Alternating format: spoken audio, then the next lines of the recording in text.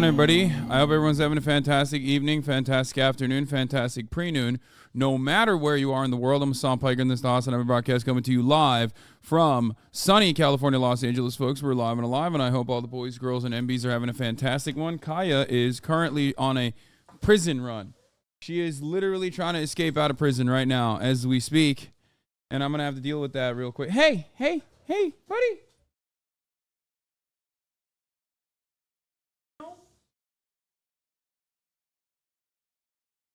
Hold on one second. I'm going to have to close the door.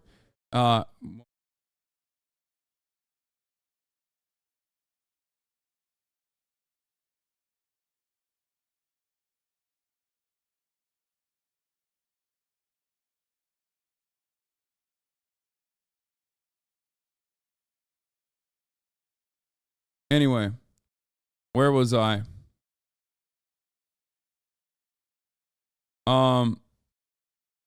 Yeah, I hope everyone's having a fantastic one. Do you still have the dog cam? Yes, you do still have the dog cam. Do not worry, fear not. Here's the dog cam. I will fix it throughout the day, as I usually do. Kaya is on her Our Prison's Obsolete shit.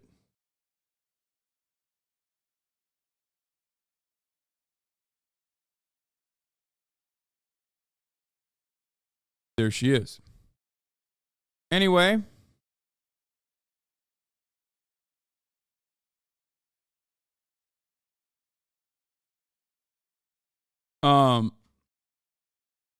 Where was I? Did I actually end up blasting off? Oh, I didn't even fucking blast off. Oh my God. I forgot. This is a part of the broadcast where I tell you a little bit about my personal news about what's going on in my life, but for the most part, this part of the broadcast will of course be dedicated to Pupdates.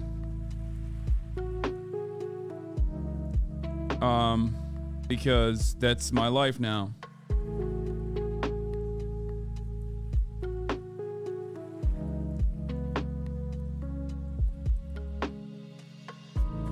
That's right, it's Pupdate. It's Pupdate time. First and foremost,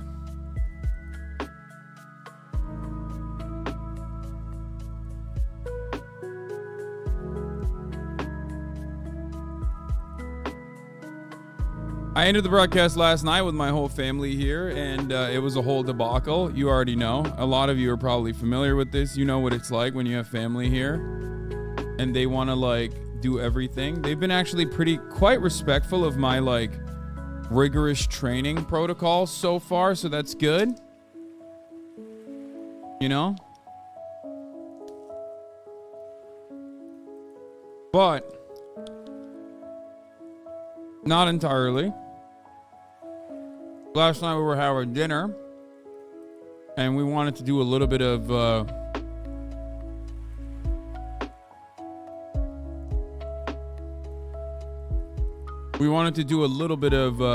you know, separation training.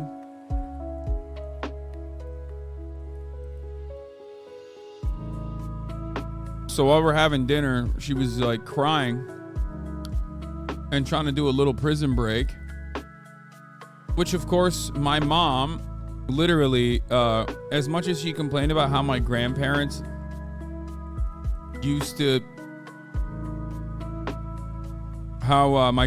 spoil me against her best wishes and knowledge of exactly how to raise children. She's doing the exact same thing right now to me.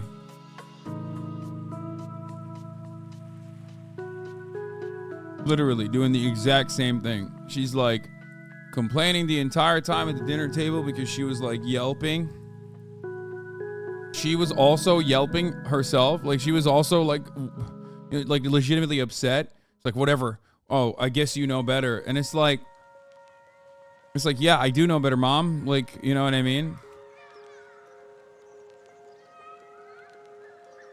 Bro compared his dog to himself, lol. No, I'm just saying, like,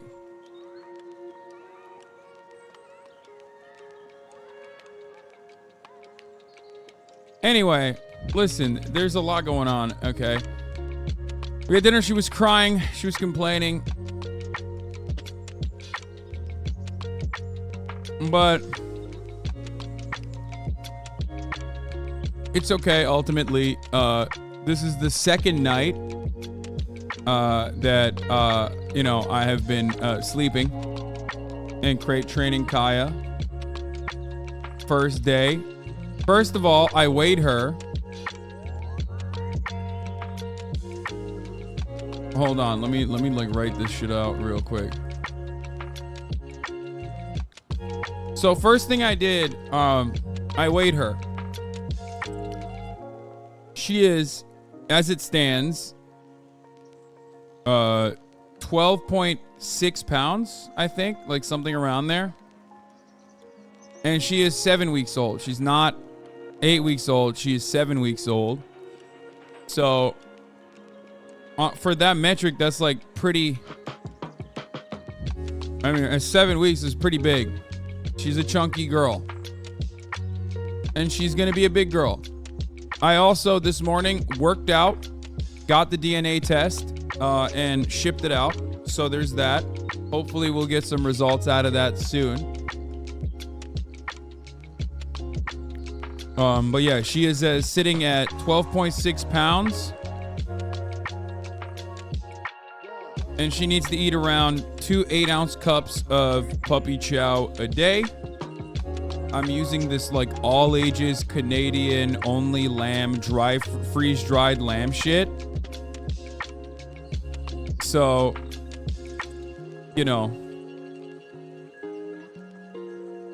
leave it to a champagne socialist to adopt an animal, so hypocritical to take care of anything but yourself. Shaking my head. Yeah, the DNA tests, we'll see what happens.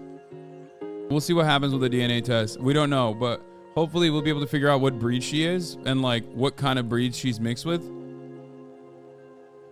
But no RIP Bozo for Tucker. I'll get to it, but honestly, yeah, like I don't even care. I'm a dog dad now. They take 2 to 3 weeks. Okay. The content ideas for Kaya I've seen are fucking brilliant, by the way.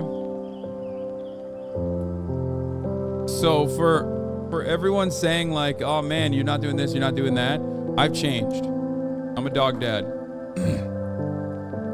I need to ensure that I preserve myself. Take care of myself a little bit better. For this wonderful dog, this wonderful fur child that I need to take care of and offer a beautiful life to. And if I'm out there yelling all the time, every goddamn day, not good. Not good for my heart. Not good for the soul. And I need to make sure, my blood pressure is down. That's it. Doing it for her. Give it 12 minutes. Who knows? Tucker Carlson out at Fox.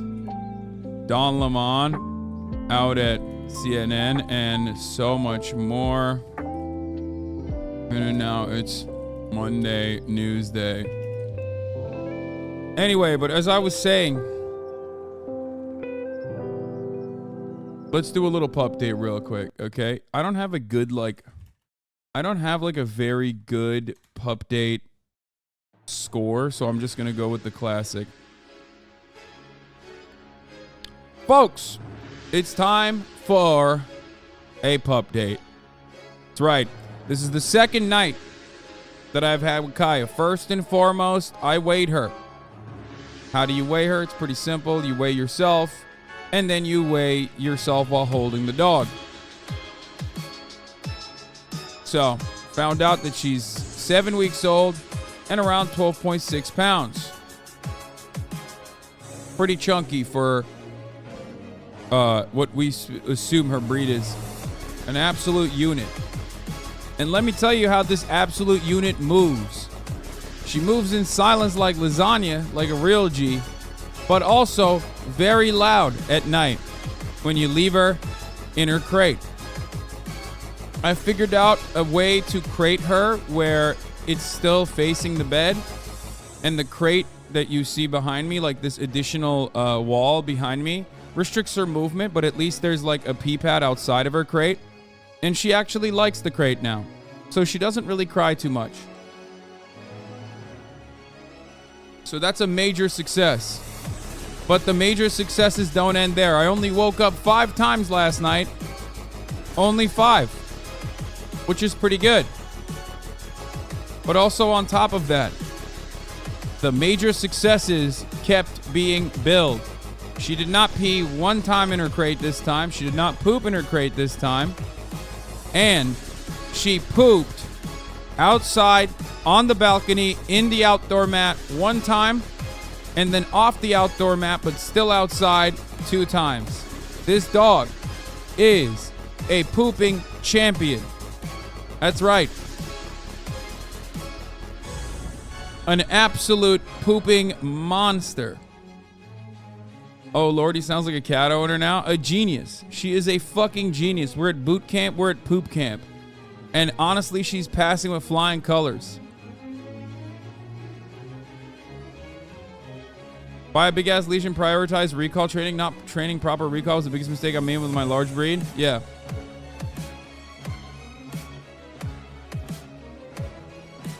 Be careful taking her outside before she's parvo-vaxxed. I'm not. I'm only putting her outside in my balcony. Or I'm only putting her outside in my front yard. That's it. While she may be laying down there gently. While she may be laying down there after a busy night of working. And boy, do I mean working. She's pooped out from all the poop.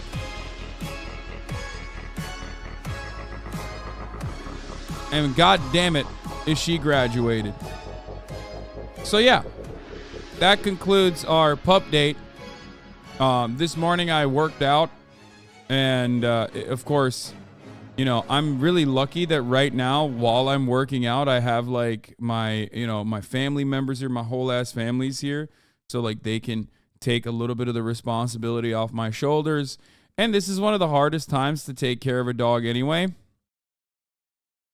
So, you know, there's that, but I don't know how the fuck I'm going to do this without. I don't know how I'm going to do this without them, like, honestly, but we'll figure it out. Wait, what the fuck? I can make shit bold now?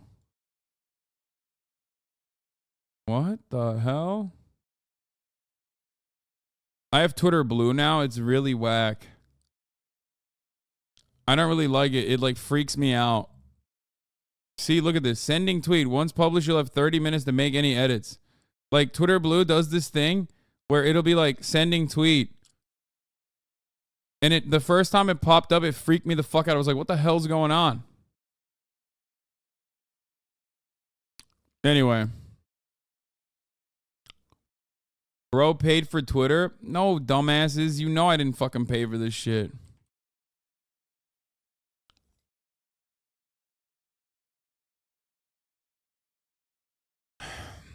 Don't be stupid. Elon Musk realized personally. I mean, this is the dumbest way to do it.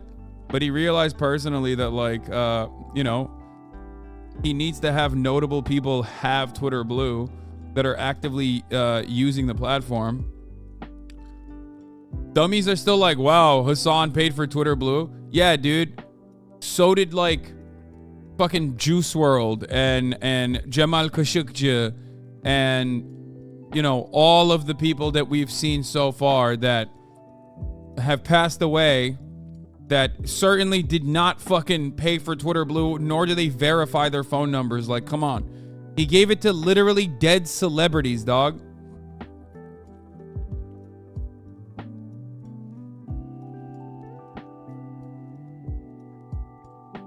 I screen cap my own tweet about it. Elon lasted like 4 days before he realized the only people with check marks and top of the comments priority as a result are guys that look like this looking for children or 109-year-old Christian pro-lifers. Yeah. It was like, maybe this shit sucks if we don't keep the fucking prio. If we don't keep the prio for like all of the people that had it. So he probably went in. You know it's illegal? Oh, it's a false endorsement. Yeah. I know. Basically, if you're like over 1 million followers, if you have over 1 million followers, like Elon Musk is like, yeah, you're better than anyone else. You're better than all the fucking dummies that actually paid for Twitter Blue. So please keep talking shit about the platform. It doesn't matter. We need you here. I love you. I will buy it for you for free. Anyway, but speaking of which, let's fucking blast off already. Let's get right into it. We got a lot to talk about. Other than, this morning I worked out. I'm still 246, so it wasn't a fluke that I was 245, which was weird. I really thought I would go back, shoot back up to like 250, but I think I might have broken through that plateau now. And I'm comfortably sitting at that weight because I did eat more this weekend.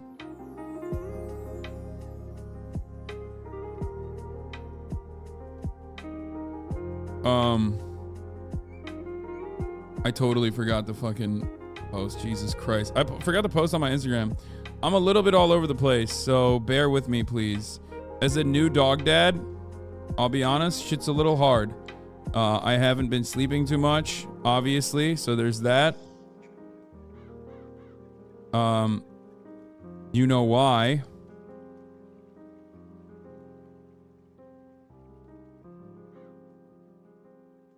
How are you keeping track of your calories? MyFitnessPal.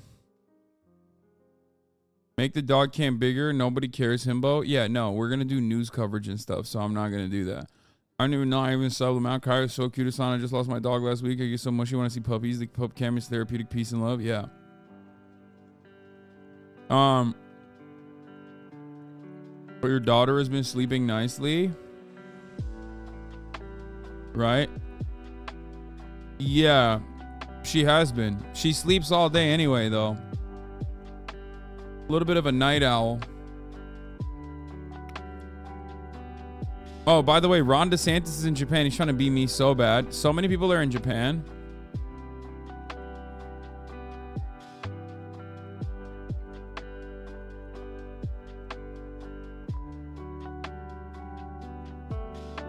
I have a 9-year-old Tibetan Mastiff look like Kai as a pup. Congratulations. We don't know. I don't know if she's going to be. Swap the size of you in the pub cam, please. No. She seems to prefer sleeping on soft purposes, just like myself. No, she prefers sleeping on the ground instead of like the pads because the ground is cooler.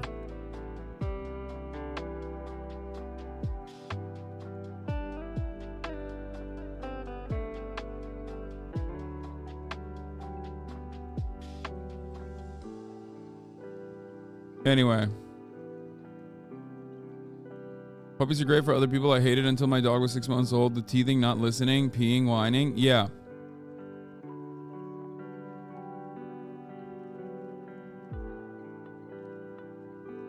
Will Kai be on the next episode of Fear End? Yes. Yes, she will be. Is she a German Shepherd? She is a Mastiff mix.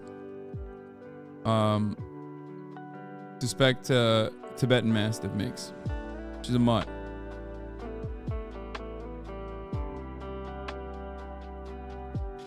Does it help with your mood, any, having her there? Yes, it is tremendously helpful with my mood. Are you kidding me?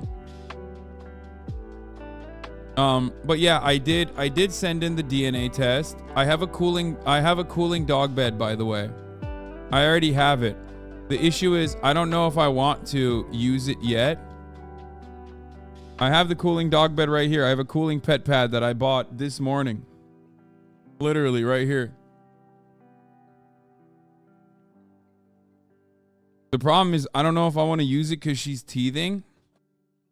And she eats everything. So like those things have like chemicals. It says non-toxic, but like they do have some shit in it. So I don't want her to like bite into it and then, you know, take a piece off of it.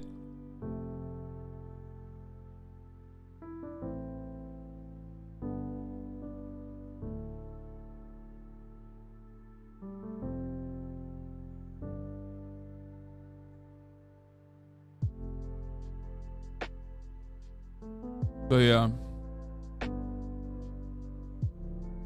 Bro, stop abusing your dog and get him out of jail. You kind of acting like a car owner right now. Wait, what? I mean, I do own a car. You got me. My man, if you think that like I'm not gonna be an over-the-top careful dog dad, I don't know what to tell you. Like this is my child, you know what I mean? This is my baby. I noticed she doesn't whine when you leave the room. Already no separation anxiety. That's pretty huge. No, it's because she's only 7 weeks old. She has not. Guys, she's 7 weeks old. She's literally like, she's such a baby. No, she's not 8. I love someone saying 8. No, she's not even 8 weeks old. She's 7 weeks old. This is her 8th week now.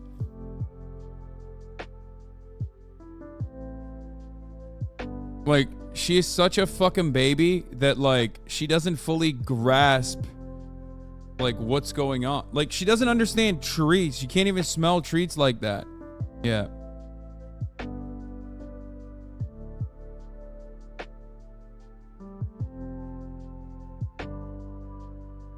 Are you aware of minoxidil finasteride toxicity in dogs? It causes low blood pressure, pulmonary edema, heart failure. Yes, I know.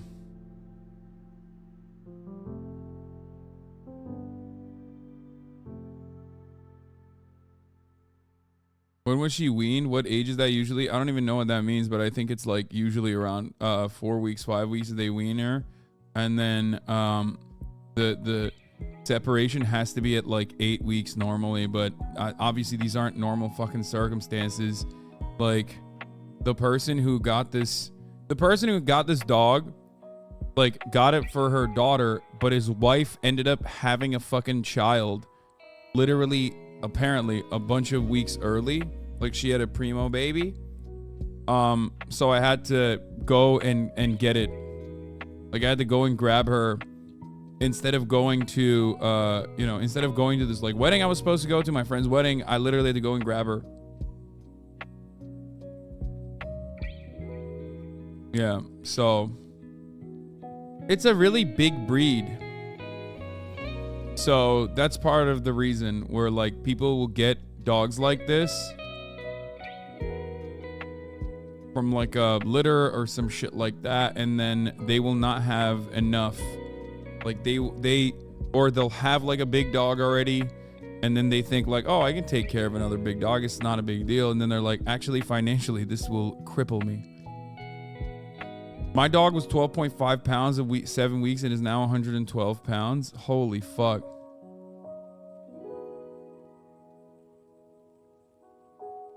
I've used Embark and have bought it for my friends. It's accurate. She will be linked with any family members of hers who also did Embark. That's nice.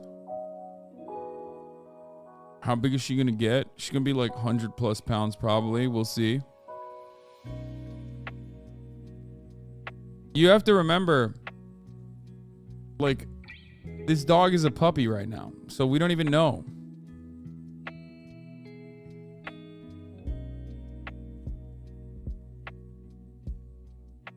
We don't even know what she's gonna look like. We're just all of this is like a suspicion, you know what I mean? All of this is like basically, you know, we're suspecting that she will look a certain way, she will behave a certain way. All of this shit is like you know, you never know. You can make assumptions. How much does she weigh right now? When I adopted my pup, they said he would be a 50-pound German Shepherd. He ended up being a 105-pound Akita. Yeah, see, this is what I mean. Like, this kind of stuff is always when I got Fish, they said Fish was a Rottweiler. Like, they were like, oh yeah, this is a purebred Rottweiler. I was like, I don't give a fuck. I don't care. Like, just give me the puppy. Like, someone left him at a fucking Orange County tire shop, and I was just like, I don't care. And then the tire shop guy was like, this is a Rottweiler. Like, what the fuck does the tire shop guy know about dog breeds? You know what I mean? Brother, someone left the dog at your front, at your front step. You don't fucking know anything. And it's always like that. Did you get to see a picture of either parents? No.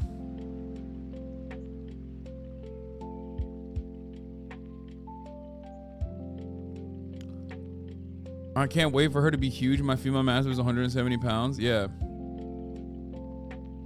We were told my dog's a mini Aussie border collie mix, and he actually is the mostly long hair Chihuahua and Roddy. Yeah, it's always. Didn't you say you wanted a boy?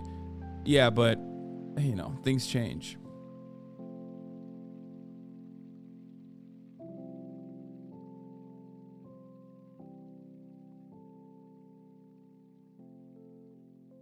But like,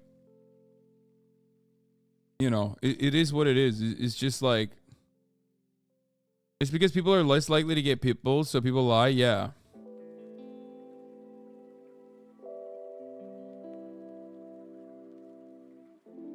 Not gonna lie, highly unlikely that Kyle will be a Tibetan Mastiff since there's only 300 total in the US. Yeah, no, I never, like, here's the thing.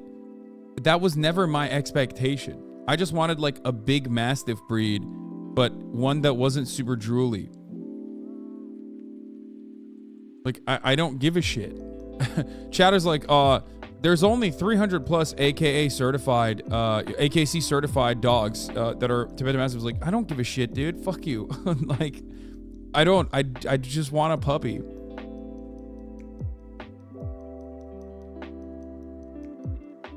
I just wanted a puppy that was going to be big.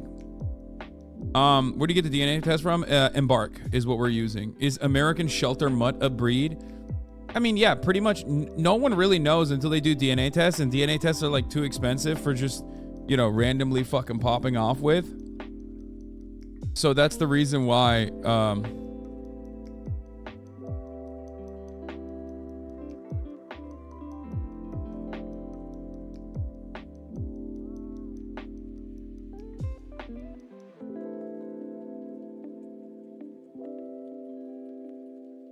And DNA tests are not super accurate. I think she's one of these. No, she's not a Caucasian Shepherd, which I love Caucasian Shepherds. They're fucking sick. But you want to know why she's not one of those?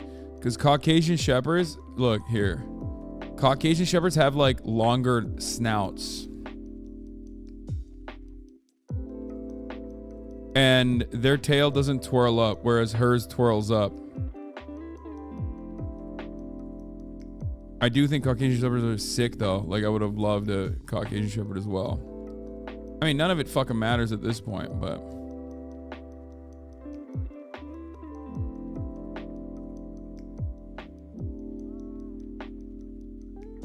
C-word Shepherd. You're so real for this. Is he using his YouTube play buttons to hold down the piss pad? Yes, I am. What do you mean?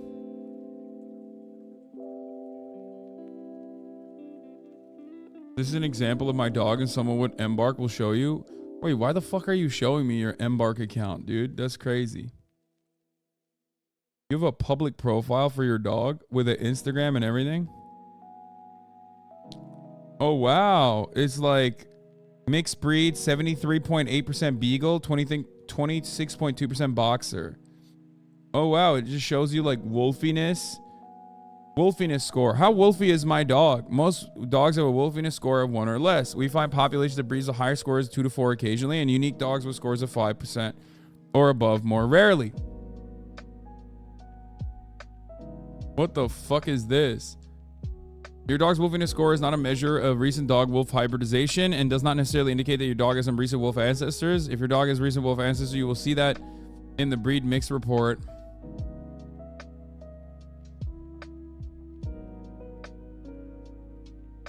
Wolfiness scores up to 10% are almost always due to ancient wolf genes that survive many generations. Rather than any recent wolf ancestors, these ancient genes may be a few thousand years old or even may date back to the original domestication event 15,000 years ago. They are bits of a wild past that survive in your dog. They give you predicted adult weight, life stage, mature adult. You can find like other dogs that are similar. It gives you... Wow, that's crazy. That's pretty cool. Dog owner, my pupperino's a heckin' 3% wolfiness. When he comes from ancient genes, a cat owner, he is orange. HasanAbi fired from Twitch? Yeah, no. Yeah, my dog is half pit bull. We had no idea until we did his DNA test. Apparently, most mutts are pit mixes, like how every white person is part Irish. Yes, in Los Angeles, a lot of dogs are going to be part pit. because or part Chihuahua. If you go for like a mid-size to a large-sized dog, the likelihood that it's going to be a part pit is going to be super high. If you go for a smaller dog, the likelihood that it's going to be part Chihuahua is super high. That's it. Like, it's all... I know for a fact that out here in the shelter system and in all of the adoption places, like, it's full of pit bulls.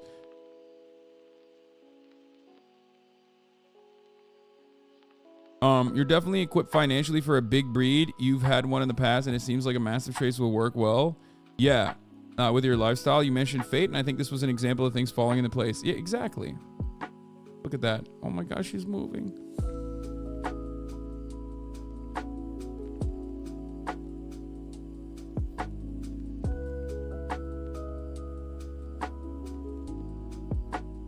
The thing is, pit is not a breed. It's an umbrella type for umbrella term for a phenotype. Yeah, I know. I mean, technically, all dogs are like that, though, until you use it as a breed classification. You know that, right? Technically, that's how every fucking dog breed is.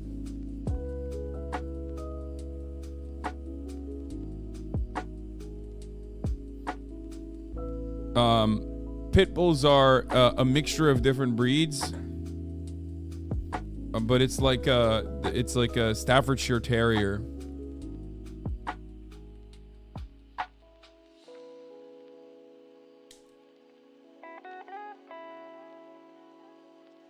I guess all your YouTube vids going forward will have Kaya. Yes, Kaya Cam is going to be, a prominent part of this. Very confused MB. Thank you for the 10 gifted subs.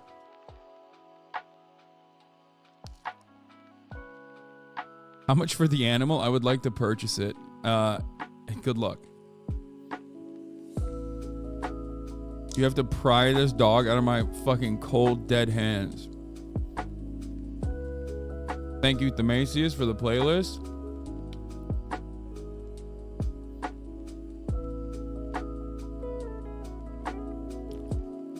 Kaya on jails? Yeah, I know. She's big into prison abolition, straight up. Absolutely.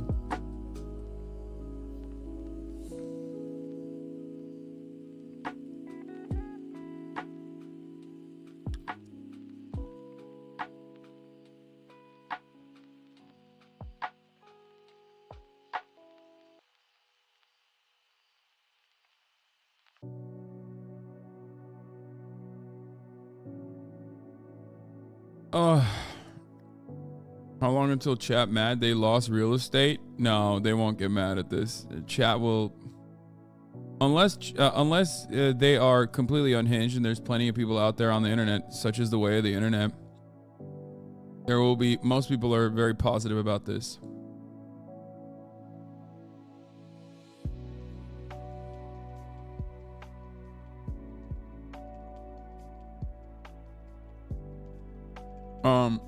Hungarian expat, thank you for the 5 gifted subs.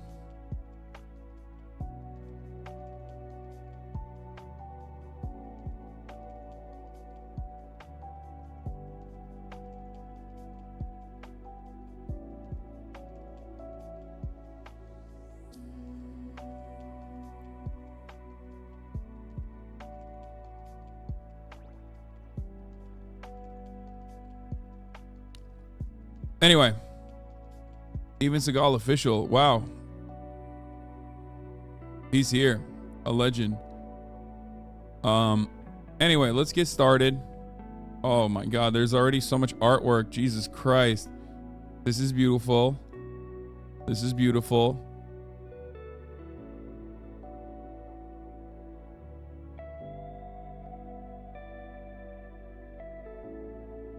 Are you worried about the cable running under the cage? Not really. I can just pull it easy.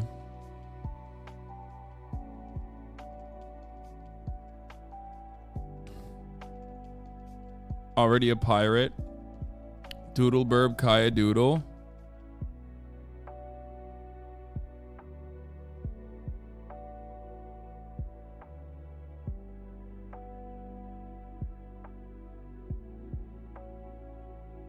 Tucker Carlson. Okay, let's get started with the news. All right. as much as I want to keep talking about this dog, and as much as I love talking about her, you know, it's time to fucking... Oh, here's the last thing I was going to say. Puppy content ideas for Hasan. To do with Kaya. 1, Kai goes to the park. We're absolutely going to do that. 2, Kai goes swimming. We're absolutely going to do that. 3, Kai meets other famous pets. Sure. 4, Kai training stream. Yes.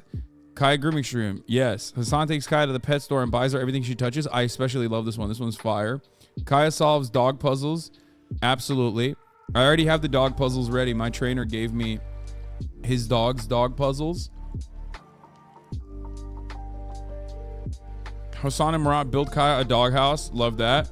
A day in the life of Kaya Piker vlog. Kaya gets drip. Kaya goes to the beach. I love all of that. And I also want to take her to like a mountain where she like experiences snow for the first time.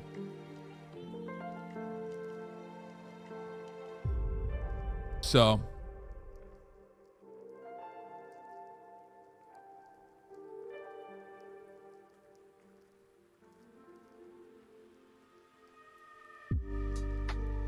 $12, Kaya goes to Besiktas.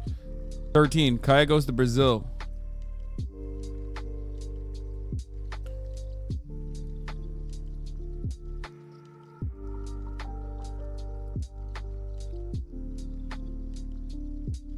Anyway, this was Tucker Carlson's last moment.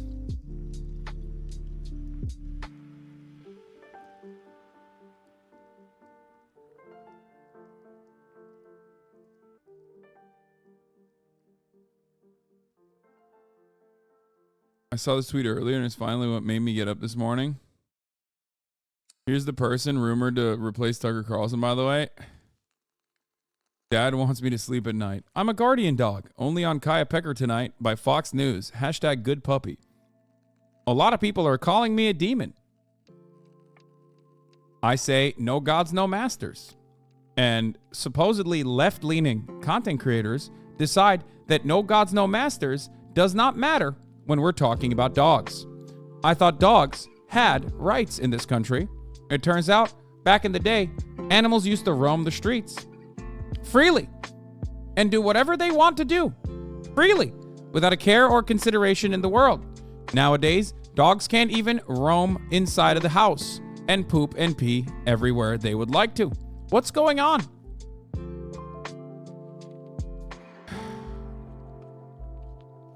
Oh my God, dude, this is too much. It's too much. It's too much. It's too much. Get a stretch in. Look at that little stretch in. Look at that.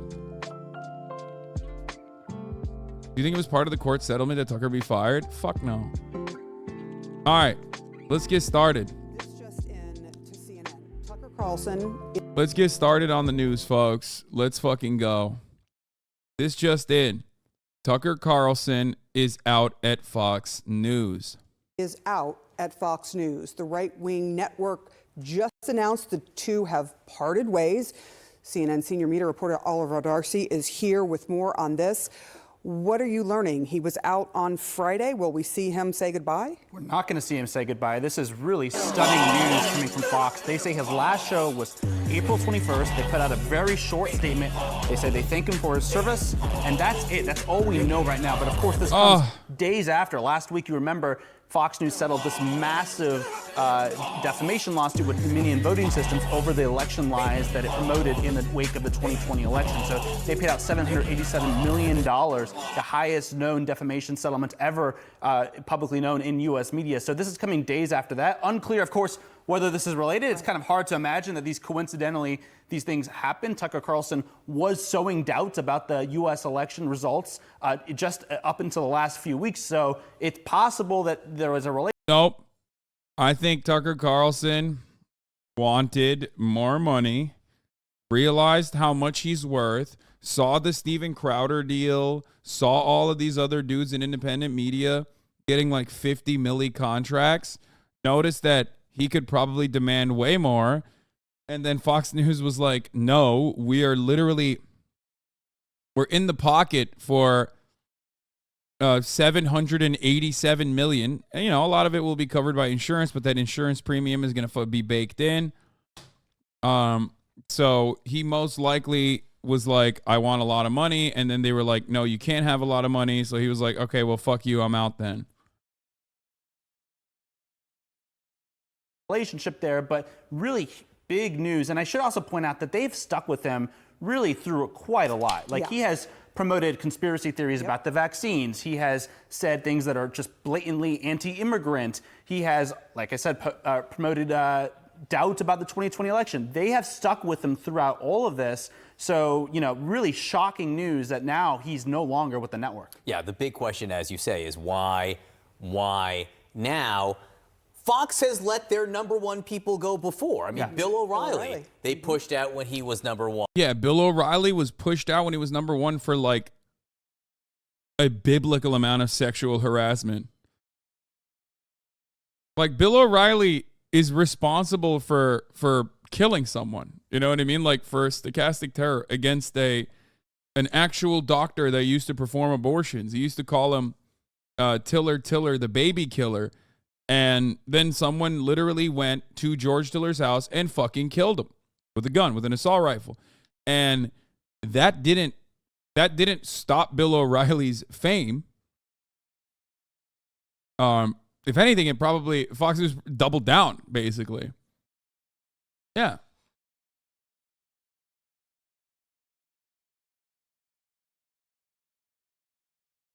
Oh, was it at church? I thought it was at his house. That makes it, I mean, yeah, okay. Shot after church service while getting lemonade. Yeah.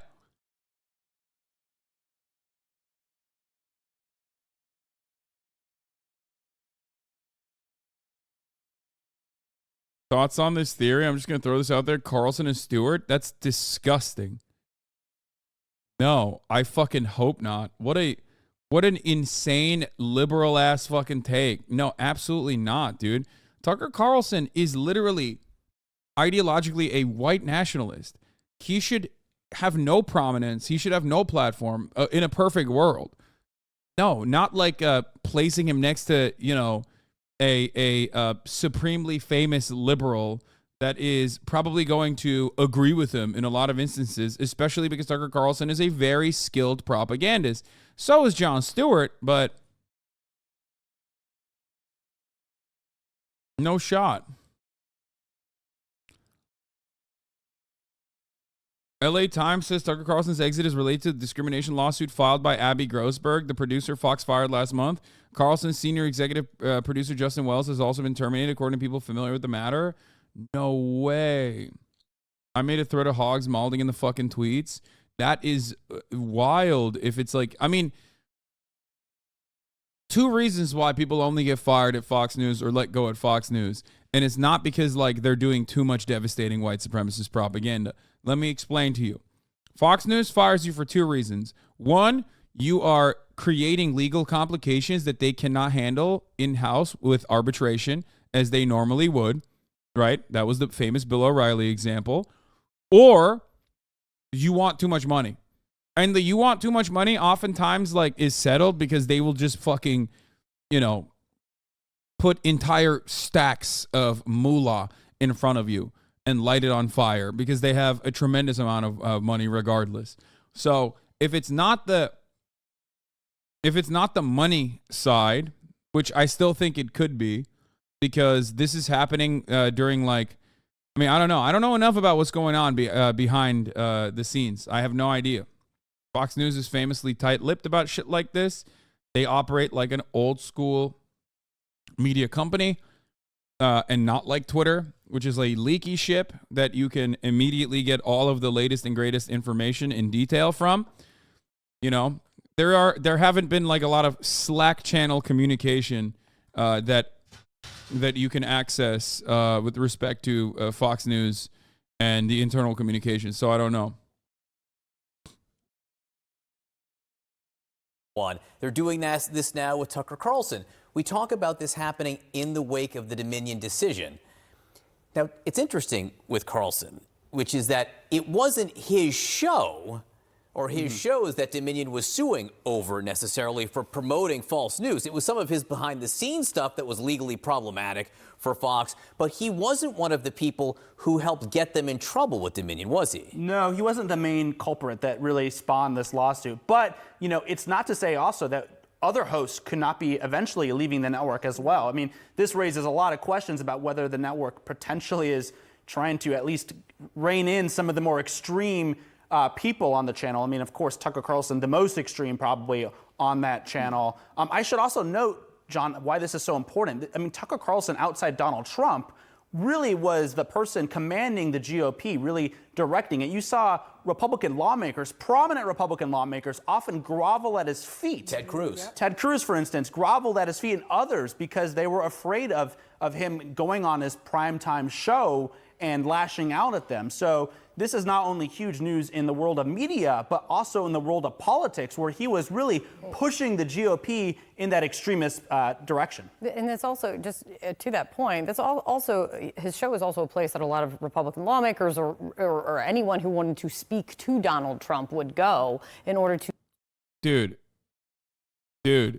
if anything, during the Dominion shit, he literally was routinely shitting on the psychos that during the Dominion process, Tucker Carlson was very outspoken about how psychotic these like Dominion, he literally said it was fake openly. Now, obviously, he still leaned into it on his public-facing commentary, but he certainly was nowhere near as unhinged as anyone that had Sidney Powell on the show. He certainly was nowhere near as unhinged as Janine Perot. Obviously, like, so this being like a Dominion-related thing would be very shocking. You know? Shouts out to Michael from Pennsylvania. Thank you for the raid. Hope you had a good stream. Thoughts on Carlson presidential run? I think he could potentially run for president down the line. I just didn't think that it would be happening. I just didn't think that it'd be happening anytime soon. But also, this is the narrative. The prevailing narrative, it seems, is that Tucker Carlson, who is leaving Fox News, and there's more, this is breaking. So there's more information. There's more information coming out about this all the time. And one of the things that I guess LA Times and the New York Times are reporting on is that Tucker Carlson is accused of promoting a hostile work environment. But like, this seems so... Carlson's former head of booking, Abby Grossberg, said that male producers regularly use vulgarities to describe women and frequently make anti-Semitic jokes. But yeah, but like, really? That's what fucking Fox News would like fire you over? What a bunch of pussies, dude. I'm actually surprised. Like, no shot. This doesn't make any sense. This is their cash cow, boys. Like, it's not like Fox News is fucking woke. Like, what do you mean? This is written like a person who has never watched Tucker Carlson. You know what I mean? It's like that makes no sense. I mean, I've often talked about how, like, these are still, everyone's a liberal at the end of the day. Fox News is a neoliberal institution. So ultimately, like, yes, they will do certain things that you would find strange. Like, Matt Walsh will always misgender people. Fox News, on the other hand, I mean, Tucker Carlson might misgender people every now and then, but Fox News is an institution as a style guide, and they will usually not misgender, like, a trans person deliberately, other than the editorial staff, which might take, like, some editorial independence. So, like, there is weird things like that. Obviously, that would never cause someone to get fired, though. You know what I mean?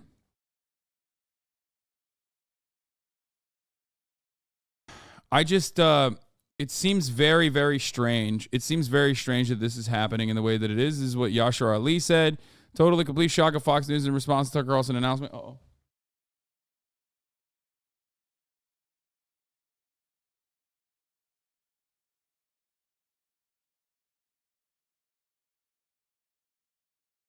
She woke up, walked around a little bit, and immediately plopped back down.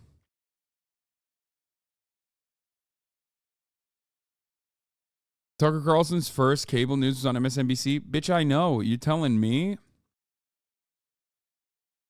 The decision to fire Tucker Carlson came straight from Fox Corp chairman Rupert Murdoch, according to people familiar with the situation who were not authorized to comment. Murdoch said to be concerned over Carlson's coverage of the January 6th insurrection at the Capitol, where the host has promoted the conspiracy theory that it was provoked by government agents. Tucker Carlson has called Ray Epps, a Texas man who participated in the storming of the Capitol but did not enter the building and FBI plant without any evidence, Epps was interviewed on 60 Minutes where he said he has been subjected to death threats as a result of Carlson's statements about him. The FBI also told 60 Minutes that Epps never worked for them. The decision is not related to the $787.5 million settlement. Dude, this is fucking... Rupert is aging, making him more woke. Damn. No, I mean, I could see...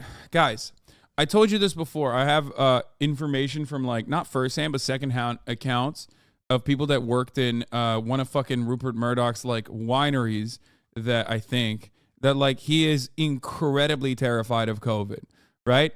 So what Rupert Murdoch says on his properties, on his media properties, and what he personally thinks is two very different things in general, none of it fucking matters because he is responsible for a metric ton of, like, hyper right-wing, ultra-nationalist propaganda, and as long as they fucking make money off of it, Rupert Murdoch is fine. Now, does he individually consider certain people to be a liability? Potentially. If anything, they would probably consider him to be, Tucker Carlson to be a potential liability, which doesn't make sense unless he did something that was really fucked behind the scenes.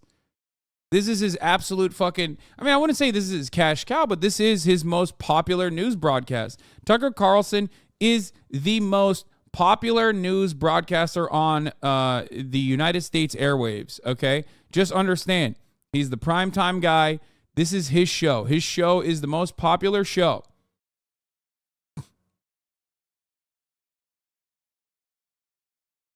I think he could be turning down the heat on the national conservative narrative, could be a threat to the greater right-wing project. Maybe. Oh my God. She's like yipping in her dreaming.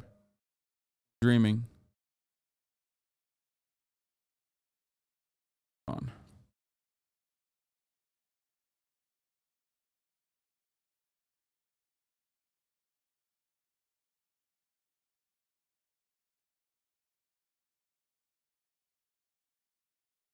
I had to make sure she was all right, you know? And that her dreams weren't too scary.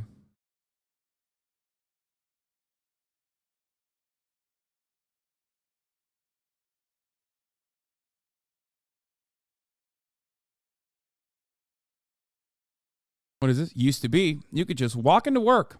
Not anymore. Try that today, and you'll find out your key fob doesn't work.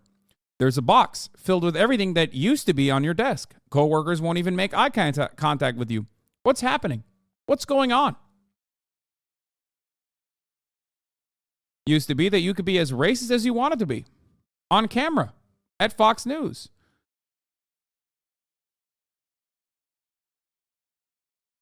You would get a tremendous amount of wealth as a consequence of this kind of racism. Glenn Greenwald with the rabid defense. Tucker was a cable news host who most opposed the U.S. proxy war in Ukraine, denounced CIA, FBI, DHS for systemic lies and corruption, devoted himself to a pardon for Julian Assange, objected to the regime changes efforts in Cuba, criticized Trump admin's militarism. This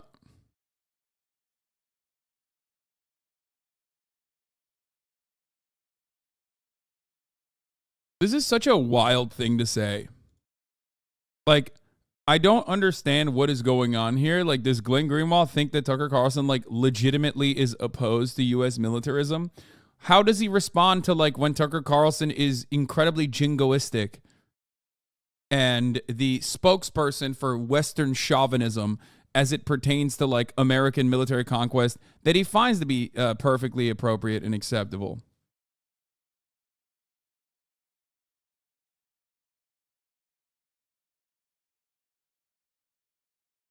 This dog loves the fucking pee pad. I'm gonna lose it. Oh my God, but I can't. It don't even matter. Look at how fucking cute her face is, bro. God damn it. What am I gonna do? Tell her not to sleep in her own piss?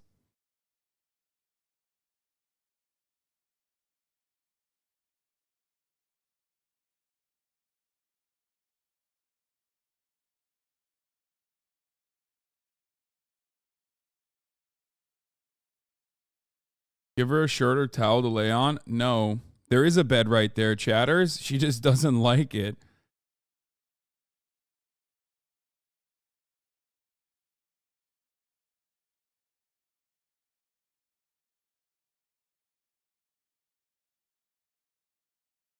But if you consider that Tucker Carlson is actually a liberal, yeah. Do you think this will make any real difference, or will he just make another show just as popular with Ben Shabibo or something like that? Depending on why he got fired and why he got let go. Tucker Carlson is the most dangerous propagandist in the country. He is one of the best. This is part of the reason why he's one of the best. He can he can snake his way into coming across like he's putting up a genuine front against American militarism while simultaneously absolutely promoting American militarism. Like, I don't know why he's saying like criticize Trump admins militarism. Yeah, okay. What about the border, dog? Like, you think that's not a fucking part of American militarism? This makes no goddamn sense. Benjamin Norton is absolutely correct on this. Reminder that Tucker Carlson applied to join the CIA, traveled to Nicaragua to support the CIA's fascist Contra death squads, is the son of a head of the CIA propaganda front. I don't know about that part. Constantly lobbies for war on China, supports colonialist Monroe Doctrine in Latin America. In 2006, white supremacist neocolonialist Tucker Carlson said, Iraq is a crappy place. Hold on. How can I stay being mad while this is happening behind me? That's crazy. In 2006, white supremacist neocolonials Tucker Carlson said Iraq is a crappy place filled with a bunch of semi-literate primitive monkeys. He did say that. I have zero sympathy for them or their culture, where people don't use toilet paper or forks. They can just shut up and obey. While meddling in Brazil, making propaganda for fascist Bolsonaro, Tucker Carlson complained, under Biden, the Monroe Doctrine is no longer enforced, praising the 200-year colonial policy. He also spread new Cold War propaganda, fear-mongering about Cuba.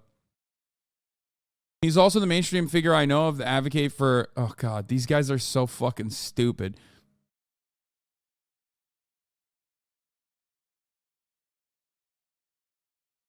Oh, there's this too at NBC. CNBC anchor Hadley Gamble is accused former NBC Universal CEO Jeff Shell of sexual harassment and sex discrimination in a complaint to the company, her lawyer says. Yeah.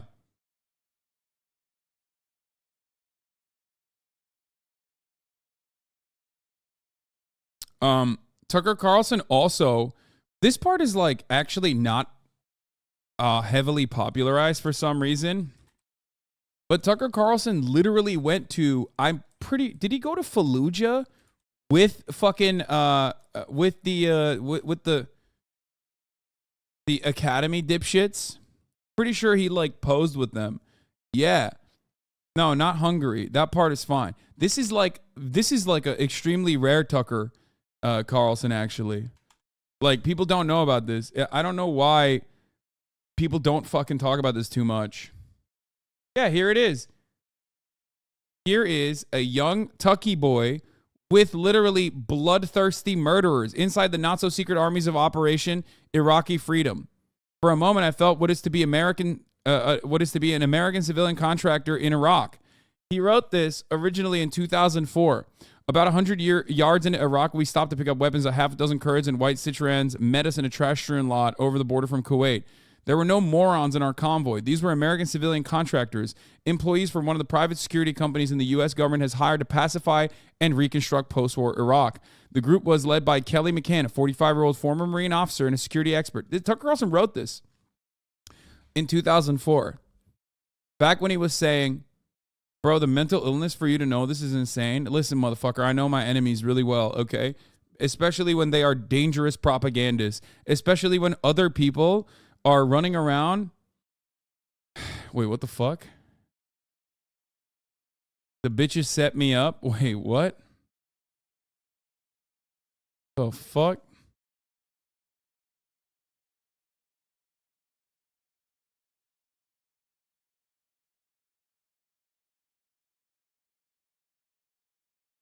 Anyway, McCann and I have been friendly for a couple of years. When I asked him what exactly civilian contractors were doing in Iraq, a subject about which there has been much speculation but relatively few published facts, he offered to show me. Yeah, he said that in 2011. I know, I saw.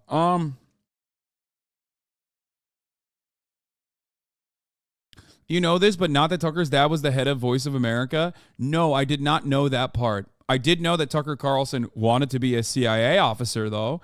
I know that he tried to be CIA.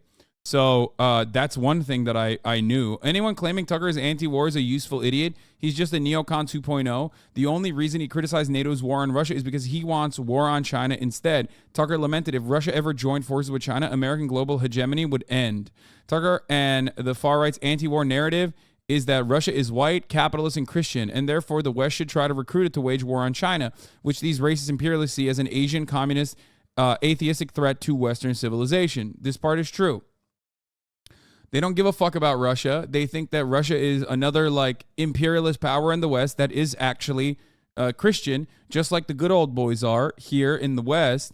They think Russia is like white enough to be considered Western, especially because they correctly identify that Russia is not a fucking communist nation anymore. So they don't give a fuck. They're like, yeah, these guys are rugged, individualistic capitalists that we put into positions of power.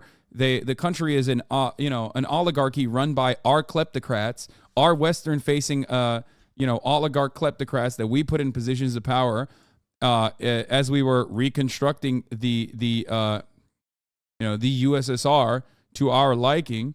Okay, so why the fuck would we care if they are like fucking over Ukraine or whatever? They don't give a shit. They think like, oh, and they're also anti-woke, so that's great.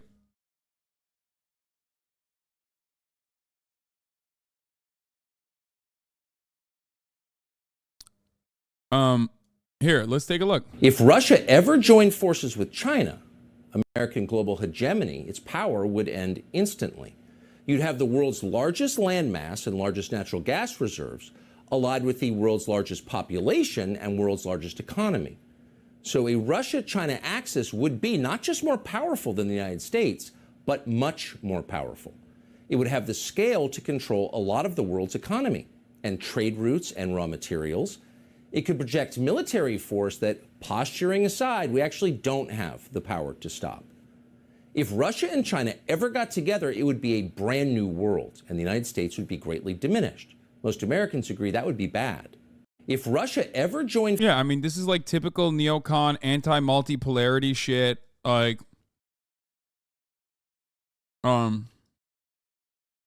setting aside real issue is dangerous propaganda. I really fucking hate his voice. It's so annoying. I know. I'd already gotten to the part to answer. Anyway, so, I mean, he's over here hanging out with fucking contractors. These are the guys who literally did out and about straight up war crimes and massacres, okay? The idea that Tucker Carlson is a good person, Tucker Carlson just got booted from Fox News, so it's worth recalling the most memorable interview he did. One he didn't air because the guests exposed him for what he really is. This was with Rutger Bregman, famously, where he had some fucking takes on him too. Tucker Carlson is not the darling that the anti-imperialist, anti-fucking military state darling that Glenn Greenwald claims he is for some fucking weird reason.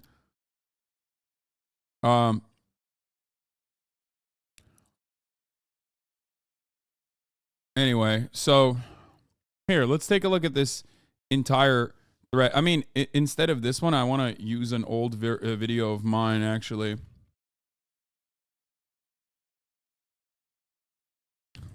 Let's see, because I covered this at the Young Turks.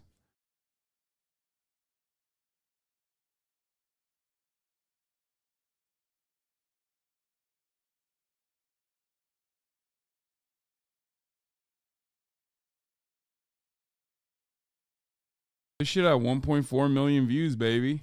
Yourself, you tiny brain, and I hope this gets picked up. Here's Tucker Carlson losing his mind at a Dutch historian he had on as a guest. My favorite crypto fascist lost his cool after having Rutger Bregman on a show, thinking this would be the usual the lefter hypocrites hour. Are you the first person ever to note that people are flying private to talk about global warming and that none of them mention tax avoidance? Has anyone ever said that before at Davos that you know of?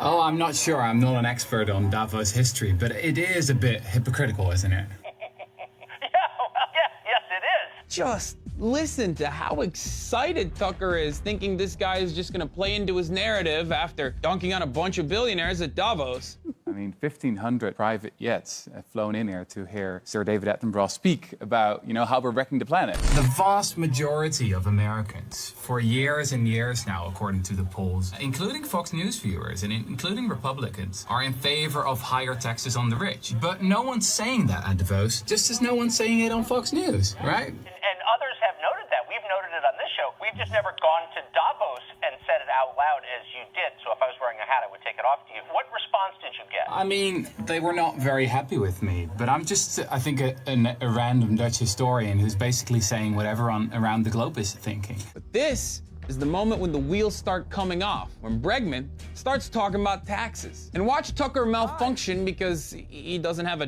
dialogue tree prepared for this point. Well, what was interesting, I thought, about what you said was that you noted something. I mean, many people have called for higher taxes, but very few Well, have not on this noted. channel. It would be interesting to know how many hours of Fox you've watched. There you go, deflect, drive the narrative back to the tax avoidance thing. Don't talk about higher taxes. Oh, please, dear God, don't talk about higher taxes on Fox News. And after this, Tucker tries to claim this is a different economy now, so we somehow can't have higher taxes for the wealthy for some reason, even though the reason labor was outsourced overseas is also because of capitalism, but whatever. But Bregman doesn't cave and actually doubles down and then drives the point that Tucker is working to hold up the system. So I think the issue really is one of corruption and of people being bribed and of not talking about the real issues. What the Murdochs basically want you to do is to scapegoat immigrants instead of talking about tax avoidance. Whew! Calling out the Murdochs, billionaire tax avoidance, and the immigrant scapegoats? Oh, Lord, dude. You are a millionaire funded by billionaires. That's what You look chubby back then? How do you look better now than in this video, man? That was years ago. What the fuck? It's called money, bitch. That's what it is. What do you mean? It's money. I was fucking broke back. I was a broke boy. Like, that's literally.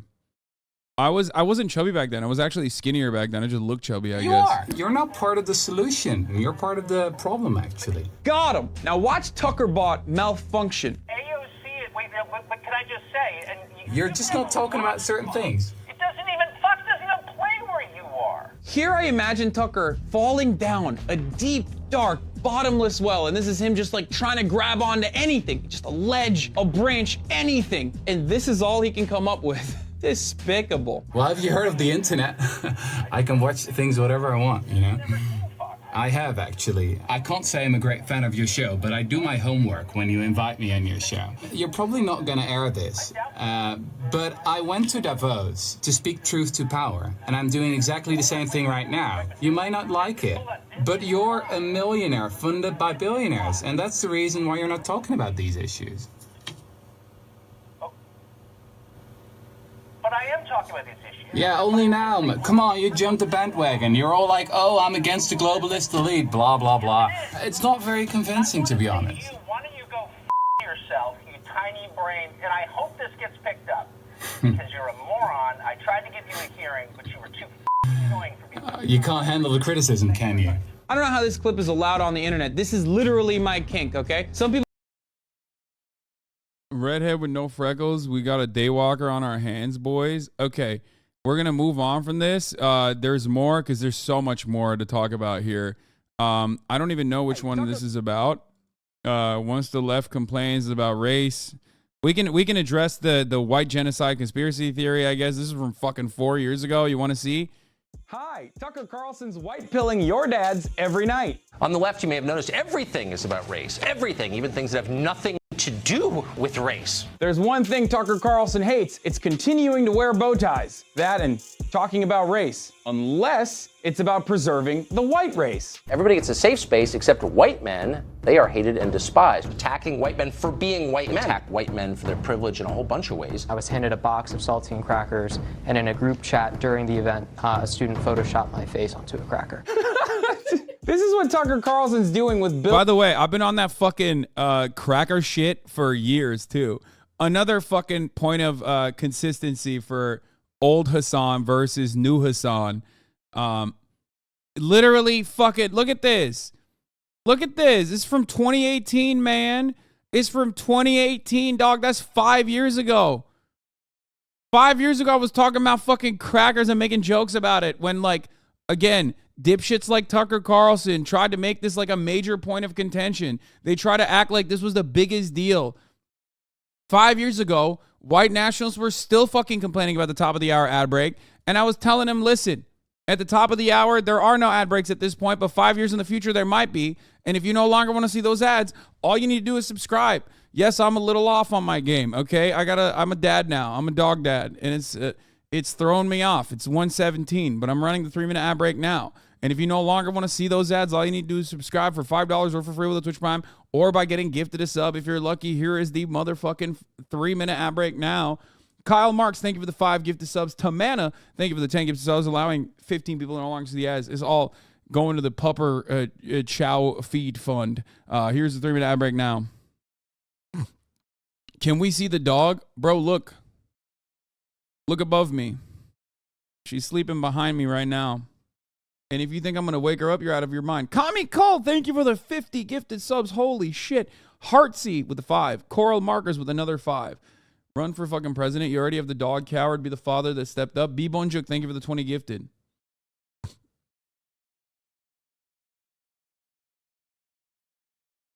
You can't use a dog dad excuse for everything. Yes, I can. And I will continue using it. Are you out of your mind?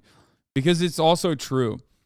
I have avoided, I think, like 12 obligations so far.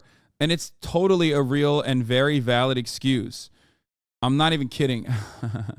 Wokege, avoid. Yeah. Bill O'Reilly's coveted 8 p.m. slot on Fox News, which is currently the 3rd most popular cable news show in the country. By the way, just to pause, I assume that's a slur against your ethnicity, correct? I've talked about this on my Twitch a lot, but only the most important subjects are covered on Tucker's show, like white genocide, which is in fact something that the left is advocating for, apparently. You guys noticed the fucking subtle promo for my Twitch back then? That's how I was trying to grow it. But he did not notably advocate for genocide. A Georgetown professor called Christine Fair did do that. Imagine being a producer on Tucker's show, constantly scouring the internet looking for blue checkmark Twitter users saying dumb things while they're emotionally distraught in order to make wild claims like that the left is advocating for white genocide. Of course, this isn't how white genocide is actually happening. According to the folks Tucker is mirroring, white genocide is happening because immigration is changing the nation's demographics, and it's being justified by an evil liberal plot called diversity. Diversity is our strength, they screech, as if that settles the conversation by itself, like a magic talisman. Here is Tucker Carlson. This is another Media Matters video that I love. Basically, literally mirroring white nationalist agitated propaganda. Identical to what the white nationalists are saying. Here's Lana Lochtef saying the exact same thing that he's saying. Here, I mean, as if that settles the conversation by itself, like a magic talisman. Diversity. We hear about it nonstop. It's the mainstream motto. Tucker's relentless attacks against diversity, multiculturalism, and immigrants as a whole are literally identical to white supremacists, white nationalists, and neo-Nazis. They're also reductive and oftentimes completely baseless comparisons. How precisely is diversity our strength? Since you've made this our new national motto, please be specific as you explain it. Well, for one, diverse executive boards generate better returns, among countless other studies that show the many benefits of diversity, but I'm sure the biases of racially anxious agitators are more important than empirical evidence. Can you think, for example, of other institutions, such as, I don't know, marriage or military units, in which the less people have in common, the more cohesive they are? Well, Tucker, you have the most in common with your family members. Are you suggesting keeping marriage within your family? Why do you want to have sex with your cousins, Tucker? Also, as far as non-diverse militaries go, maybe you should open a history book and take that up with General Robert E. Lee. Go on, Tuck. What else? Latin American countries are changing election outcomes here by forcing demographic change on this country at a rate that American voters consistently say they don't want. This guy, for the record, is what Glenn Greenwald is calling like a brilliant American military state guy. This assertion is preposterous because, I mean, it's completely untrue. Just look at polling data. 75%. He said Latin American countries are changing U.S. electoral outcomes because they're sending people by the droves. Okay? That's what he said. Which, by the way, again, So did Richard Spencer. That's the whole cut. Like, that cut is supposed to show what Tucker Carlson is saying is identical to what white nationalists, white supremacists say. Some of Americans say that immigration is a good thing. So who are the Americans you're referring to here? These guys? It sounds to me like we got a problem with people who got here legally, altering the landscape. Another fucking Heil Titler ass bitch right here, Christopher Cantwell. Behold the master race, by the way. Every single person on the right side of the fucking screen is saying identical shit to Tucker Carlson is another ugly ass, out and about, openly fucking white nationalist, openly white supremacist Nazi, for the record. Politically, I don't like it. You stop it. But I guess we should just run the country on the white fragility of crying neo-Nazis as opposed to the overwhelming majority of Americans' wishes. But play us out, Tucker. Give us a cherry-picked example that could easily be countered with facts. Hazleton's population was 2% Hispanic. Just 16 years later, Hazleton is majority Hispanic. Yeah, the majority Hispanic population in Hazleton literally revitalized a dying fucking economy. Tucker Carlson looked at that positive example of immigration changing, yes, the demographic makeup of an entire town, while also simultaneously creating a tremendous amount of fucking opportunities for businesses to thrive in a town that like America had forgotten. And he literally is saying that like it's a bad thing. Why is it a bad thing? Because some of the people in Hazleton were fucking racist and literally thought he was right about the exchange. Brother, are you fucking stupid? Please understand something here. He is looking at demographic change as a bad thing across the board, even if it leads to economic growth. Do you understand? Do you understand why that is kind of stupid? Like, yes, Hazleton got an influx of migrants. Okay, well, not even like first-gen migrants, but just Hispanic people in general. Okay, and we're talking about like a tiny-ass fucking town. So the demographic change did happen. It's still a profoundly fucking conservative place, by the way. So don't worry. But yes, immigrant enclaves unironically do tend to create economic opportunity for the people that live there that was left behind. So for the record, for you to look at a place like Hazleton and go, oh my God, it's so bad that the demographics change because it's like all Hispanics now in Hazleton, okay? It's all Hispanics now, even though they're fucking conservative too. If you were to look at that and go, I don't give a fuck about the economic prosperity that came into this town as a consequence, and I only care about how there are more immigrants there now, you're just a fucking idiotic racist. You get that, right? The article that Tucker Carlson is referencing here was unironically an article that legitimately promoted what happened to Hazleton. And he looks at that article and like picks apart the demographic shift and gets mad about it. That's a lot of change. People who grew up in Hazleton return to find out they can't communicate with the people who now live there. And that's bewildering for people. Hazleton's a perfect example of immigrants saving a small coal mining town from absolute economic annihilation by opening up small businesses, and even the large immigrant-run corporations who have brought jobs over to the small town. This is, of course, despite the efforts made by the white population to fight off the immigrant scourge with... Just understand that real quick. Like, yeah, pre-watched. Yeah, of course I pre-watched. Think about that, dude. Think about how fucking stupid that is. You're so profoundly fucking racist that you're like, I don't even want economic help. I don't even want economic prosperity if it means that, like, you know, immigrants are going to be living next to me, or people that, you know, are you know, they have the same opinions, that have the same background for the most part. They just, like, you know, one generation ago lived in a different country. I would rather die.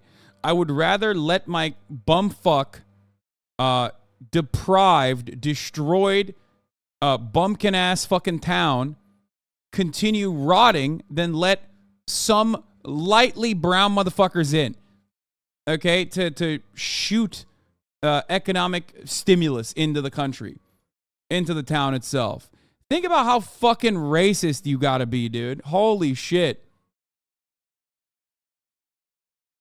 Unconstitutional regulations, and even the Nat Geo article that you're using here to advance your narrative mentions the reality that immigration has drastically improved Hazleton. But you won't hear that part because Tucker... Like, look at this. Hazleton's population is younger, the hospital is no longer in bankruptcy, and major employers such as Amazon, Cargill, and American Eagle Outfitters have opened distribution centers and plants offering jobs. Reality that immigration has drastically improved Hazleton. But you won't hear that part because Tucker's not in the business of making America better. He's just trying to do white identity politics. And I'm sorry to tell you this, Tucker, but facts don't care about your feelings. I'm Hassan Piker. If you're mad that... So yeah, there you go. That's just like how Tucker Carlson cuts propaganda. Oftentimes, he's just like, he doesn't hate capitalism, but he hates capitalism if capitalism is promoting diversity. Why? Because companies and their bottom lines are impacted positively by doing like diversity narratives and pandering, especially. That's why he cuts a lot of fucking propaganda talking about sexy ass M&Ms and how he wants to fuck and suck them. Okay? But, you know, that doesn't end there. We already covered the Rutger Bregman thing. Tucker Carlson got booted from Fox News, so it's worth recalling the most memorable interview he did. We already talked about that. Then the most telling Tucker Carlson segment for me was when he did a hit piece on Fidel Castro and specifically highlighted his sending of aid to Angola to help destroy the South African apartheid regime as one of his most evil acts. This is the guy who, according to Glenn Greenwald, was like, routinely defending. What did Glenn Greenwald say about Cuba? He said, objected to regime change efforts in Cuba.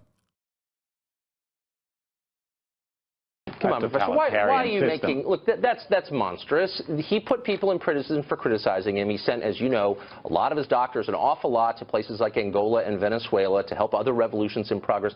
There's no excuse for that. And here's my meta question. Why does the left make excuses for a monster like Fidel Castro? Why? Come on, Professor. Why are you making... Look,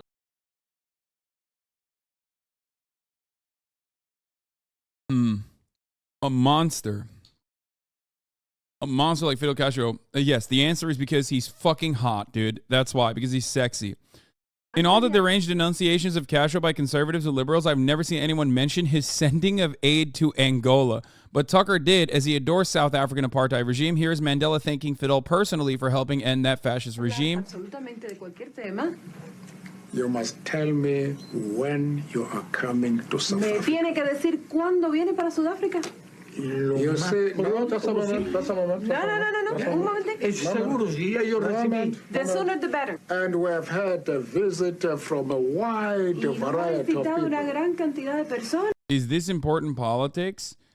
Yes, I think that the unceremonious separation of the most popular right-wing, nationalist, white nationalist propaganda is being unceremoniously let go from the most successful, most popular news franchise in this country is pretty important. This guy is literally brainwashing your parents every goddamn night. Every night. He is a tremendously successful propagandist, and him being let go from Fox News is very important. Yeah, think about like the old guy that shot the 16-year-old black kid. You know, that dude for sure is watching Tucker Carlson every goddamn night. Fox News is open at every retirement home. They're watching it non-goddamn stop. Anyway, but let's get back to this. Tucker Carlson was also the most deranged, fanatical pusher of neocon military-industrial complex, CIA security state push for a new Cold War against China. He almost single-handedly entered it into the mainstream of the U.S. and pushed liberals to follow suit. I don't agree with that. I don't think Tucker Carlson was single-handedly doing that. But the idea that Tucker Carlson wasn't regularly and routinely fucking agitating against China in the same way that like MSNBC does, in the same way that like everyone does on the liberal side, is true. The China threat, China is the real threat, not Russia. Remember, these guys, and Noam Chomsky has talked about this famously, you can spot a right-wing dove from a mile away for lying to you about their ingenuine takes on war, okay? They're disingenuous. Why? because they're never anti-war on the principles of being anti-war. They're not anti-war because of humanitarian reasons. They're anti this war. They're anti this war that they consider to be not a good war. There are better wars out there that you could be fighting. That's what usually these guys will do. They'll lie about this. Yay! Good job. Is she peeing? Yay! Hold on one second. We interrupt this broadcast because someone deserves a treat.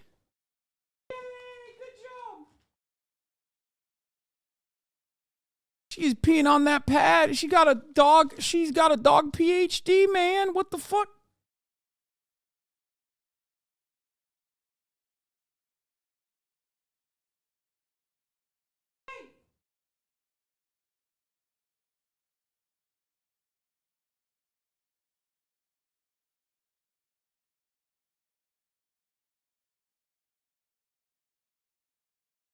Yay! Good job.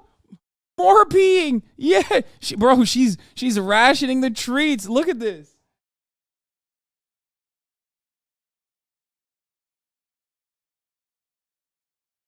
She's like, oh yeah, you like that? Let me go back and piss on it again. This way I can double up on my treats. Good job. You're such a good baby.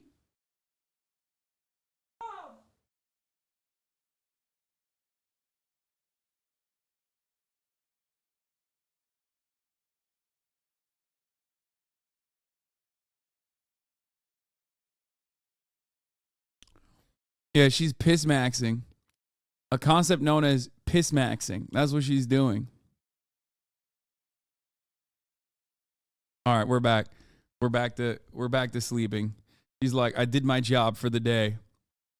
Look at how tired I am. Oh my God, I'm so tired. I'm so tired now that I've done my pee-pee on the pad. Enough activity for me.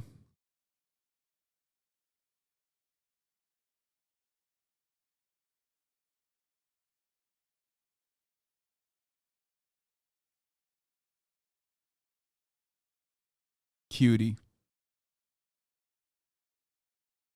She's quiet quitting. She could never, dude. Are you kidding me?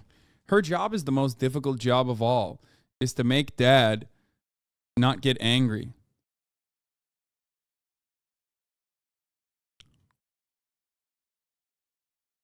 That dog is going to be dangerously smart. Watch out. Yeah. I wish my dog was that calm as a puppy. He was a little crackhead. Yeah, no, she is a little crackhead. Don't worry. Like off stream, I have to run around and have her chase me. It's the cutest little thing when she like runs around. She's so goofy still. But you know, she gets the little zoomies as puppies often do.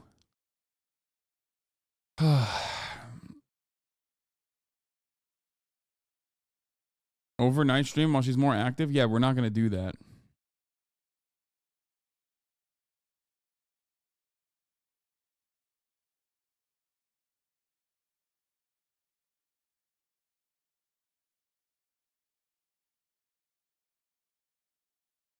Bigger Kai cam and smaller stream cam? Okay, chill. She's already bigger than me. Cam-wise. Anyway. Where were we? Oh, we're talking about fucker Carlson.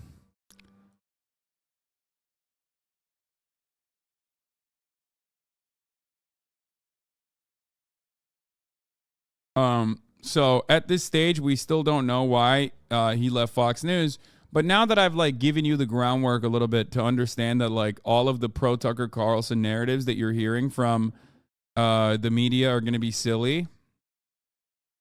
No Tucker equals no content. Hasan, what will you do? What do you... Okay, here's what I will do. If, for example, tomorrow we had like implemented full-blown communism in this country, this is all I would do. I would be a full-blown puppy streamer. There is a million different types of content that I could look at. Yesterday, for 5 hours, we literally looked at just puppy videos, okay? There are a million different things that I could do that would be awesome. Give her privacy? No.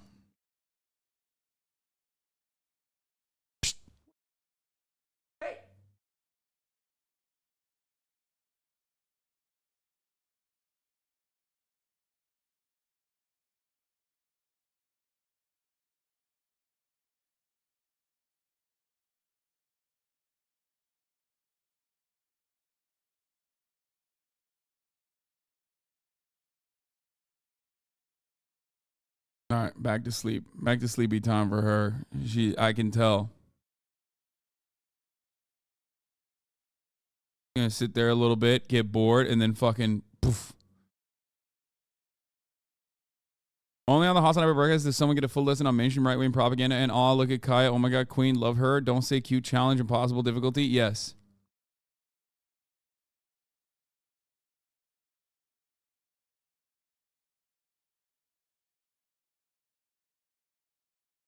Let's continue. To send their message because they knew that Donald Trump would be watching and so closely tracking that show in and of itself. Do we know where he was in his contract? Are they going to be able to say that this was, end of his contract, they just wanted to try something different? I'm not sure. I mean, I have been reaching out. I have also reached out to Tucker Carlson and everyone trying to get more information on this. But this is a very short statement. Also, notably, there's no statement from Tucker Carlson in here. It doesn't seem, if I had to guess, that they parted ways amicably. Yep.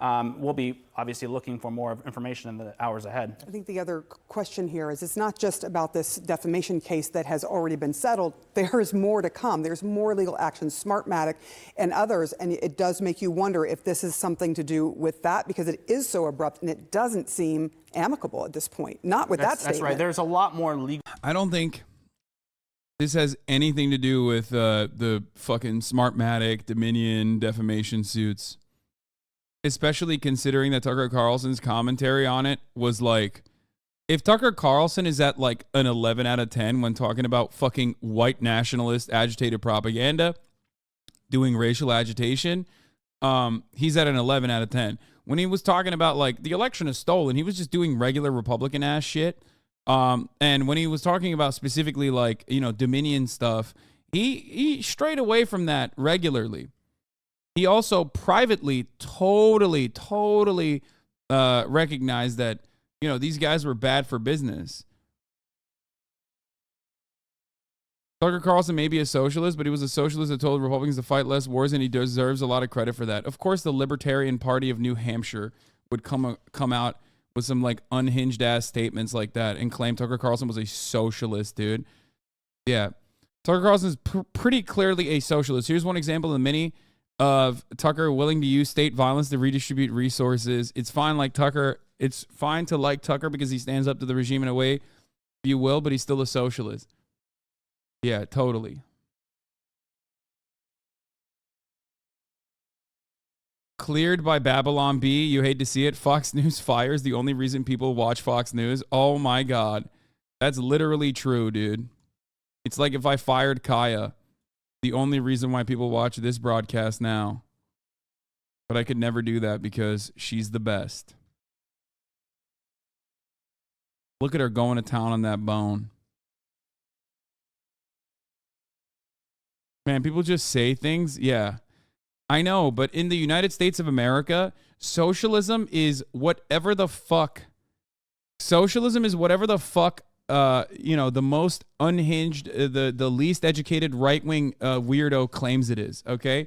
It's never what, like, any of the theorists or economists or philosophers said socialism is. It's whatever the fuck the most unhinged right-wing guy thinks it is. Socialism means that you have to be poor. Socialism means that you can't have a car. You can't have a fucking house for your family. I know I'm sounding like someone who's being very specific, oddly specific about, shit that's been slung his way, but socialism means no puppies. Yeah, exactly.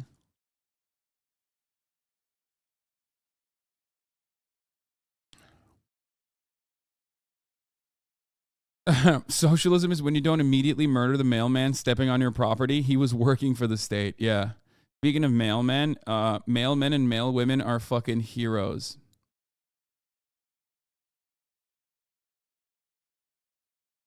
Okay.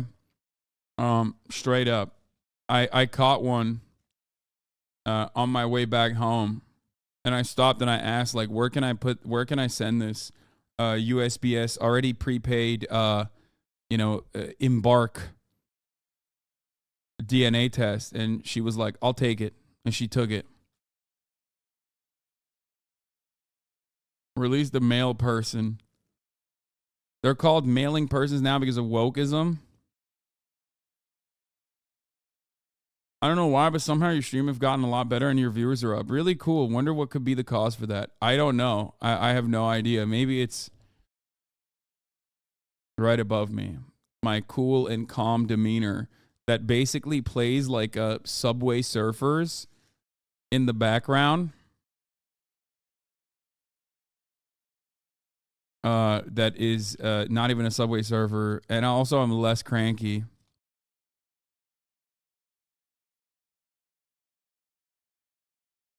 Anyway. You think they fired him because of the Dominion payout? No, I don't. I mean, here, the decision is not... Los Angeles Times also reported on this, said the decision is not related to the $787.5 million settlement from Fox News. Oh, what was that? What was that? However, some of Carlson's comments about management that turned up in the discovery process for the case may have played a role in the demise. Carlson was by far the most popular host on Fox News, averaging more than 3 million viewers a night. Tucker Carlson cleared my ass in ways, in many ways that I cannot even begin to explain to you.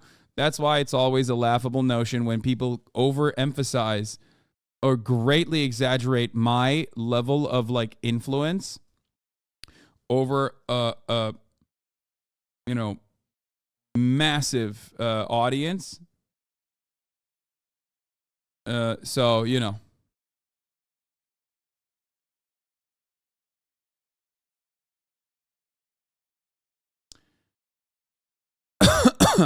All right, let's watch what these weirdos have to say, action though. on the way for Fox News. They have the Smartmatic lawsuit, which is a $2.7 billion lawsuit that's also making its way through the courts, and that hasn't been resolved yet.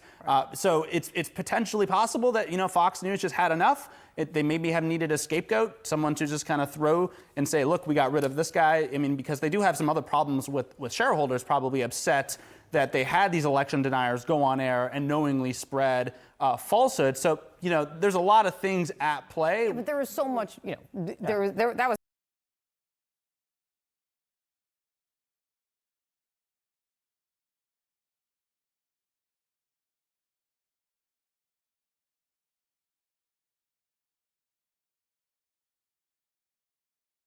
Oh, fuck, I'm so muted. I'm super muted.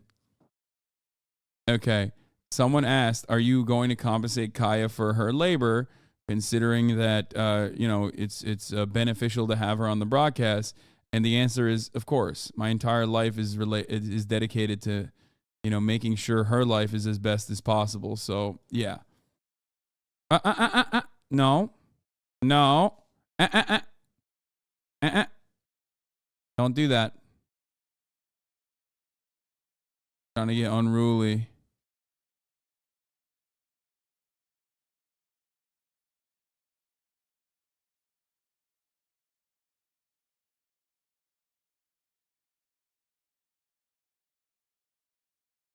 What's she doing? What the dog doing?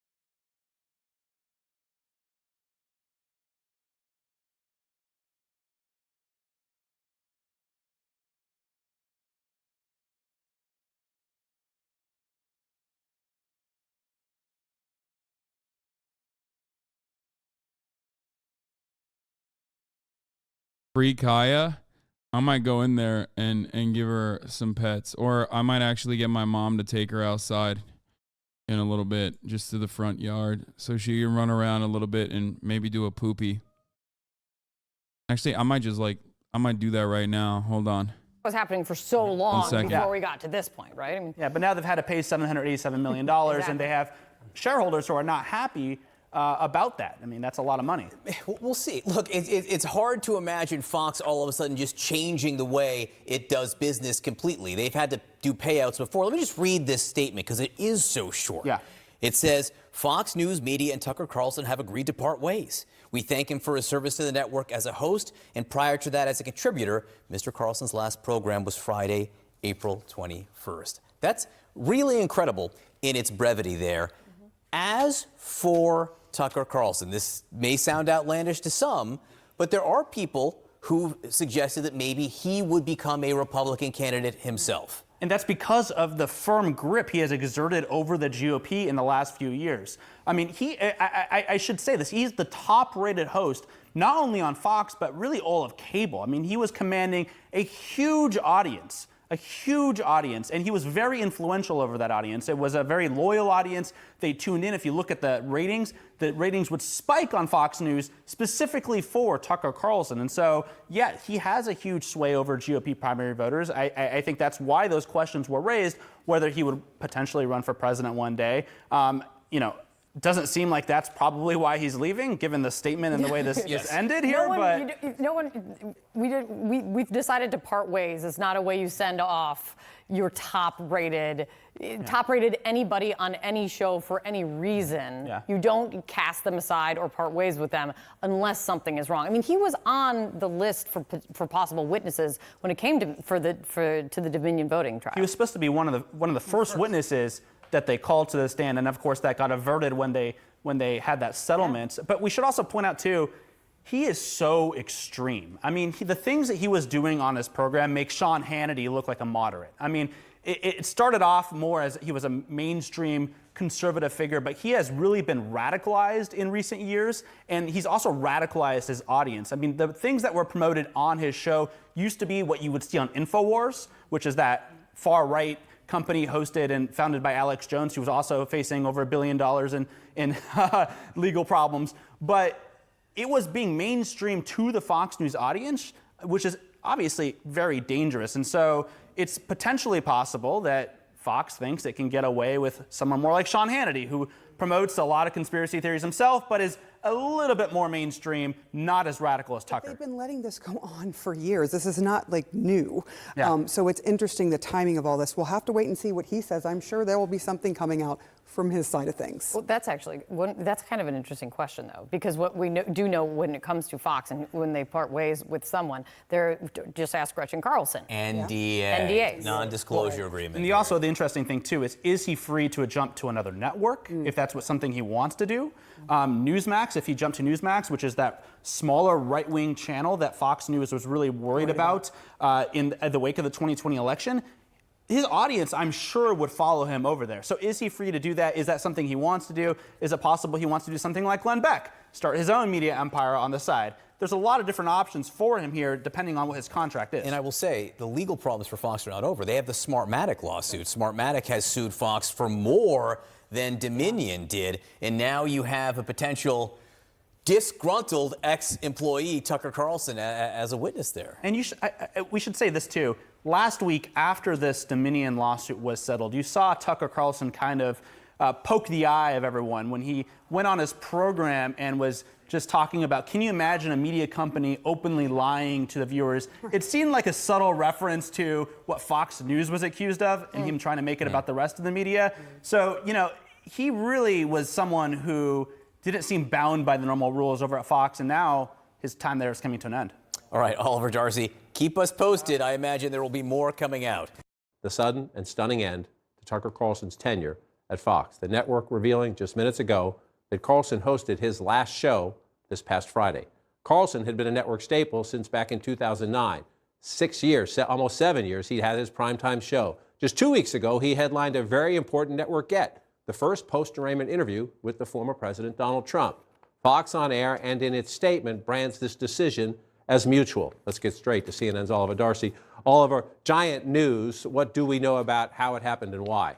This is really astonishing news, John. In the world of media and in politics, we don't really have any details outside the short statement that I want to read to you from Fox News, which was put out moments ago. It says, Fox News Media and Tucker Carlson have agreed to part ways. We thank him for his service to the network as a host and prior to that as a contributor. And it goes on to say that his last program already aired on Friday, April 21st, and that he will, or his hour will now be hosted by a rotating cast of different hosts over on the network. So a very short statement. I can't imagine that this was amicable. Notably missing from the statement was anything from Tucker Carlson himself. And John, this is huge, like I said, in Republican politics as well as media, because Tucker Carlson exerted so much control and so much power and influence over the Republican Party base. You often saw lawmakers like Ted Cruz go on his show and grovel at his feet when he would lash out at them on air. And you, like you said, he had the first interview with Donald Trump after. This dog is literally a prison break expert, dude. I swear to God. She is jailbreaking. Hello.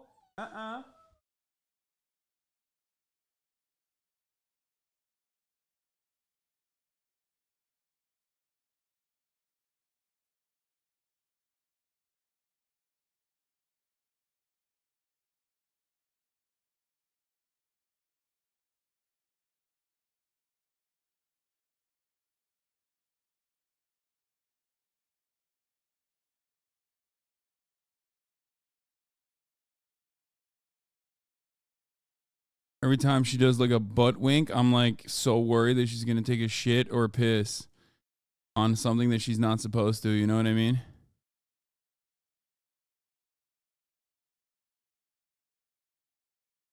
Oh, whoa, whoa, whoa. Chill. Oh, God. Okay. Oh, no. Oh, no.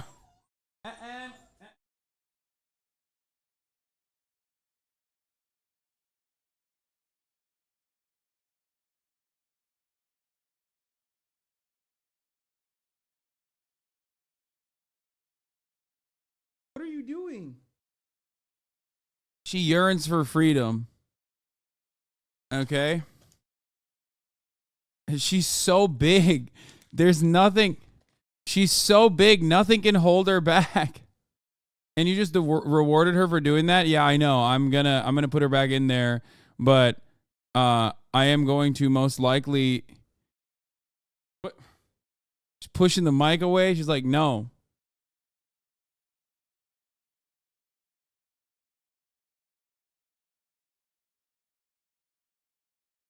Remember this time when you can still pick her up? Yeah, I know. I mean, I don't give a fuck. Even if she's 200 pounds, I'll still pick her up.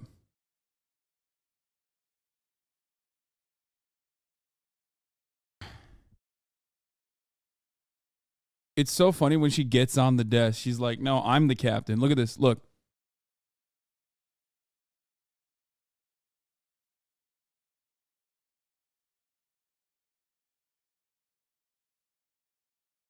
Hold on. I'm going to show you this real quick. Look at this. Oh, God, my hands are so busted.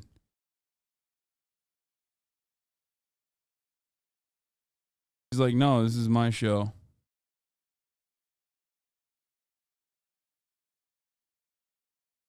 Look at this. She put her paws on there. She's trying to get on the desk. Oh, whoa, whoa. Chill. What's she gonna do?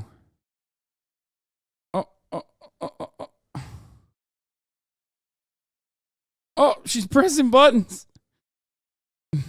Calm down. No! Wait. Hold on. Oh, no.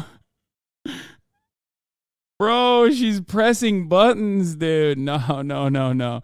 We can't be doing that. Yeah, my keyboard's dusty. Shut up. It's a real gamer keyboard.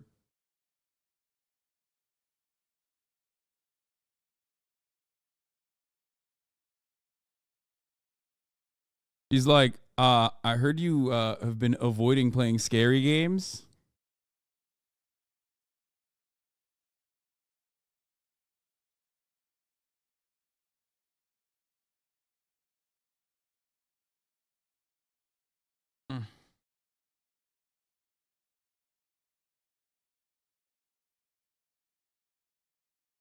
She's like, She's literally over here being like, dude, dad, you forgot to run the fucking top of the hour ad break. What's wrong with you? He's like, the top of the hour ad break is very important.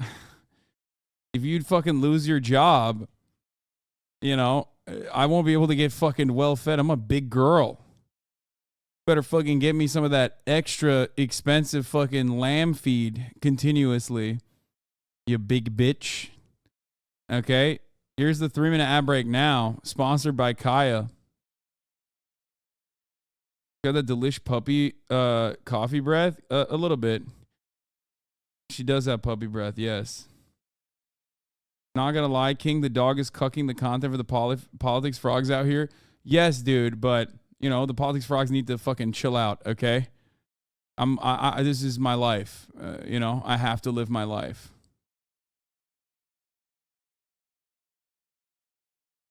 Anyway, here's the 3-minute ad break now. You can avoid those ads as long as you subscribe. The DND Andy, thank you for the 5 gifted subs. The Gafficus, thank you for the 10 gifted subs. Allowing 15 people to no longer see the ads at the top of the hour. This is a little ad break with Kaya. All right, let's continue. What do you want? Do you hear her?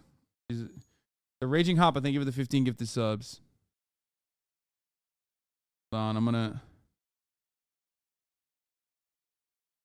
not gonna turn off the noise gate. No. Hold on. He was arraigned in New York court, and so this is a huge moment, I think, not only in media but also in politics for the whole country. And so, Oliver, we want to be careful because there's a lot we don't know, as you smartly pointed out there, and you very smartly pointed out that there's no comment from Tucker Carlson in the statement issued by Fox.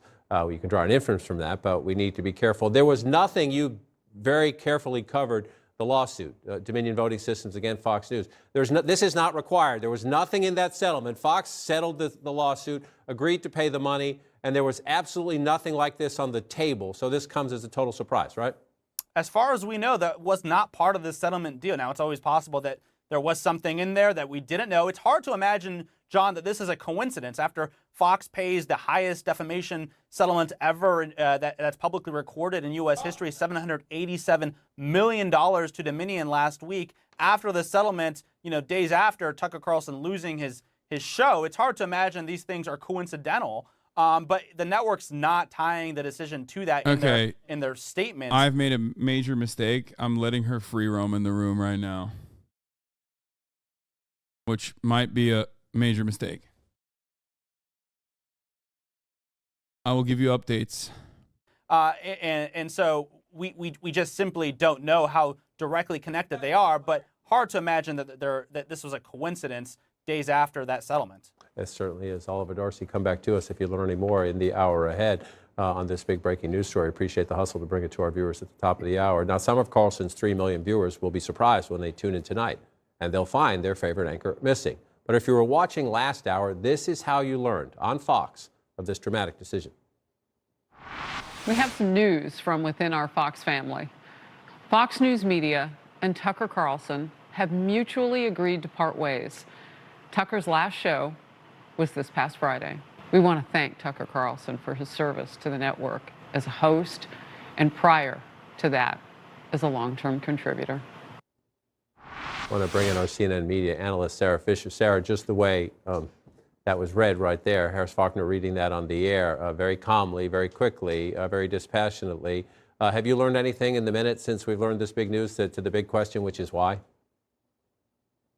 Well, we've asked Dominion spokespeople if this is explicitly tied. They said that there is nothing they can share yet about whether it's tied to the settlement. But the other thing that we're worried about or thinking about right now is what those tapes from former Fox producer Abby Grossberg may have uncovered. Of course, you'll recall that she was part of this suit in that she claimed that Fox News had sort of meddled with her testimony. She had then put out an amended legal filing shortly before the court case and said that basically there was tapes in which Rudy Giuliani and others were saying things about the voting machine fraud, Dominion, et cetera. So one could ask yourselves, is there something implicating there? But there was nothing that was a part of this agreement, to your point, John, that said that any personnel would be fired from the settlement. In fact, within this settlement, there wasn't even any requirement that Fox had to apologize or retract any of its reporting. And Sarah, he said the 8 o'clock hour, since Megyn Kelly moved on. That's almost 7 years. I think six or going on 7 years ago now. The timing, you can look backwards, and you look just a week or so ago, the Dominion settlement. You can also look forward. Fox, whatever you think of it, whatever people watching think of the network, making this decision as we head into a 2024 presidential campaign cycle. Somebody who, as we noted, had the first post-arraignment interview with the former president of the United States, Donald Trump, who's the Republican frontrunner. For a network that prides itself on its political coverage, to do this at this moment is stunning and tells you something. Absolutely does. Not only was Tucker Carlson like the highest rated personality on Fox, John, he was one of the highest rated shows on all of cable. So it's an explosive move that Fox is going to do this, especially to your point ahead of the 2024 election. There isn't really like a backup for Tucker Carlson. There's no major personality that brings in the same kind of ratings that he does. The Five does very well, one of their shows, but it's not like they have someone in their stable that they're going to be able to replace him with. I do think it's notable that they didn't give Tucker Carlson a chance to even sign off. To me, that tells you that part of this decision may have been a little bit rushed. We don't know who's going to replace him. All we know for now is that that hour will continue with political coverage. They ran a promotional spot earlier today touting an interview with a potential candidate. We just don't know who's going to be the permanent host quite yet. I'm trying to get her to poop outside, but she's not. I just am assuming that she's gonna poop outside, but she has not done so. So I'm literally trying to keep track of her in the house. Now she's running around in the house right now, unhinged, and there's gonna be poopies everywhere now. Holy fuck. And so Oliver Dorsey is still with us as well. Let's walk through some of what we do know. Again, we're waiting to learn more about the whys, Oliver. But in the Dominion suit, the text, Tucker Carlson's text, and several Fox hosts' texts, essentially saying what they knew to be true versus what they were saying on television, raising questions about the election. He said of Sidney Powell, who was the Trump lawyer, who was a frequent guest of his program, Sidney Powell is a lying, I'm not going to say it on television, effing bitch. You see that there? Oh, I'm sorry, Sarah. Oliver's not with us anymore. Stay with us. This was one of the hypocrisy, if you will, of what was happening. Tucker Carlson was not alone, but his program, as its lead primetime program at the moment, had that. Then other texts about moving on from Trump. We are very, very close to being able to ignore Trump most nights. I truly can't wait. I hate him passionately. Tucker Carlson saying that in his texts, and then again on the air defending Donald Trump, on the air spreading Trump's lies about a rigged election, and then just recently. That had to be an awkward moment, sitting across from him and giving that interview right after the arraignment. Yeah, well, I think the most damning stuff, if this firing is actually tied to the settlement, John, is actually some of the stuff. Rewind, what happened? We know what Tucker Carlson has said. Promotional spot earlier today touting an interview with a potential candidate. We just don't know who's going to be the permanent host quite yet. And so Oliver Dorsey is still with us as well. Let's walk through some of what we do know. Again, we're waiting to learn more about the whys, Oliver. But in the Dominion suit, the text, Tucker Carlson's text, and several Fox hosts' texts, essentially saying what they knew to be true versus what they were saying on television, raising questions about the election. He said of Sidney Powell, who was the Trump lawyer, who was a frequent guest of his program, Sidney Powell is a lying, I'm not going to say it on television, effing bitch. You see that there? You can say sorry, bitch Sarah, on television, but not effing. This was one of the hypocrisy, if you will, of what was happening. Tucker Carlson was not alone, but his program, as its lead primetime program at the moment, had that. Then other texts about moving on from Trump. We are very, very close to being able to ignore Trump most nights. I truly can't wait. I hate him passionately.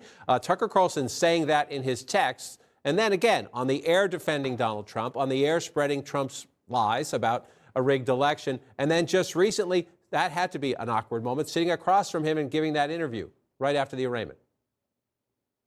Yeah, well, I think the most damning stuff, if this firing is actually tied to the settlement, John, is actually some of the stuff that Tucker Carlson was saying about trying to get a fellow Fox News reporter fired for her accurate coverage, for trying to accurately fact check a Donald Trump tweet. Donald Trump had tweeted something praising Fox News. Bro, this dog's out of control. Of the voting system machines that referenced Dominion. That Fox News reporter, who is a colleague of Tucker Carlson's, fact checked it. And so when in pre-trial, discovery hearings, we found out that Tucker Carlson was every part of the gate that she can't, like, every part of the gate that I don't put weights behind, she will just, like, push and manipulate. She cannot be contained. She's going goblin mode. I got to get my mom to, like, take care of her for a little bit, like, take her outside or something, make her run around. I don't know.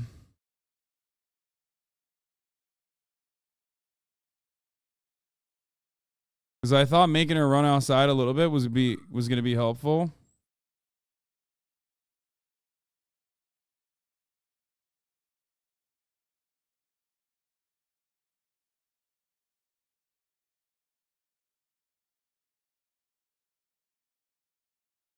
She got to go do some perimeter work.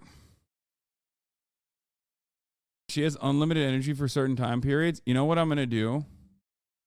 While this continues, I'm just gonna play a little bit of tug of war with her to get her energy secretly out. pushing to get reporters fired for trying to do accurate reporting. To me, that's actually even more damning as it pertains to the Dominion suit, a potential, the settlement, and potentially his firing being connected to the settlement, than what he was saying about Donald Trump. Because we know that it was hypocritical, but again, what he feels about Donald Trump doesn't necessarily impact Dominion's lawsuit for defamation. That's very important points and great insights. Sarah Fisher, come back to us in the hour ahead or throughout the day if you learn more about this. Really appreciate your hustle on this breaking news for us. Breaking news, and Kaylee actually said, what took so long? CNN is parting ways with star anchor Don Lemon. The network made the announcement just a moment ago, actually.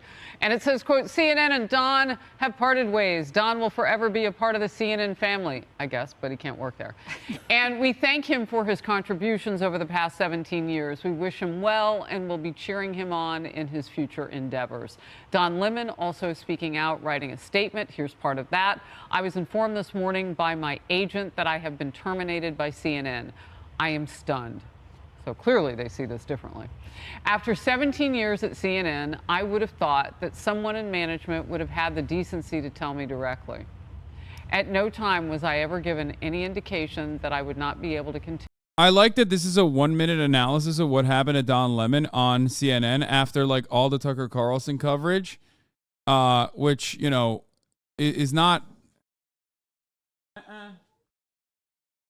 Oh my God, I got to figure this out. Hopefully my mom will reply in time. Yeah, speaking of abrupt media firings, obviously we have to cover this while I try to deal with being a dad at the same time. Stop pushing that. Oh my God. Okay. He gave up. She gave up. Okay. Let's cover Tucker Carlson. In a lawsuit, Tucker Carlson is accused of promoting a hostile work environment. Turns out Carlson's former head of booking, Abby Grossberg, said that male producers regularly used vulgarities to describe women and frequently made anti-Semitic jokes. The suspicion is that this is the reason why Tucker Carlson might be out at Fox News. Not the Dominion case, nothing else, but legal troubles caused by...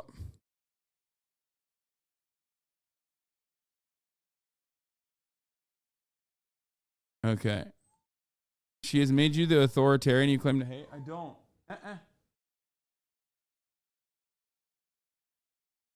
I don't want to give her any bad traits and bad behavioral traits by giving in when she's like fucking crying and shit. You know what I mean? She's just learned how to push the cage, and she's just going to keep doing that over and over again, I think.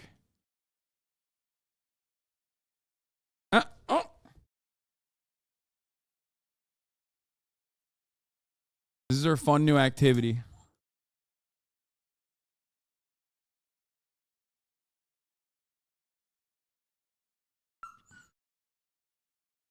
Thank you, B. Bonjik, for the 20 gifted subs.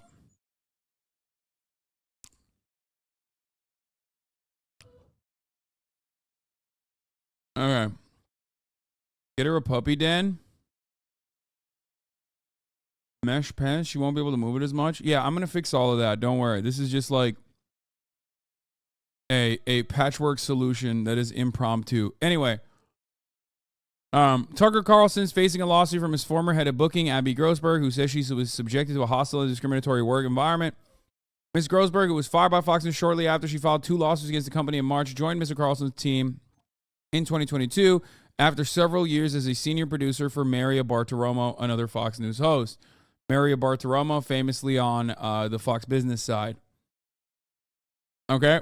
Ms. Grossberg said in the lawsuit naming Mr. Carlson that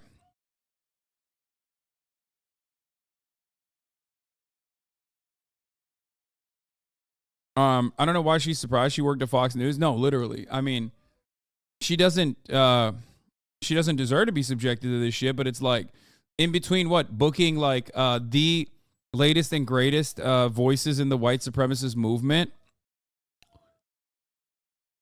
What, like, she was surprised that her, like, she was surprised to find out that her anti-Semitic guest that she was booking for the Tucker Carlson broadcast of anti-Semitism, it said anti-Semitic things. Like, it's very odd. On her first day working for Mr. Carlson, Ms. Grossberg said she discovered the office was decorated with large doctor pictures of House Speaker Nancy Pelosi wearing a plunging swimsuit. She said she once called into the top producer's office to be asked whether Ms. Bartiromo was having a sexual relationship with the House Speaker, Republican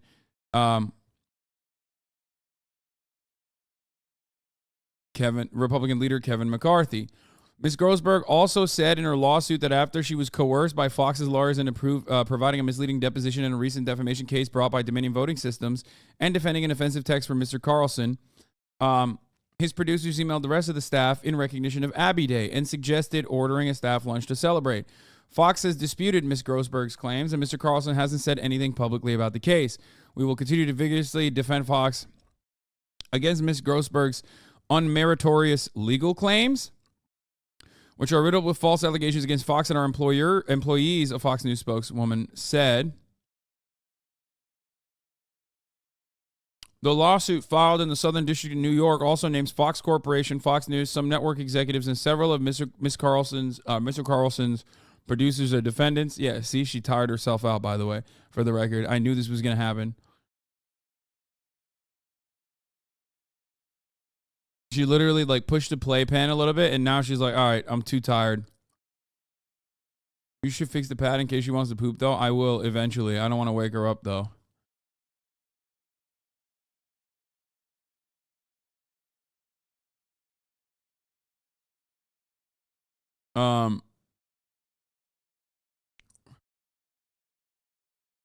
She's going to be wide awake tonight. She's wide awake every night, my man. I don't think there's anything I can do about that. In a statement on Monday, one of Mrs. Grossberg's attorneys, Tanvir Rahman, said that Carlson's departure from Fox News is, in part, an admission to the systemic lying, bullying, and conspiracy mongering claim by our client. Mr. Rahman said that the legal team will be taking Mr. Carlson's deposition and those subordinates in the very near term. So, woman who worked at Fox News discovers that Fox News is right-wing. More on the surprising news at 10. First of all, this is a real the leopards ate my face moment. But honestly, I love that. Like, I don't give a fuck. It's true. First of all, no one should be subjected to, vile anti-Semitic or misogynistic attacks in their workplace. But having said that, let's be fucking very clear. Let's be very real. Okay? Am I shocked that this woman was shocked? Yeah, I am actually. The fuck do you mean? Like, your job was to literally book like everything short of Richard Spencer as Tucker Carlson's booker. Like you knew he's a white supremacist. The fuck do you mean? It's like, oh man, I sure hope when I clock into my racism factory job that there isn't racism on the fucking product line. It sure would be silly and bad. It's like, bro, what are you doing? I mean, I'm in favor of blaming her for doing her job. Yes, doing her job at the racism factory, dog. Like, what the fuck do you mean? This is like the same energy as those dumbass white supremacist Barbie dolls that were like frustrated that like the alt-right was not treating them with kindness and kept telling them to shut the fuck up and like have a child already. Yeah, this classic. Alt-right women are upset that the alt-right men are treating them terribly. It's like, what do you expect? Of course.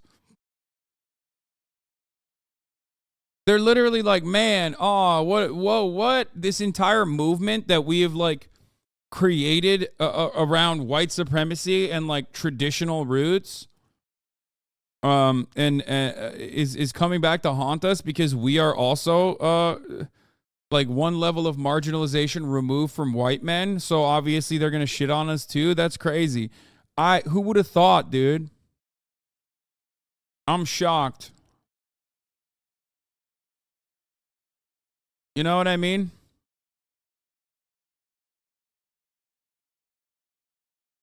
So we'll see what happens.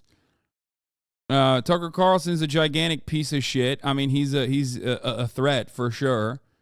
I don't know where he will go. My immediate reaction was maybe he wanted more money. But it does seem like there could have been some legal complications. I still think he wanted more money. I'm going to be honest with you. Not to do that like this was my original fucking take, and that's why I want to double down on it. I think that he wanted money. He wanted so much fucking money that Fox News literally used this as a reason for separation, like an embarrassing reason for separation for him. Because normally I feel like this is the type of lawsuit that they just immediately clear up on in arbitration. You know what I mean?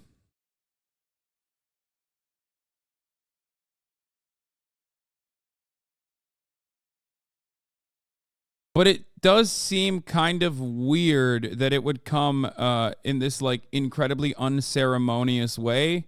So maybe there's more to it, and I don't know. Fox also facing another larger defamation suit from Smartmatic in addition to the stuff he was saying about leadership. Yeah, I mean, yeah, up until this morning, I think he thought that he was going to be live tonight, and then they let him go, and that is important. If some TV personality is a threat, what do you even have worth protecting? Brother, I've talked about this a lot, but there is no such thing as like a commentator on the left that could be seen as a genuine viable threat.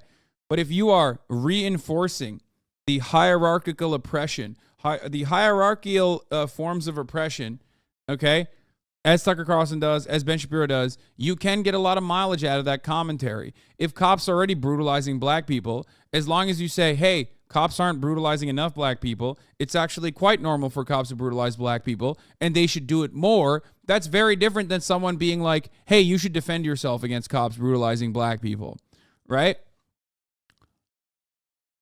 Do you understand? Because when you say, hey, you should defend yourself against brutalizing, hey, black people, you should defend yourself against cops, all of a sudden, boom, you're like a legitimate threat, a much larger threat, as a matter of fact, even if you don't actually get ahead, even if you don't actually get people to arm themselves and genuinely present a threat to law enforcement operatives. Propaganda obviously is not the end-all be-all, but right-wing propaganda in a reactionary state from basically the functional state apparatus, which is damn near the entirety of all of these private media companies, but especially so for Fox News because they are directly tied to the Republican Party. Like this was a news broadcast that was created with the express purpose of like manipulating the Republican Party and to have it do the corporate interests, the corporate bidding that they wanted it to do, and have it dominate in the American political ecosystem. And they were incredibly successful. So, you know, I don't know that the decision to fire Tucker Carlson came straight from Fox News's Fox Corporation chairman Rupert Murdoch. I don't know what that means. I don't know if they're like trying to save face. There's going to be two different things here to take a look at. One is going to be what the legitimate reasons are, like what the, and then two, what is the actual stated reason? And both are still very important. What is the stated reason? That means like this is what Fox News is trying to do PR around. Like they're making it seem as though they're like officially moving in a certain direction, right? That's what we need to find out. I understand his advertising revenue was down since 2019. Yeah, but like he was the most popular fucking broadcast. His advertising revenue was down because he was doing blood libel on a fucking nightly basis. But he also created a tremendous amount of cultural relevance for Fox News within the Republican base, because he had a deep understanding of what the Republican base was demanding, which is, of course, reactionary, white nationalist, agitated propaganda. And he did it with a suit and tie, and he did it very well. He was able to cut propaganda incredibly fucking well without, like, actually, you know, crossing the lines of, like, liberal sensibility.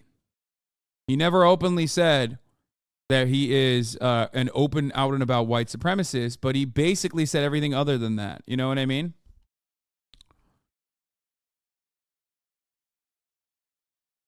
Yeah, the triple firings are pretty fucking crazy.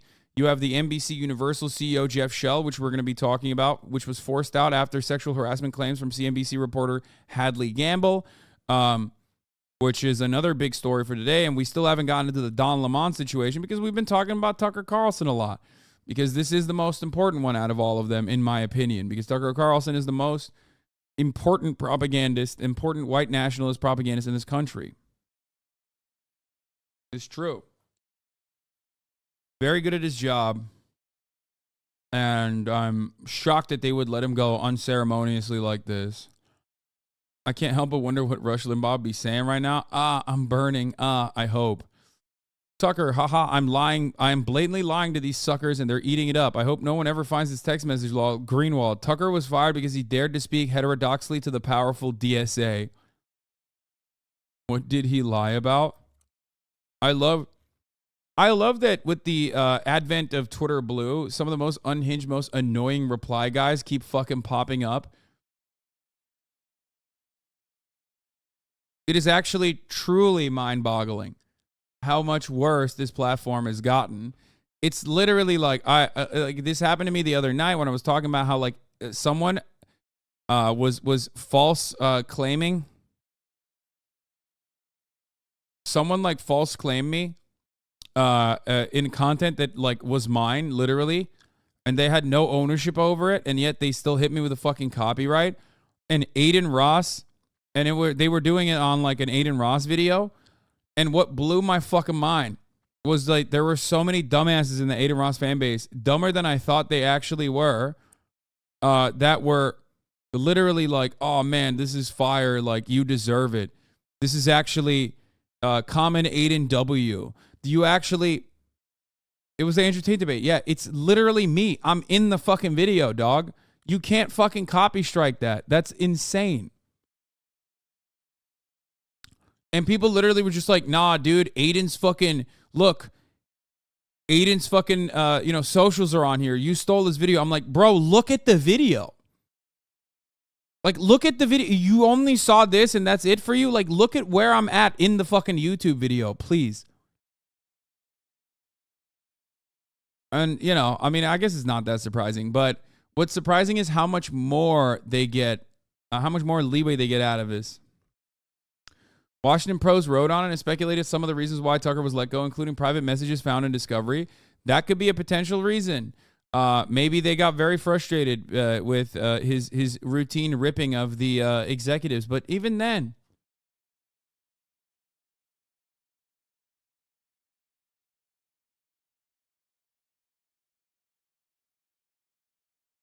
wait, what? Trump is live today at 9 p.m.? Oh, it caught Trump world by surprise? What the fuck? An intriguing move. Former President Donald J. Trump has decided on the venue for his first public comments about Tucker Carlson's ouster. Newsmax, one of Fox News' major rivals. Trump will appear on the channel at 9 p.m. for an interview with the Newsmax anchor Greg Kelly. That's crazy. I hope this makes people understand, though, like, how important this decision is. Because, like, you got literally the former president milking this. You got the former president running content around this. Like, think about how important that shit is, dude.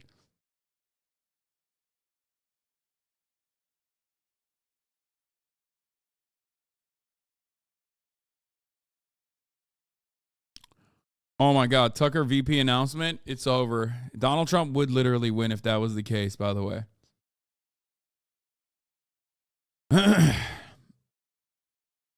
I mean, they're really beefing up Newsmax, too. The announcement on Monday that Fox News is parting ways with its top-rated primetime host, Tucker Carlson, stunned people into Donald J.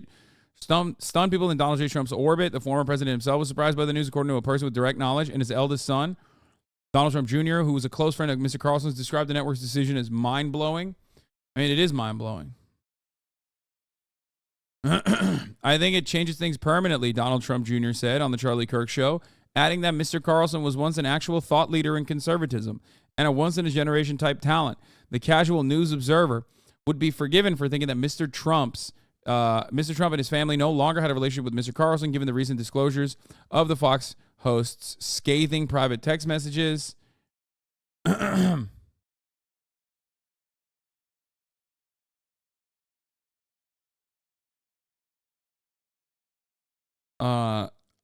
In the network's legal battle against Dominion voting systems. In early 2021, as Mr. Trump desperately tried to overturn the 2020 election, Mr. Carlson texted a confidant that he hated the president passionately. He also described Mr. Trump as a demonic force. When the texts were released in March, Mr. Trump was wounded and called Mr. Carlson to talk about them, according to a person familiar with the outreach. I do think he will be like gracious to Tucker Carlson because he recognizes his importance as like a propagandist for conservatism. But I do think he might not stop himself and basically hit that like, anyone that comes after Trump loses. You know what I mean? Don't come after Trump. You did it. Believe me, folks. You know, that kind of thing. I can see that. I can see that.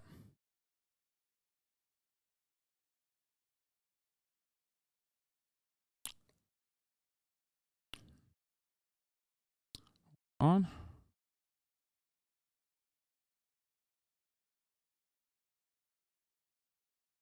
It's up a little bit. There you go. Puppy cam is still live. Right here. Last year, some of Mr. Trump's advisors worried that... Hold on, I got to turn on something here real quick. Okay. Last year, some of Mr. Trump's advisors had worried that Mr. Carlson has seemed poised to support the potential presidential candidacy of Mr. Trump's top rival, Governor Ron DeSantis of Florida. Mr. Carlson had given Mr. DeSantis plenty of airtime and praised his policies. But over the past 6 weeks, as Trump and Carlson spoke more often, the Trump team felt increasingly confident that Mr. Carlson would not be weighing in for Mr. DeSantis, who has been heavily promoted by Rupert Murdoch's media properties, including Fox News. Yeah, they juiced him up, thinking that, you know, thinking that they could help out, thinking that they could use him as like a replacement for Trump that was more manageable by the Republican Party, and it didn't work out. It failed. It mostly failed because of shit like this, by the way, which, you know, got to talk about real quick. On. Because of stuff like this. Ron DeSantis in Japan, when asked about his falling poll numbers against Trump, said he isn't a candidate yet. Here, let's take a look at what he's saying. Why is he in Japan, by the way? Get the fuck out of there. Governor, polls show you falling behind Trump. Any thoughts on that? I'm not a candidate, so we'll see if and when that changes. Dude, look at his face. Like, bro, you got no riz, dog. What the fuck is this? It's like freakish. This just like behaving this way is like unironically freakish, dog. It's so weird. I'm not a candidate, so we'll see if and when that changes. Like, fuck does that even mean? You know what I mean? What does that even...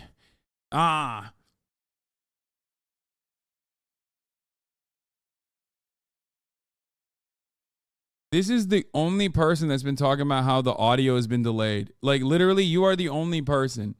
There has not been a single other person in the chat that has said this, by the way. You are the only one since 113. I don't know where it's coming from, but you are quite literally one guy in this circumstance, okay? No, it's delayed for me too.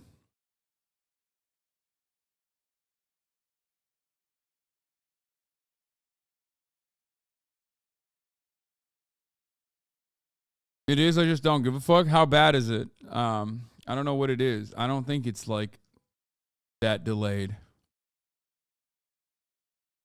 Just it might be desync. So If it's like a very small delay, then, you know, you just got to deal with it, unfortunately. Not much you can do about it. If it's a very big delay, well, then that's a little different.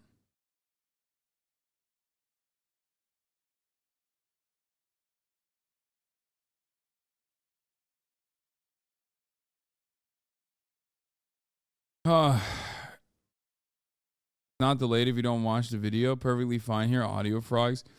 The Trump team liked their odds even more when they learned that Mr. Carlson was disgusted with Mr. DeSantis' decision in a late March to call Vladimir Putin a war criminal. What the fuck? Why?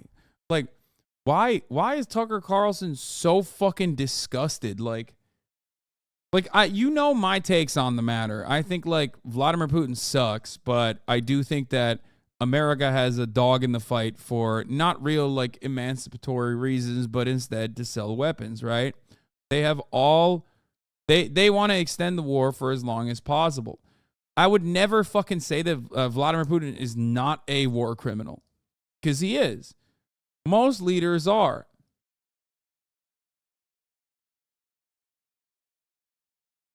Greg Gutfeld just made a joke about Tucker running for president in 2024, and Janine Pirot switched the topic quick. Oh, You think that Susan Rice is going to take on Kamala Harris for the nomination? I think there is a chance of that. You said whataboutism? Wait, what do you mean? Bitch, I'm the one who's defending that, like, you should say that Vladimir Putin is a war criminal. Bro, Moldovan Mama Liga hears me even mention that Vladimir, he just says, he hears me say Vladimir Putin and immediately goes into, like, whataboutism. Oh, you just said whataboutism.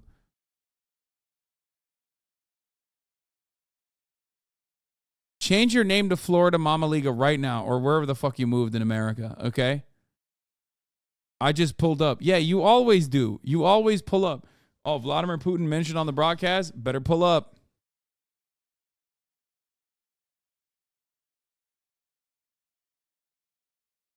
I know why DeSantis was in Japan, if you care to know. Watched it on NHK this morning. What was it? What's the reason?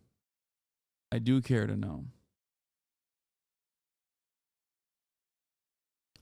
Watch it. And then, so in 2024, it'll be Susan Rice versus Tucker Carlson. Okay. Up next, Bill Maher ripping into liberals for failing to call out the crime crisis in Democrat cities. You think that Susan Rice is going to take on? You wanted to be among people his size? That's funny that you said that. It's probably to make it seem like he has bona fides in like foreign policy, but you can't really do that as a governor. So he's trying to do like a press run, basically, to be like, you see, I did actually do some foreign policy when I was in Japan, which like a former president like Donald Trump is 100% going to be like, yeah, shut the fuck up. I was the president, idiot. I have significantly more experience than you. You know, you have no experience in foreign policy. This is like how a lot of times congresspersons are dunked on when you oh my God, I'm dying. With a little puffer.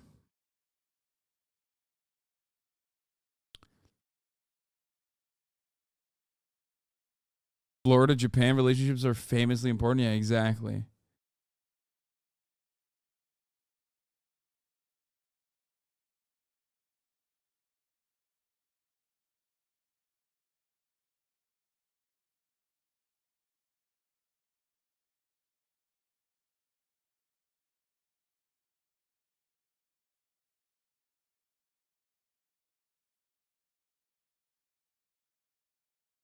I believe that Ron DeSantis is going to flop similarly to Kamala Harris, oddly propped up by the establishment and media, but ultimately caves to the pressure of a real race. Yeah. I agree. Like Ron DeSantis has no say in the proposed hike for Japanese military expenditure, okay? The only reason why he's there is literally to fucking say like, oh, look at me, I'm doing foreign policy as a governor. That's it.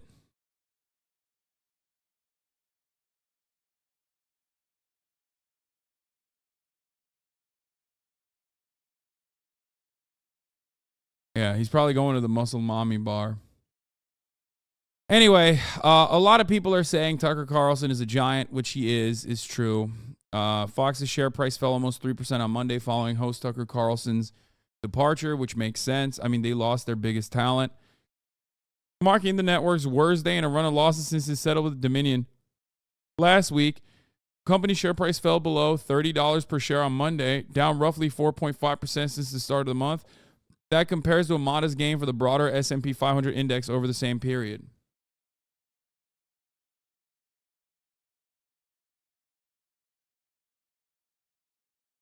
Yeah, it's wild. But we know. I mean, we don't know what will happen to him. But, you know, after fucking leaving Fox News, these guys don't actually have like a blossoming media career. Look no further than Glenn Beck. You know, the Blaze is propped up by right-wing billionaires, but ultimately not great. Is always in a state of like dire circumstances financially. Unless they go to like unless they leave Fox News because they're too moderate and then they get a cushy liberal media job, you know, they're kind of cooked. Look at Bill O'Reilly, the one-time host for Fox News show The O'Reilly Factor, was fired in 2017 amid a sexual harassment scandal. Mr. O'Reilly now hosts No Spin News, a political opinion podcast that ranks number 71 in Apple's top podcast charts for news shows in the United States, according to Chartable. Like, that's awful. The site had a total 1.2 million visits last month, his site. Fox News' flagship news site had 329 million visits during the same period.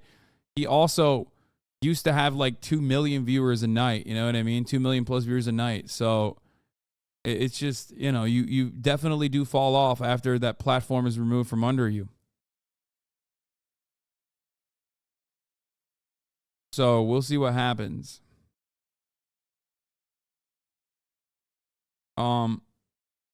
He could get a job at the Daily Wire, possibly. So we'll figure out what happens there. But Murdoch is said to be concerned over Carlson's coverage of the January 6th insurrection at the Capitol, which could be true. I mean, Murdoch is a bit of a fucking old, annoying lib. Here's what Charlie Kirk has to say.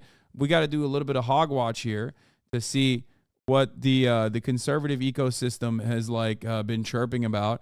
I'm sure people are blaming like the woke left for his firing or some shit, even though it was Fox News that fired him. But let's hear what Charlie Kirk is saying. Last piece of advice for young people: get married. Yeah, get married and have a ton of kids. I mean, get married when you're too young, have more kids than you can afford, take a job you're not qualified for, live boldly, stop getting high, stop doing anything that blurs your vision or makes time go faster. You're going to die before you know it. Don't waste a second. That's the sin, is living thoughtlessly and wasting time. It's the one thing you can't get back. I've wasted a lot of money in my life. Oh my gosh. I don't care. I don't regret any of it. Every room service meal was worth it. It was fine. But any time that I wasted is really bitter for me. Yeah, of course he wasted a lot of fucking money. He's been profoundly rich his whole goddamn life. Like,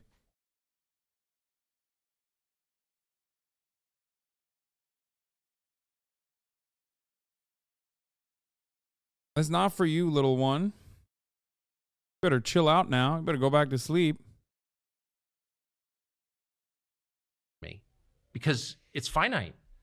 And so live as fully as you can. And you can't control all this stuff that's going on. You can't control what Google does. And honestly, they're going to win. Like, the powers that be will win, at least in the short term. Ultimately, they'll all blow up. But like, we're powerless and hated. I think this myself all the time. Are they going to crush me? Oh, yeah. Okay. But in the meantime, you know, I want to experience. Why are you so liberal? I am not. My life as fully as I possibly can. And I think that starts with having like a ton of kids, like way more than like Mormon levels of kids. I mean that. This graph is telling. One of the more extraordinary graphics in the New York Times lengthy profiles of Tucker Carlson. He used to relish debating his guests. The conversation, though, grew strikingly one-sided. Out of the nearly 7,000 guest appearances, about 1,000 of them highlighted in yellow contradicted Mr. Carlson. Each dot represents an appearance. Gray dots are guests who largely agreed with Mr. Carlson.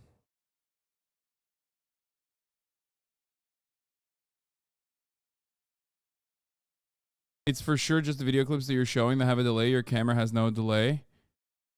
How big is the delay? Send me a clip. Here's Robert Kennedy Jr., anti-vaxxer, blaming Big Pharma, running for president, by the way. Fox fires Tucker Carlson 5 days after he crossed the red line by acknowledging the TV networks pushed a deadly and ineffective vaccine to please their pharma advertisers. Carlson's breathtakingly courageous April 19 monologue broke of TV's biggest rules. Oh, it's about 1.5 to 2 seconds. What did I fucking do last time?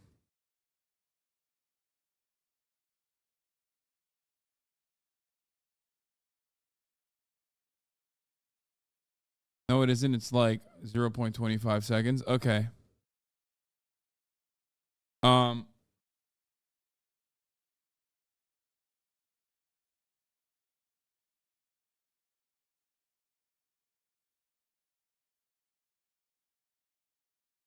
Like 2 hours, but I'm on mobile. Yeah, okay.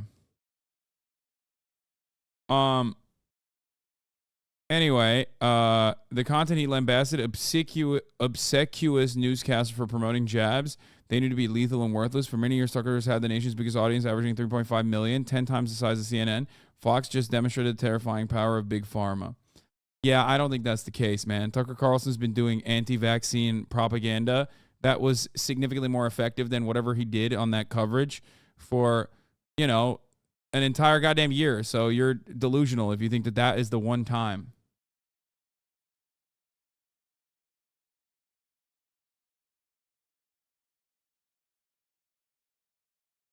Can you give talking points for the Cleopatra documentary? In the Greek hyper online community has created tons of right-leaning kids due to the blackwashing. What? I have no idea what that is, and I don't know what the fuck's going on. And also the concept of blackwashing sounds insane. Yeah, I just don't know what you mean by that. There's a Netflix documentary with Cleopatra being a black woman. What?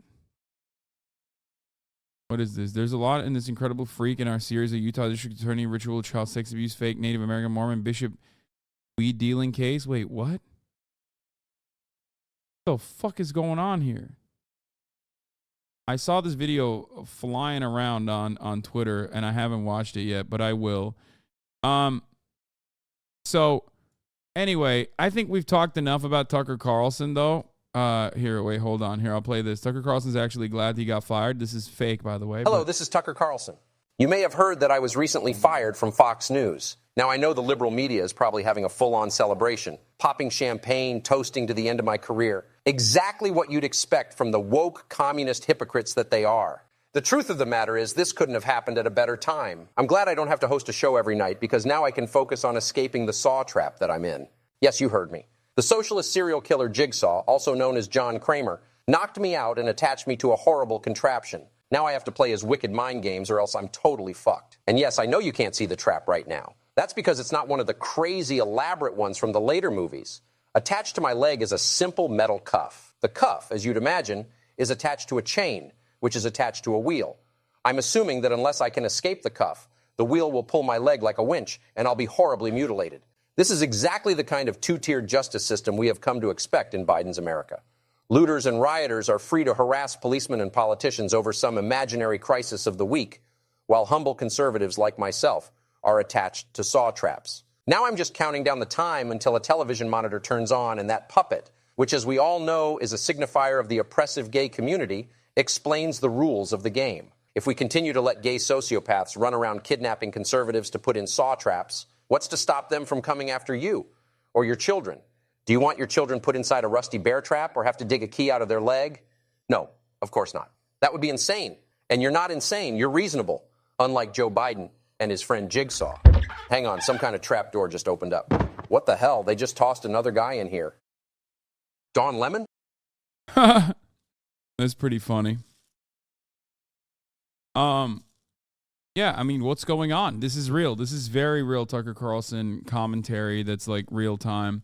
Oh, this guy said this was Tucker Carlson tonight's last moment, eating pizza with a hero delivery man who stopped the carjacker. I can't think of a better way for the greatest cable news show in history. Tonight, we interviewed a heroic pizza delivery man called Tyler Morrell, and ever conscious of the opportunity to use our job to get free food, we thought we'd like to taste your pizza. Tyler Morrell joins us in studio. He will deliver literally anywhere. Tyler, it is so great to meet you in person. A couple Coco's pies. So these are from Coco's, established 1978. Everybody loves Coco's pizza. That's right. Where's Coco's based? Aston, Pennsylvania, and Delaware County. Delaware County, best part of the state. I think we have a special cheese pies. We have a special pie for you here. Here's Tucker's pie. So I am, as you can likely tell, a pizza aficionado. I was a pizza delivery boy for 2 years. Is it warm at all? Yeah, it's totally warm. These warmers are just like one of the great wonders of science. This is sausage. That's sausage and pineapple. And really quick, as a pizza professional, do you look down on this order? Is this? I do. I think that I consider a criminal. I knew you did. I used to deliver pizzas in calzones. I considered immoral, but I delivered them anyway. Out of his fucking mind, dog. Look at that. Look at that laughter. Just insanity. Anyway, it's actually still hot. It's actually still hot. All the way from It's Philly. so good. It's unbelievable. And you are a hero. How's your leg, by the way? Your leg was injured by the fleeing armed, the car thief. It's got a bone bruise on it. Down here. Oh, damn, I can see it. Yeah, it's not too bad, though. Were your family and friends impressed by what you did? They were. They're actually here with me today. Are they really? Yeah. Well, I'm going to go, once I've stuffed myself on your pineapple and sausage, and you're right, it is a disgusting order, but I have no shame. I'm going to go meet oh, there they are! We just thought, what a great way to end a week. Yeah. Truly, that was a great segment, and I'm just grateful that you came on, and I'm especially grateful for the pie. Thank you for having me. Appreciate it. Employee of the week, we're just make it of the year, Tyler Morrell of Coco's Pizza. That's it for us for the week. We'll be back. By the way, the entire episode of Let Them Eat Bugs, not quite as good as pizza, streaming now on Fox Nation. Use the promo code ORIGINALS for 30 days free. And we'll be back on Monday. In the meantime, have the best weekend with the ones that you love, and we'll see you then. Yeah, no. We will not be back on Monday, baby. No. Also, freak bitch eating sausage and pineapple. Here is the most important voice of a generation, cat turd. Fox News just pulled a Bud Light. This bitch has like 1.6 million followers and is getting perma boosted by Elon Musk, and yet he barely hits 27K likes. What the fuck is this? Like it's weak numbers, man. Oh, here is a thread. Shouts out Lil Bear of Hogs mauling over Tucker leaving. Submissions welcome. Fox Corporation market value plummets after shock Tucker Carlson exit. Say goodbye to the First Amendment. Free speech is dead. Why? Because Tucker Carlson is what? In jail. They put him in the jigsaw trap. Tucker Carlson, what happened? You're no longer on Fox News. Is it due to the lawsuits with the network? Where are you going? I'm following you wherever you work. Totally disappointed and so upset. I'm following you to your home. DC Drano, powerful clip from Tucker's recent spot on the Full Send podcast. He says media is controlled by powerful people who run the world. It shouldn't be trusted, and he regrets being a part of the propaganda machine for many years.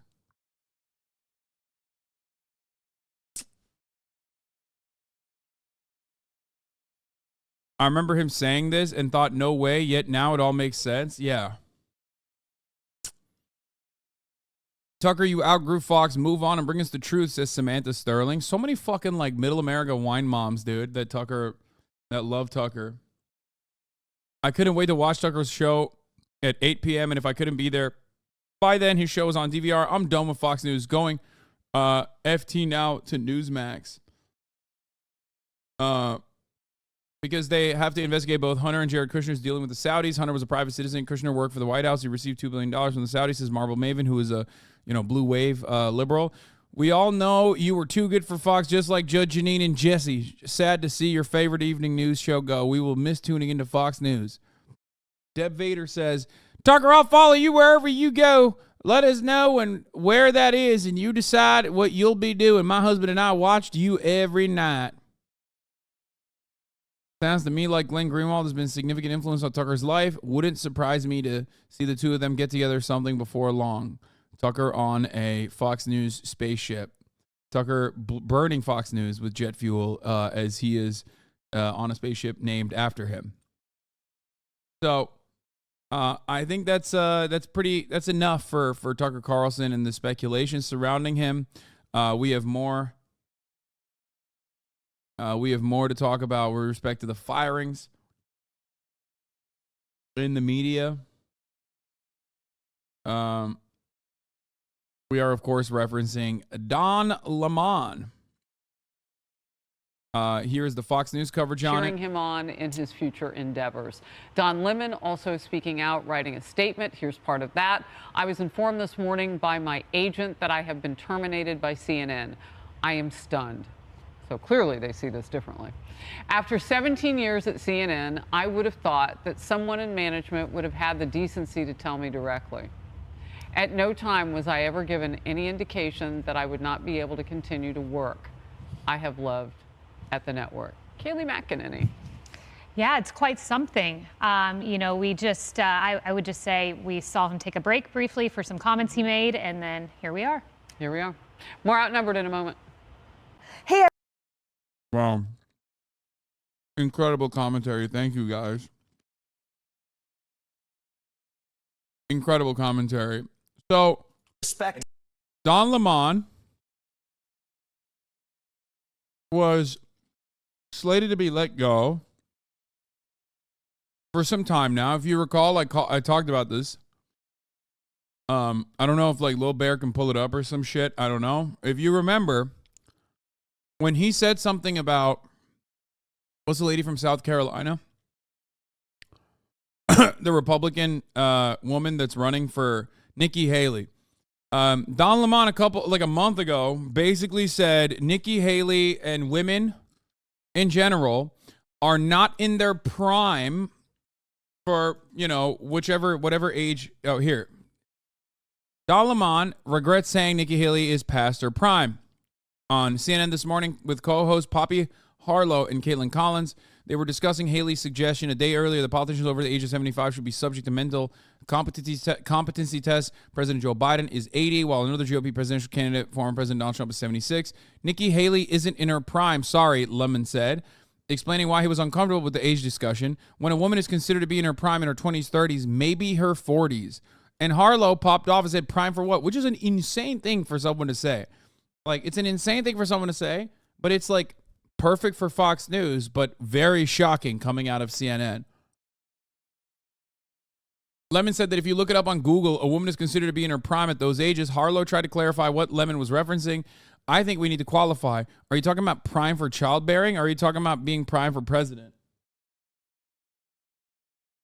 Don't shoot the messenger. I'm just saying what the facts are, Lemon replied. Google it, which was such a weird thing and such a weird way to like react to that message. Like, it was just a very odd thing that he did. And he went on a little break after that. So since then, there were, leaks here and there about Don Lemon. One of the more memorable ones was like when he was on Hot Mic, caught on Hot Mic shitting on Jon Stewart, realizing that he was caught on Hot Mic and then immediately backing down and being like, I meant like, we love Jon Stewart actually. And you can't really shit on Jon Stewart, honestly, like in liberal circles, like very publicly. Like this whole talk about age makes me uncomfortable. I think it's the wrong road to go down. She says people, politicians or something are not in their prime. Nikki Haley isn't in her prime. Sorry. When a woman is considered to be in her prime in her 20s and 30s and maybe 40s. Yeah, he said it out loud on TV. That was CNN host Don Lemon saying Nikki Haley, who recently announced a run for president, is past her prime, particularly in response to her saying that politicians over the age of 75 should have competency tests. Joining us to discuss news. I do love this, though. Like when Fox News is like, yeah, he said that. It's like, bro, what do you think your audience thinks about this? You're literally at Newsmax. Like, do you think your audience fucking thinks that that's like unacceptable to say? Or do you think that they believe that and love that as a matter of fact? Don Lemon Like, shitting to on me, Jon Stewart. Oh, here it that's is. Corruption. Like, to And this me- is when Jon Stewart was actually doing a pretty decent job absolutely eviscerating the State Department spending. Or That's- Defense Department spending. corruption. I'm sorry. He gets a lot of leeway with the comedian thing, though. This was hot, Mike. So Stewart questioned why some veterans are facing food insecurity despite the Defense Department's massive budget.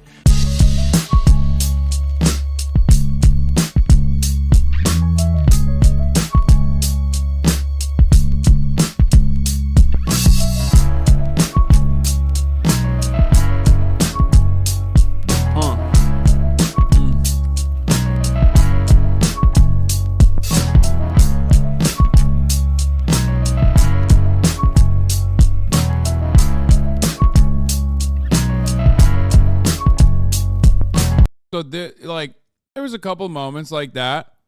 Not super big, but I'm not shocked. I think the Nikki Haley thing was like a major blip on the radar. Now, according to the New York Times, this interview that Don Lemon conducted last week with Vivek Ramaswamy played a role in his firing. Note co-host Poppy Harlow sitting silently while Lemon goes after Vivek. So they are probably going, like, it's weird that CNN is going after Don Lemon for this, which seems was actually valid and worthy criticism. I'm going to go pee real quick, so I'm going to run this while I do that.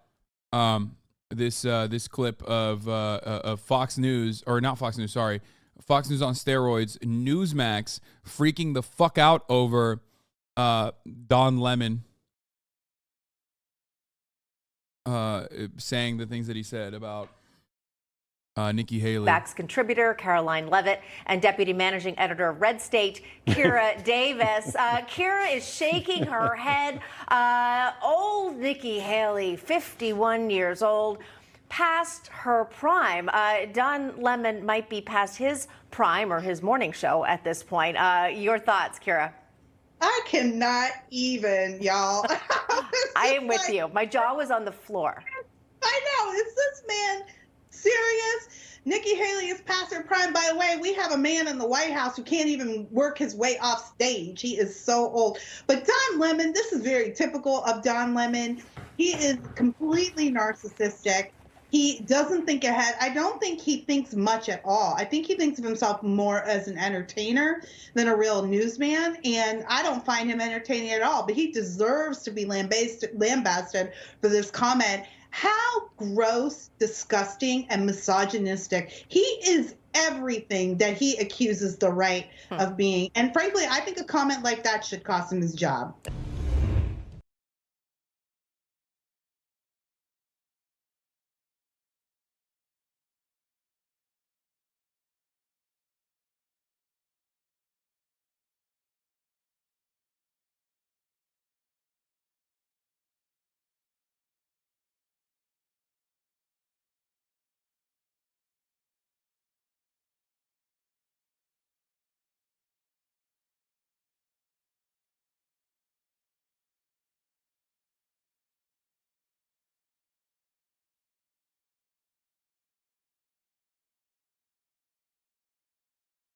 I had to fix that real quick. Anyway, there she is. The most charismatic member of the Piker family, Kaya Piker. What? So is the right anti-cancel culture, selective cancel culture? The right loves cancel culture.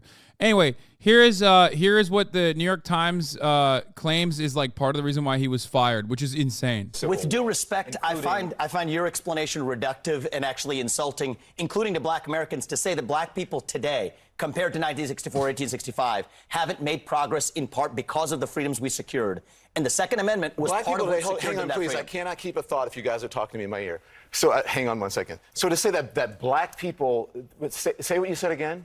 Black people secured their freedoms after the Civil War. It is a historical fact, Don. Just study it. only after their Second Amendment rights were secured. They That's were a not fact. secured their freedoms after the Civil War. That is not, you are discounting Reconstruction. You're discounting a whole host of things that happened after the Civil War when it comes to African Americans, including the whole reason that the Civil Rights Movement happened is because black people did not secure their freedoms after the Civil War, and that things turned around. People tried to change the freedoms that were supposed to happen. And you know how they after the got Civil it? War They got their and Second Amendment Reconstruction. rights, and they actually got the NRA played a big role in that. But today, down the The NRA did not play a big role absolutely, in they that. trained That black Americans is how a to use lie. firearms. He's That's right. a lie. Oh, That's not- shit. The NRA did not. Don Lemon is incorrect. Damn. I mean, you would think that. No. Historically, Don is incorrect. The NRA was literally created by a New York Times journalist specifically to teach liberals in the North, how to how to better arm themselves against a potential, Confederate movement, another reemergence of the Confederate movement. That is actually true.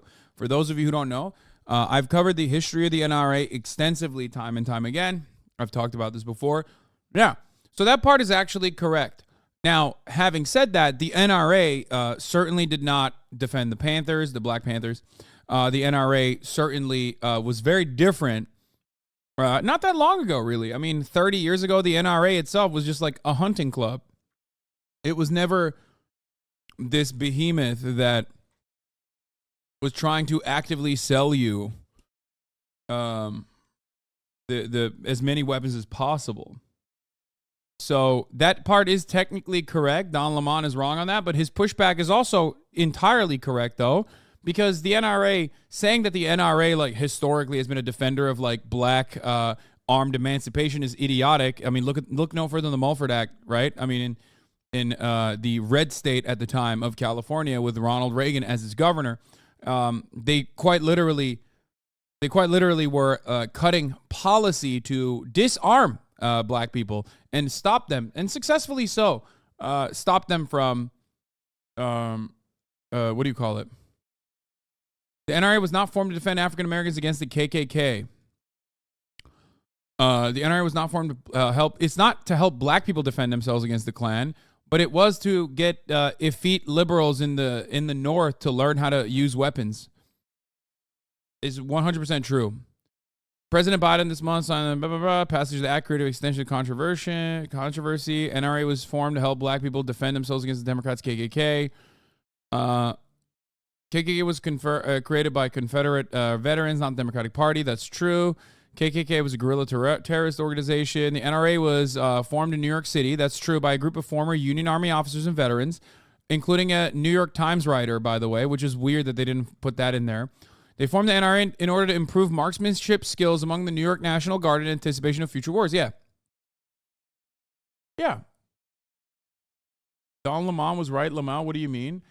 Guys, this is historically accurate, and this is exactly what I said.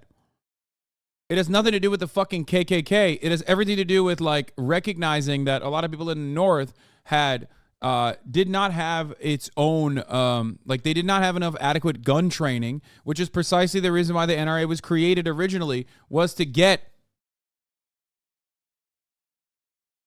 this part is completely false. Yes, they never helped or armed freed slaves, but they did actually 100% create the NRA in the North.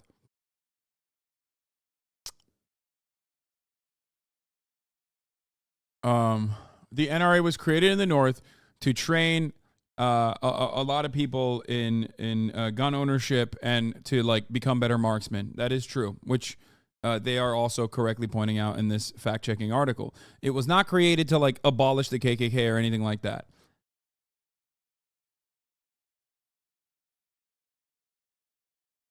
It wasn't made to defend black people, which is what Don said. No, it was made to defend against potential reemergence of the Confederacy.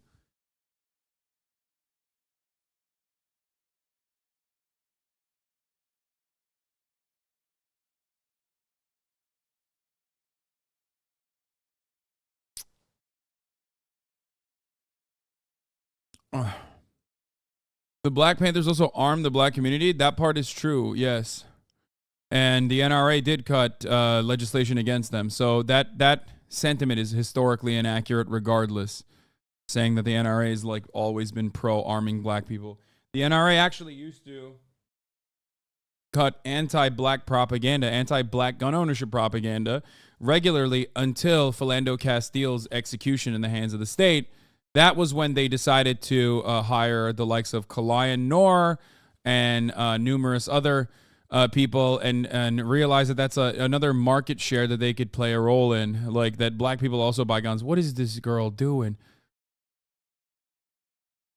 But yeah, there is like some truth to what he was saying. I'm trying to be as charitable as possible, but Don Lemon is correct in correcting this fucking demon over here, who is just spitting a bunch of weird right-wing propaganda. And that thing's turned around. People tried to change the freedoms that were supposed to And you know happen how they got it? They got their and Second Amendment rights, and they actually got, the NRA played a big role in that. But today, down the fine... The NRA did not play a big role absolutely, in they that. trained black Americans how to use firearms. Yeah, the NRA did not play a big role. The NRA did not play a big role in This is just historical fact. But down the part that I just find... because you say it's historical fact. The part that I find insulting is when you say today black Americans don't have those rights after we have gone through civil rights revolution in this country. You are sitting here telling an African American about the rights and what you find insulting about the way I live, the skin I live in every day. Here's where you and I have the a different freedoms point that of view. black and white that black people don't have in this country, and that black people do have. Well, here's where you and I have a different point of view. I think we should be able to express our views regardless of the color of our skin. We should have this debate I'm not saying you without me regarding you as a but I black think man, it's insulting that but you're me regarding sitting you here, as a fellow citizen. That you're That's what I sitting think we should here, see. whatever ethnicity you are, explaining to me whatever ethnicity about I am, I'll what tell it's you, like to be black in whatever America. ethnicity I am, I'll tell you what I am. I'm an Indian American. I'm proud of it. But I think we should have this debate. Black, white, doesn't matter. I think we should have this on debate. the content of the ideas. If you're going to do it, you should do it in an honest way and in a fair way. And what you're doing is not an honest and fair way.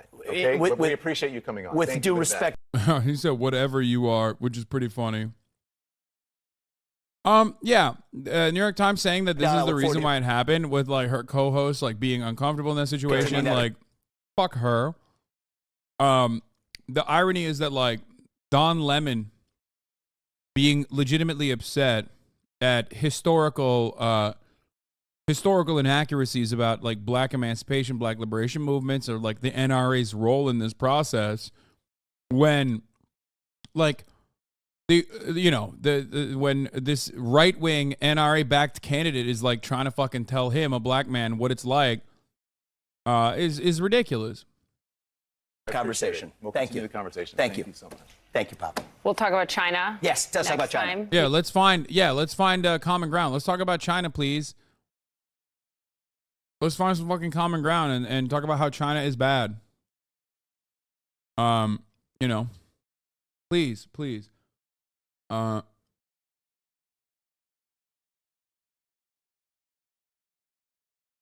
Unrelated, but watch Jubilee ask an insanely unhinged question like, do criminals deserve rights? And the guy calls them out on their bullshit.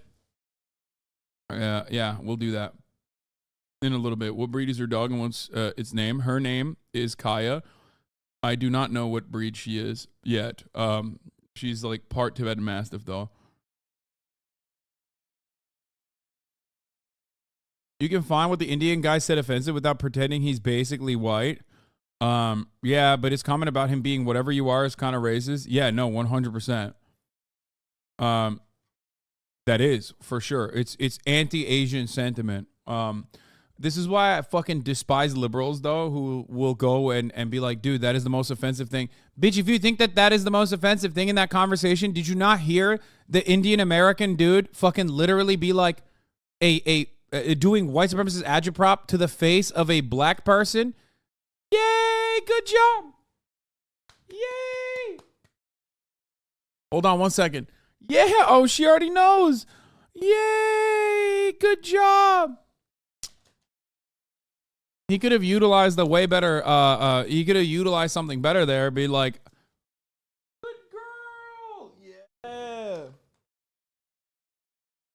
Oh my God, she's a doctor. This dog is literally a dogter, dude. She's got a doctorate in peeing in the right place. It's fucking mind-boggling how brilliant she is.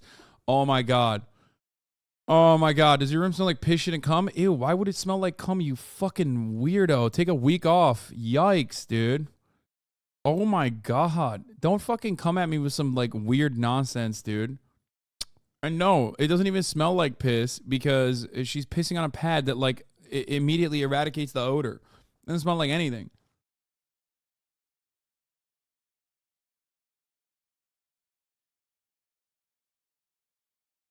I saw him comment that shit earlier too. He's been spamming it.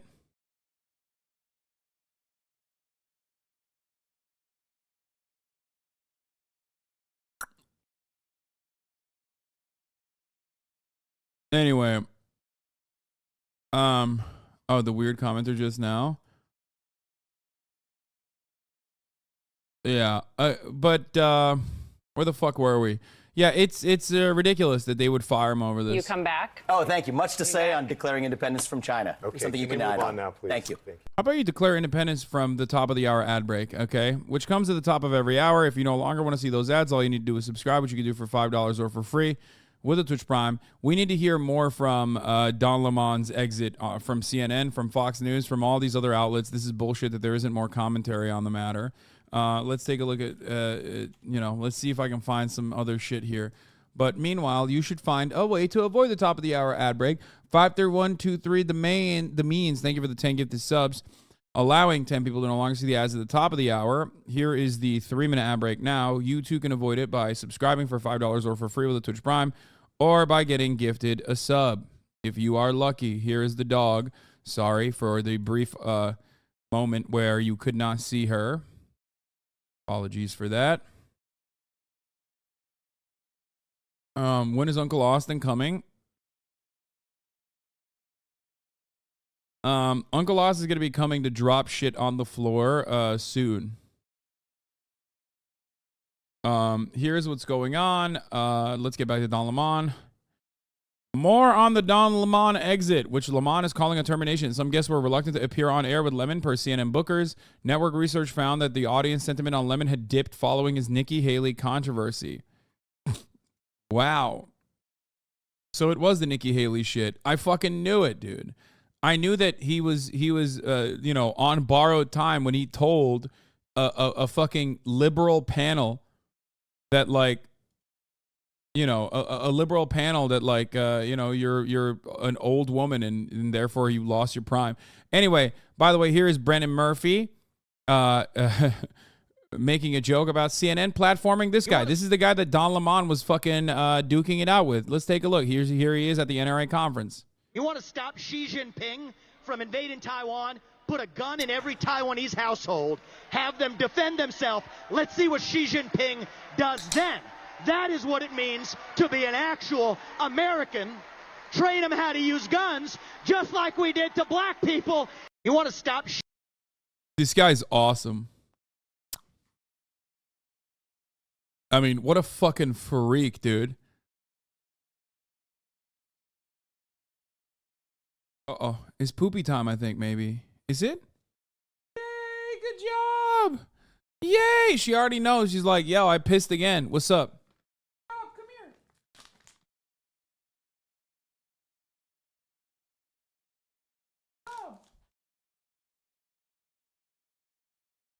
here. Kaya is piss maxing at this point. I'm sorry. There's no fucking shot she's not piss maxing. Okay, get up. Here. No, get away from there. Come here. Come here.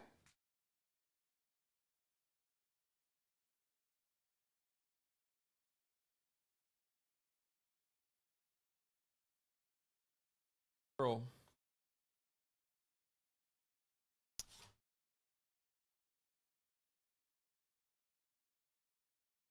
Is she laying in her own piss? Sometimes. She's being trained to lay in pee.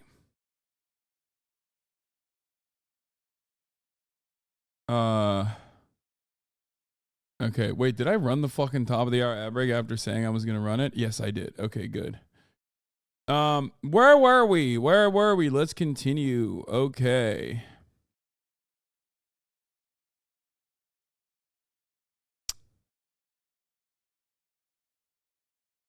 This was from CNN. Oh yeah, I did have this tweet lined up.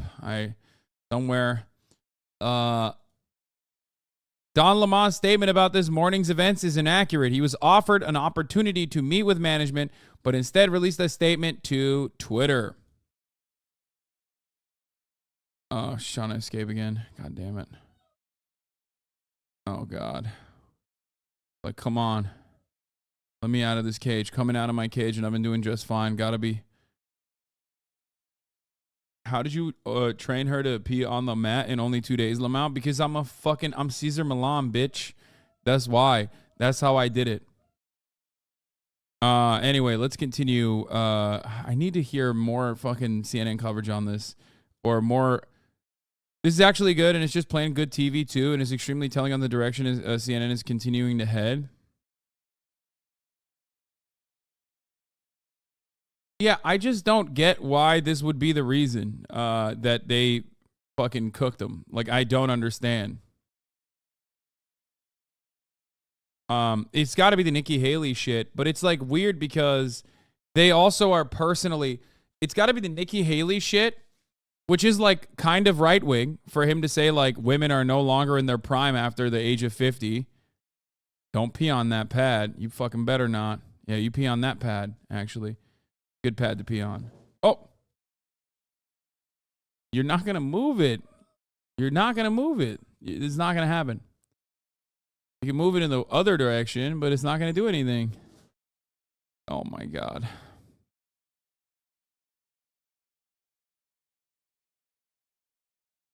She's just...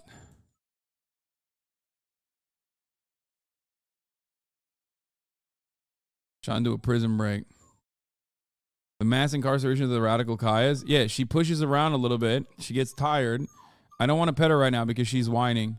I will afterwards, though. When she chills out, I will pet her after. She's directly under my butt, by the way. Like, you can't tell, but like I can push her. I can push her with my seat on accident. Come on, dude, she's crying. Yeah, I am a good dog dad and not a bad dog dad. I will not be rewarding her crying right now. I will not be rewarding her crying when she... You cannot reinforce emotions. You can pet her. I'm a dog behaviorist. You are fine. What the fuck is a dog behaviorist?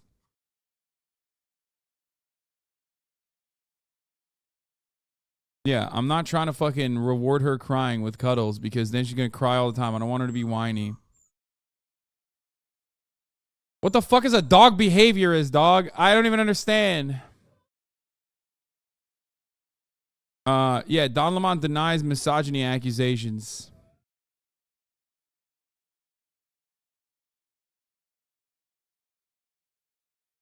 Anyway, it's weird that CNN is trying to do like a right-wing play here, but also simultaneously saying that like Don Lemon was in the wrong for the misogyny thing because that's like, I guess that's not the type of right-wing shit that they want. So it's a little different.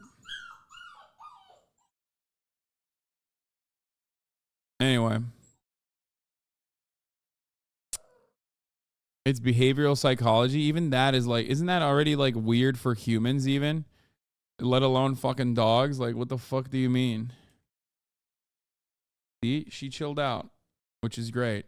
And I will reward her in a second for chilling out. Okay. Breaking news. Let me see if I can find more.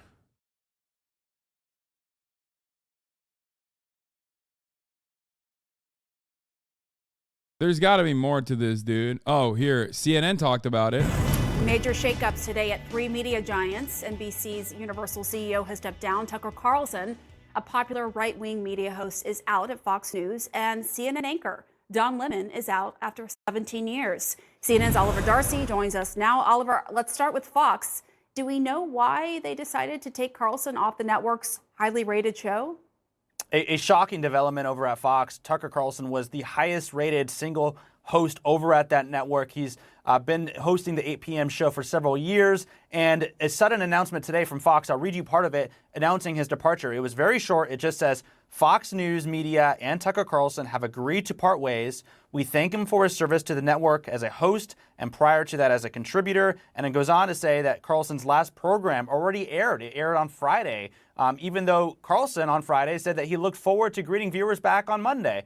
Now, of course, we should point out that Tucker Carlson was one of the most extreme hosts over on that channel, and he sowed a lot of distrust in the legitimacy of the 2020 election. And of course, this announcement is coming just days after Fox News settled that Dominion Voting Systems lawsuit for a staggering amount of money, the highest ever defamation settlement in the history of U.S. media that's known. And so it's hard to disconnect those two events, but the network and Carlson are not connecting them themselves. And I should also note that we trying to switch tactics here.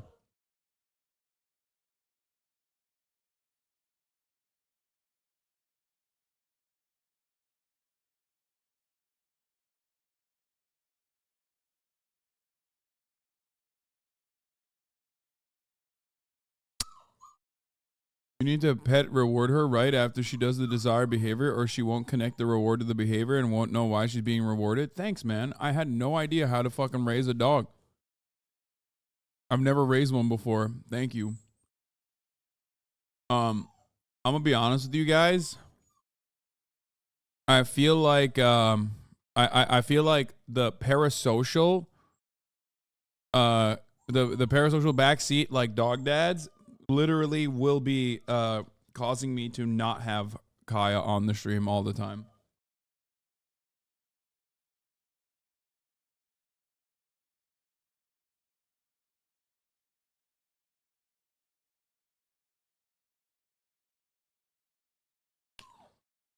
Right now, she's too young to go unsupervised in larger areas.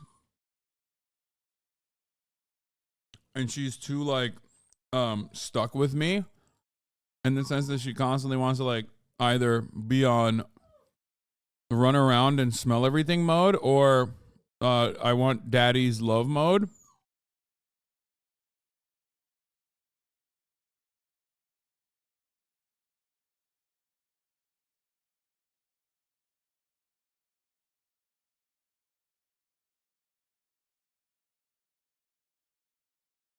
So, you know, I gotta figure out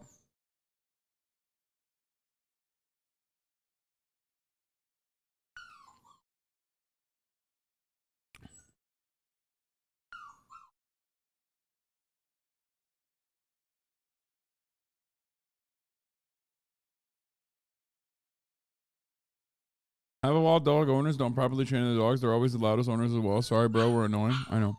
Oh, she's fucking yelping. Okay. Hold on.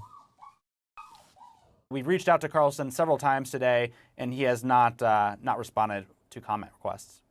Well, there was also a big development today at our own network, CNN parting ways with anchor Don Lemon. Another stunning announcement.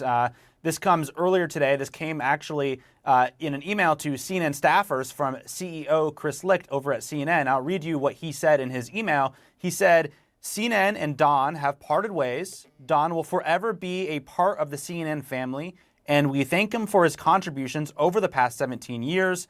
And it goes on. But Don Lemon came out and he was more explicit. He said that the network had fired him, and then he really lashed out and said that he was hoping that someone in management would have had the decency to tell him directly about this firing. And CNN PR then put out a statement separately saying that what Don Lemon had said was not accurate, and that Don Lemon did have the opportunity to meet with management. So there's a back and forth playing out over there at CNN in public as well. All right, let's talk about NBCUniversal. Big news out of there too. Big news over at NBC. Bro said over there at CNN like he's not currently on CNN. Like, fuck you mean over there at CNN? Where the head of that company has stepped down and made a sexual harassment allegation. It's coming from CNBC anchor or correspondent Hadley Gamble. Her lawyer has put out a statement saying that after they filed a complaint this led to an investigation, a third-party investigation at NBCU, and this ultimately led to Comcast, NBCU's parent company, deciding to remove Shell. Good girl. And Shell See, she acknowledged stopped. the inappropriate relationship in a statement of his own on Sunday. So shockwaves rolling through the media industry today, Pam. Yeah, big day for you covering all these developments. Oliver Darcy, thank you. Yeah, over there at CNN. What the fuck? Cenk, why did Tucker Carlson and Don Lemon get fired? 52,000 views for 6 minutes. What is he doing? All right, guys. Obviously, giant news. Tucker Carlson fired. Don Lemon fired. I'd say at MSNBC, somebody better watch themselves. But actually, the head of NBC News was fired just a couple of days ago. So apparently it comes in threes. Don Lemon and Tucker Carlson, very, very different situations. It looks like Tucker Carlson was trying to get fired. Don Lemon was definitely trying not to get fired. They both got fired anyway, and there's a giant difference between them. I'm going to explain that in 1 second. But remember, guys, we do a live show every day at 6 o'clock Eastern, 6 to 8 for the Young Turks. And Anna and I will have a lot more details on how they got fired, why they got fired during the live show. Make sure you're checking that out right here, either on youtube.com/theyoungturks or on our website at tyt.com/live. Okay, so Don Lemon is getting scapegoated. That doesn't mean that Don Lemon's a great guy or a wonderful news anchor. It doesn't speak to any of his views, et cetera, and I've had some issues with Don Lemon before, but he's really a symptom. He's not a driver of anything. And what's happening to him is basically, if you watch Succession, they're burying him on purpose. They leak the crap out of stuff to make him look bad. They need a scapegoat. Why do they need a scapegoat? Because their centrist BS turn, where they just do vanilla programming from the 1990s, isn't working at all. Their ratings are tanking everywhere. But this is when executives need to be able to point to someone and go, it's definitely not us. It's one of the anchors. It's unacceptable. It's definitely Don Lemon's fault. And they make it seem like it's all Don Lemon. Absurd. That doesn't mean that Don Lemon was some amazing anchor. Don Lemon was hired for general vanilla stuff in the first place. But that's all on management, not on Lemon. Now, on Tucker, it's the complete opposite. He's patient zero at Fox News. He's the one that does the most lies, the most conspiracy theories, etc. And the one behind the scenes cost Fox News a ton of money in that Dominion lawsuit by saying, well, this is obvious BS, where the people we're showing on air are nuts and insane, but he does it anyway. And then he goes and doubles down with Donald Trump and does an interview where they spread more election lies, especially as the Smartmatic case is coming up. Don't forget, Dominion was not the end. Smartmatic is now going to sue them for $2.7 billion, more than Dominion even sued them. Some are speculating that Tucker Carlson getting fired was part of the Dominion settlement. That would be kind of amazing. I would be very surprised by that. But Tucker's been going more and more populist to try to goad Fox News into firing him. Why? Well, my speculation has been throughout, and Young Turks viewers know this from now years ago, is that I think Tucker Carlson was pushing Fox News to get fired so he could run as a populist candidate for president. Danger Dave, thank you for the super chat. I'll answer your question in a second. And I shout out members on the live ones too, and I shout out super chat questions. So real quick, 2024 is not over, guys. There's a lot of people that can still get in the race. This comes quickly enough for Tucker Carlson that he might even make a run here. And the whole idea behind this is Fox News wouldn't let me say the truth. Oh, that's catnip. That's populist catnip for the right wing. So him being the leading conspiracy theorist, the leading guy who's driving the crazies, the patient zero at Fox News, that puts him in perfect political position, unfortunately. Okay? So Danger Dave asked in Super Chat, is Sean Hannity next? Okay, no. Sean Hannity's a team player. He will do whatever corporate douchebaggery that Fox News wants.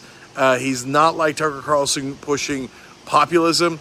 And if Murdoch says go support DeSantis, Hannity will be a team player and support DeSantis no matter how much he loved and supported Donald Trump before, whereas Tucker Carlson was uncontrollable. And that is one of the main reasons that I think he was let go now, okay? And so if Hannity gets fired next, then I'm wrong. It's all part of the Dominion of Smartmatic lawsuits, and they're getting rid of all the people who lied on air. So that'll be, you know how I give you guys predictions ahead of time to see if we're right or wrong? So you can see there that if Hannity gets fired. What? Who is this guy? Do you know him? No, I don't know who he is. He's some random guy, I think. Who knows?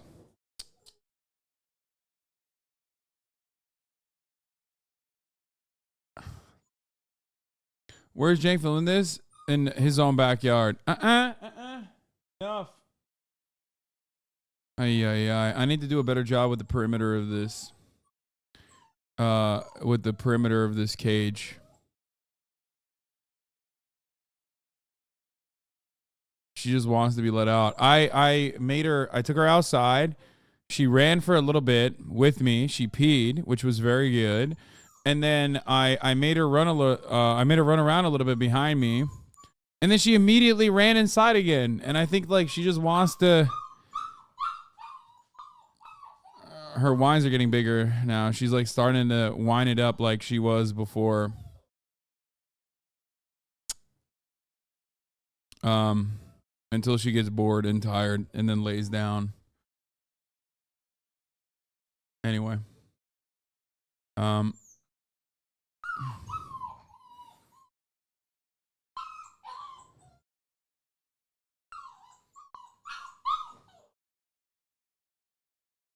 Right up on me. You can be right up on me if you want. Is that what you want? You want to be right up here?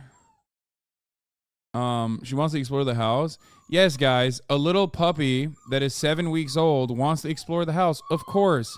Except if I left her to her own devices, she would literally fucking go up the stairs and then fall down the stairs and die, okay?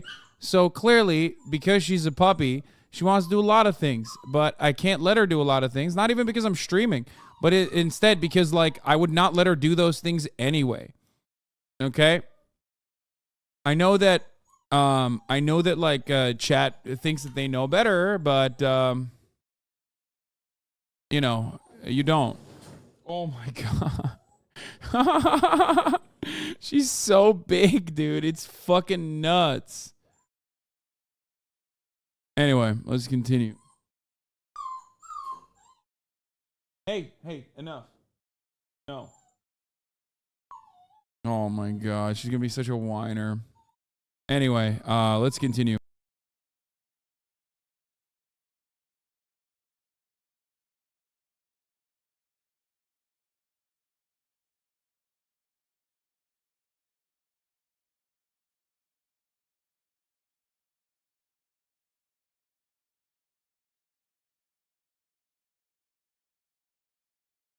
Now to the debate over abortion rights in this country after the Supreme Court chose to keep a commonly used abortion pill available for now.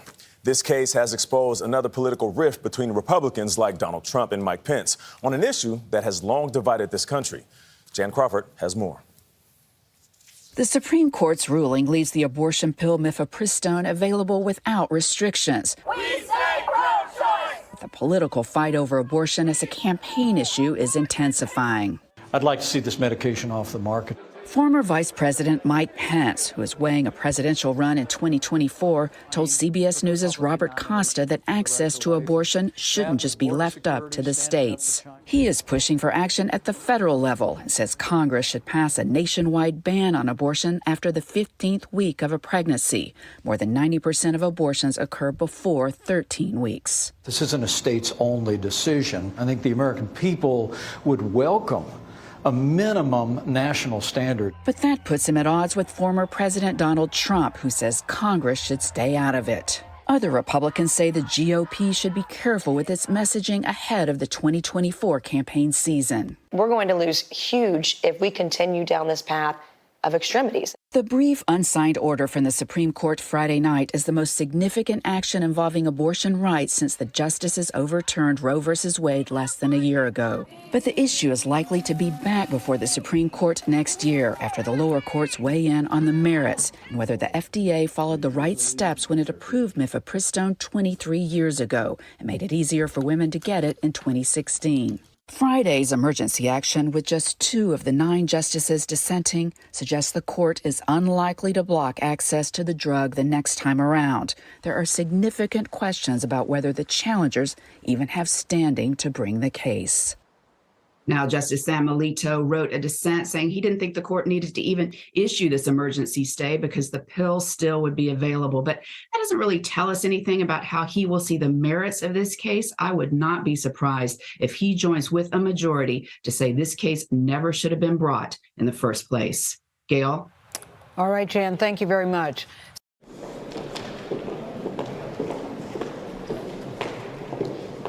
I'm not a candidate, so we'll see if and when that changes. No, you can't have this. I'm trying to have my food. Okay, she stopped crying, so I brought her up. And I know many Floridians, and certainly my wife and I, we have great regard for the Japanese people, Japanese culture, and really appreciate why what is a great this ally fucking Japan dude has been in to the Japan? United States over many, many decades, and so we're excited to be here to be able to explore more relations. Why is the governor of Florida in Japan? Somebody, by the way, I don't even know what this other person said, because someone, oh my God, bro, this dog, oh my God. She almost knocked over my Salade with her fucking big ass face and big ass nose. How about you chill out for like 3.5 seconds, please? Okay. How about you chill out for 3.5 seconds? I'm going to play with you in a little bit in the crate. Okay, we're going to do puppy playtime in a little bit. Okay? Okay?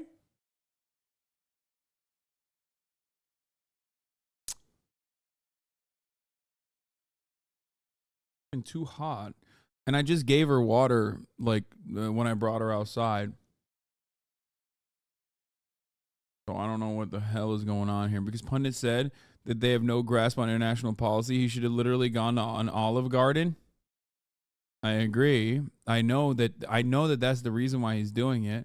How dare you call her that? You need to apologize to give her pets and kisses on the forehead and hold the camera up to her face and smuggle her. Yeah, I am doing all the snuggling. The problem is, like, it's a little hot in here, and I don't want her to get too over. I don't want her to overheat.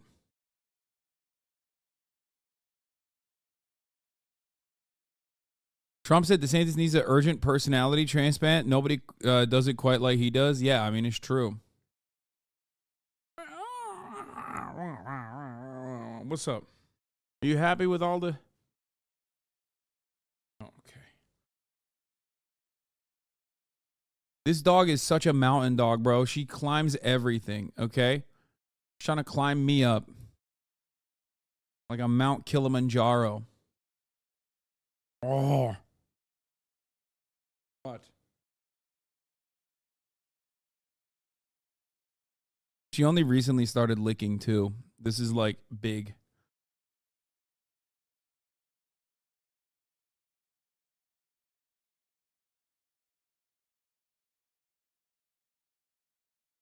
Oh. What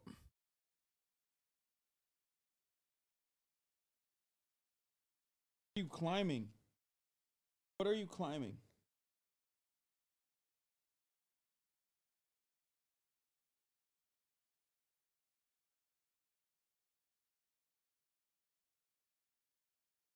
Let her speak. I can't.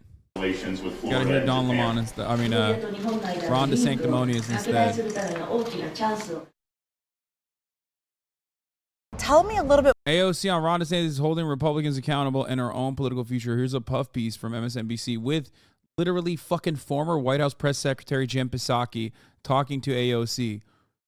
More about this project and why it was so important to you to fund. Absolutely. Well, I really think that this represents our climate policy at work, which is our whole approach to climate policy is that you don't have to trade off jobs, the environment, and really good, just outcomes for communities. So what we're doing here is that we have acquired federal funds to construct a training facility so people can learn the skills necessary to build the underwater pylons that offshore wind turbines go on top of.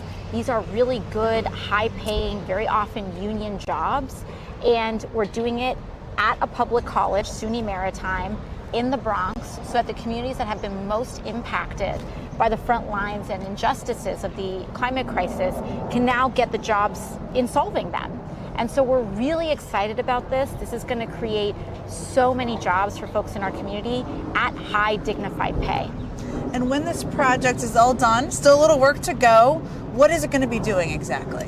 It's going to be, some of these facilities, for example, are like deep pools, and people will be putting on scuba equipment in order to figure out how you construct pylons underwater. And as they develop those skills, they'll be able to partner with apprenticeships and union programs so that when the funding comes in through whether it's the Inflation Reduction Act or other types of federal funding to construct offshore wind turbines, these folks are going to be the first in line to get those jobs. You're still a part of a new generation of leaders in Congress. You've been there now for a couple of years. Who gives you hope in the Democratic Party as you look around at fellow members or other leaders around the country? I am so excited and energized by the evolution of grassroots and community organizations and the extent of their involvement.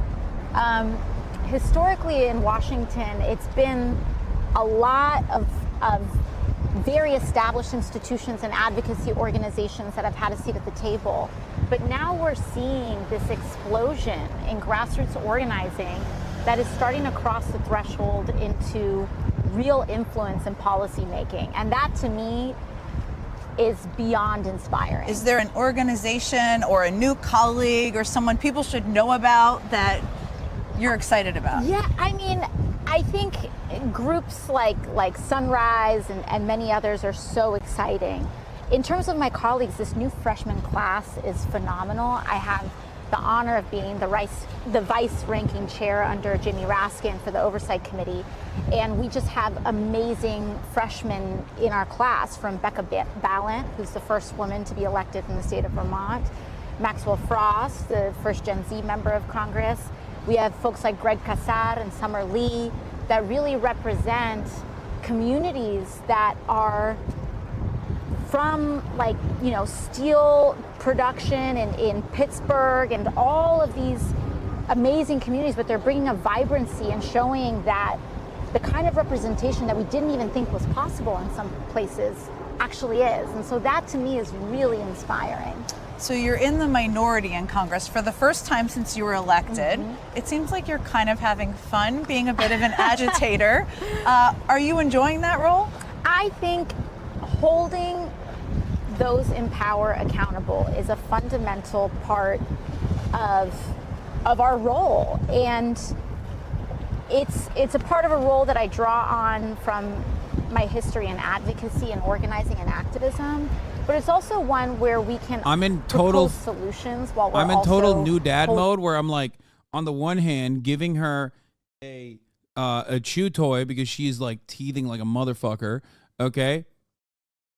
I'm giving her a chew toy. That's what no. Every time she's like chewing, she tries to chew on something, I had to give her a chew toy. While also simultaneously trying to eat my fucking food at the same time. Fur is gonna get into your food. I don't give a shit, dude. Here, look at this. One hand, left hand on the fucking chew toy, so that she can, like, you know, so that it can stimulate her. Right hand on the salad.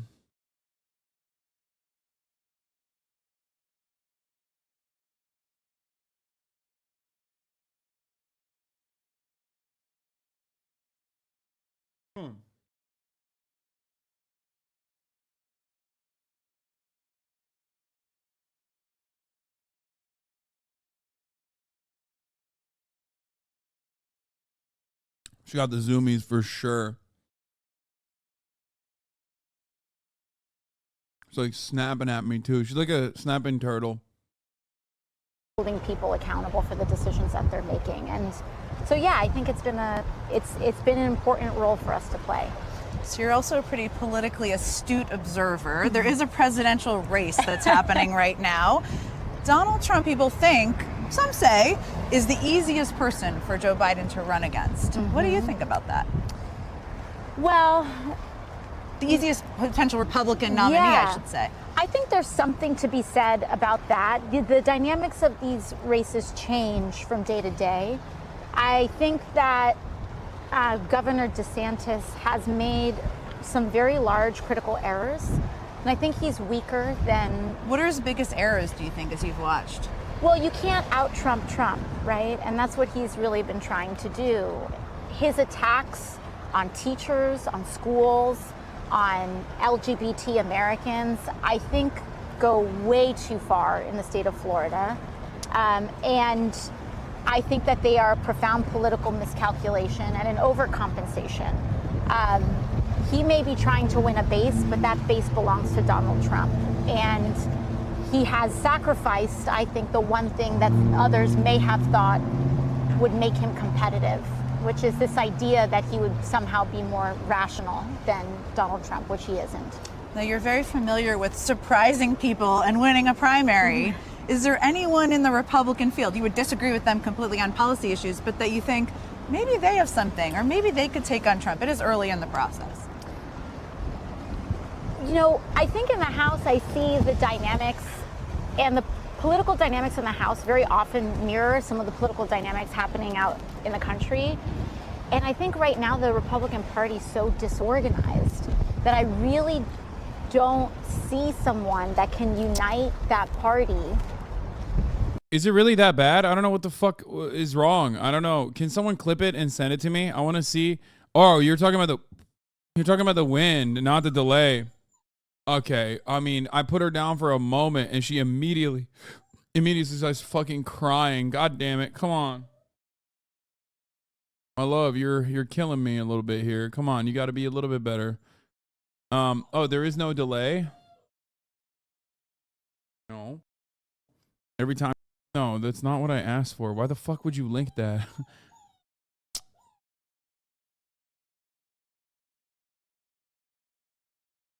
I'm gonna change this video. The video kind of sucks, yeah. Anyway, Twitter reverses course on verified blue check marks. In today's Tech Fights, Twitter's U-turn on those blue check marks. They were done away with last week. Users were told to get their verified check mark back, they needed to pay $8 a month. Not many did, but recently the check marks were reinstated on many celebrity accounts, including for some who have passed away. Apple is said to be planning a journaling app for iPhones. According to the Wall Street Journal, the feature would allow users to log their daily thoughts and activities as well as their feelings. Apple's offering would compete with other journaling apps such as Day One. WhatsApp is now letting you save disappearing messages, but the sender gets the final say. A new option called Keep the Chat allows users to stop a message from vanishing by long pressing on it. However, the person who sent the message will be notified and have the power to decide if it stays or goes away. Good feature for people who share too many memes on WhatsApp. Time to give it a rest. He moved on from that so fucking fast, my head spun.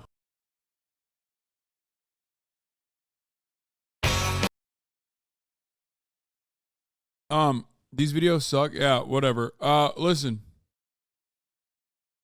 We already covered this shit extensively. We already covered the Don Lemon exit extensively. There's the CNBC anchor Hadley Gamble, but there's not too much to talk about that. That seems like a pretty open and shut situation for NBC Universal. I got a blue check mark as well, which was shocking and confusing for me. Didn't understand what the fuck the reason for that was, but then I realized, like, oh no, he's doing it because he wants to, like, re-up the value of the blue check mark, because originally the value of the blue check mark was around the fact that people have blue check marks. So, are you okay? She accidentally pushed it too much.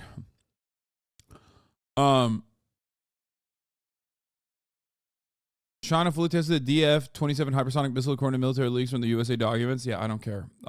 Great. Wait, you pronounce Don Lemon like that as a joke, right? Yeah, it is a consistent bit that has become reality pretty much. I don't know how else to describe it. Anyway. It was originally a bit, and now it's like stuck. It's like perma stuck.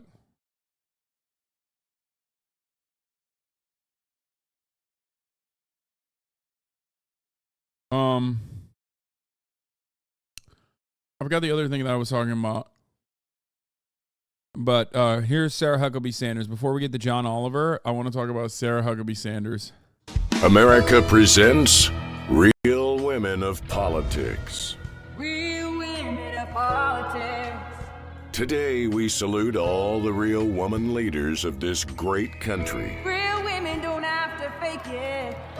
Real women doing real things. Real women work too hard for this. Some big companies can't tell the difference between real and fake anymore. Real people know the difference. That's why we're introducing the Real Women of Politics Koozie. Real women of politics. Now, you can salute the real women of politics at every backyard barbecue and tailgate. And bro, that Kay Ivey one goes so fucking hard. This is literally an SNL sketch that they, I guess, like did unironically. At this point, I am constantly dumbfounded where I look at like Republican commentary and I think to myself, is this actually unironically something that they're promoting because they think it slaps? Or is this basically an elaborate bit? But the moment I see a fucking Governor Kay Ivey, Alabama Koozie, I lose everything. now, you can salute the real women of politics at every backyard barbecue and tailgate. And if it covers up the label of a big woke company, well, that works too. Real women of politics. Order your Real Women of Politics koozie today.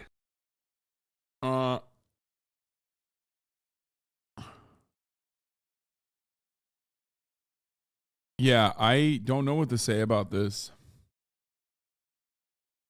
But why would anybody want Governor Kim Reynolds of Iowa on a fucking beer koozie? Or Sarah Sanders?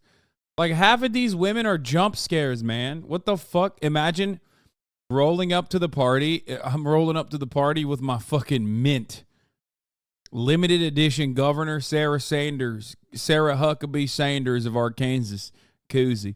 Hell yeah, brother. I bust that shit out. All the boys say, God damn, you're a real American right there. Now that's a woman right there, that Kay Ivey. Oh, I'll tell you what. She bust out that fake teeth. God damn, boy. What is this? Like, what the fuck is happening? Who the fuck, please explain to me, who needs any of these people on a fucking koozie?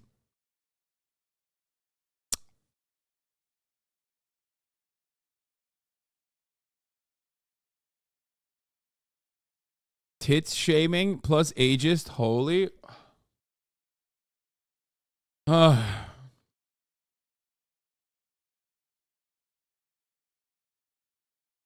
Bro, I would think that this is a elaborate bit that like SNL made, except this is Sarah Huckabee Sanders' own account. It's got the gray check mark, which means what? I don't even know what the gray one means. It's verified because it's a government or multilateral organization account. America presents. Like, what is happening?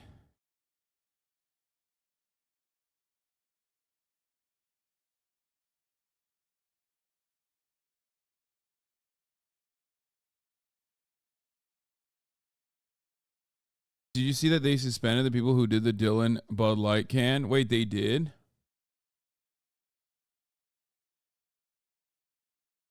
She also CC'd a tweet, which I respect. Anyway, I got to talk about this. This is True and covered this before. I think it's the Utah guys. But this entire story is so wild. Daily Mail, but this is the funniest goddamn thing I've ever seen. American fugitive Nicholas Rossi, who faked his own death and fled to the UK to avoid rape charges, steams his glasses up with rage as he tells Dateline he can't walk while insisting he's a Brit called Arthur Knight. That is the most insane fucking headline I've ever read in my entire life. Let's take a look at what this video accompanies. I already know it's going to be awesome. We were once a normal family, but thanks to the media, our lives have been interrupted. And we'd like privacy, and I would like to go back to being a normal husband. But I can't, because I can't breathe, I can't walk. People say that's an act. Let me try to stand up. Let me try to stand up. Exactly, exactly. What do you say to someone who believes... Okay, I need the full one. Give me the full shit. I need the full Monty. That's insane. That's actually fucking awesome. He's from Cranston, Rhode Island. This is a 24-minute documentary on it. No, I want the full one. I want the new one. I want the newest version. I need to know more. I mean, this is one of those things where it's like, this is the most incredible thing I've ever seen. Believes that you are Nicholas Alaverdian. I am not, Andrea, I am not Nicholas Alaverdi, and I do not know how to make this clearer. What do you say to people who say these are crocodile tears? He's putting on a show. This is all an act. Oh, Andrea, no, that's a low blow. That's a right low blow.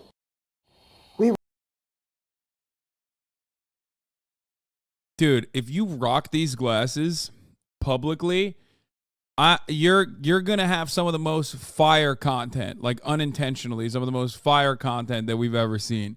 Whether you're like that eugenicist couple who's like, we are gonna make the superior race by having sex a lot and almost exclusively for the purpose of reproduction, or this guy who is faking being British and is nowhere near as good as I am with his fake British accent.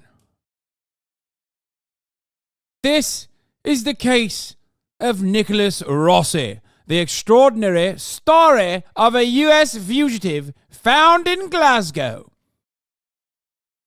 To locals, it is known as Glasgow. But to Nicholas Rossi, it's a second home.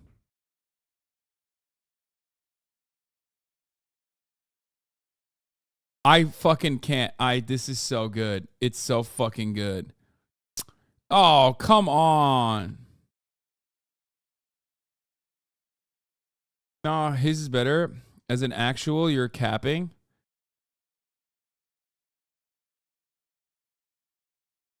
Chat is the top of the fucking hour. It's true. Why did you put my accent on there too? Like, that's the weirdest part. Yes, yes. Let the 10-10s roll. You motherfuckers love when a chatter debates me.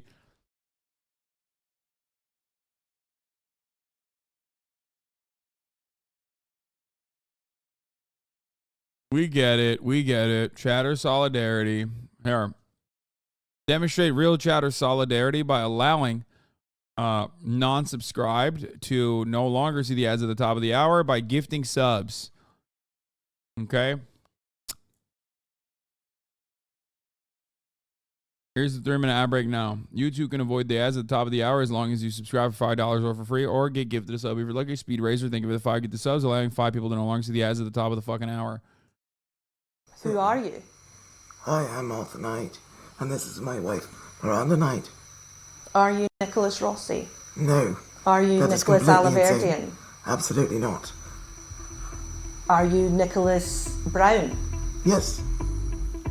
Police say this man has lived his life under at least 16 different names. They believe he fled from America to the UK to avoid rape charges in Utah. Then, in 2020, they were told he was dead. Just under a year ago, police believed they had found the fugitive. Bro, what is this fit, my boy? I mean, this is a Batman villain fit, dude. This is literally some Penguin shit. Are you fucking joking me right now? What the hell is happening here? In Scotland. Pulled it over on a lot of people, but he got fooled. Did the family believe Nicholas had died? No, he's not dead. He loves life too much. People who knew Nicholas Rossi, Nicholas Alaverdian, claim that it's you. DNA doesn't lie. I know my husband does not have tendencies as a rapist. That's the weirdest. Like, that is the weakest defense, dude. You just, what the fuck? Like, you hit the, look, if this is a real thing, okay, if this is a real thing, your answer should be, what the fuck are you saying? Like, this is such a wild thing to blame me. Here, I will take a DNA test immediately.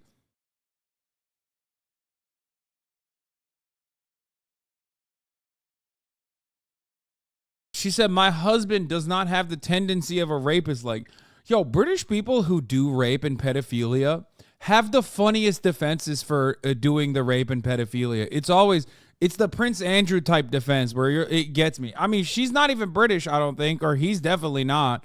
But it's so funny to me that, like, they picked up on that tendency where it's like, Prince Andrew was like, oh no, famously, oh no, as you can see, on this day I was wearing my non-raping shirt. This is a shirt I wear when I am not intending to rape a child. It's like, bro, a normal human being would never craft that sentence.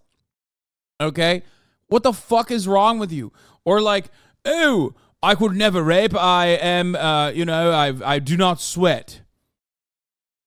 Because I lost my sweat glands at the Falkland War. That's right. I don't sweat, except I do now. I'm sweating currently. But there was a moment in my life where I was incapable of sweating. Noncery? Well, very capable physically of noncery, but incapable of sweating.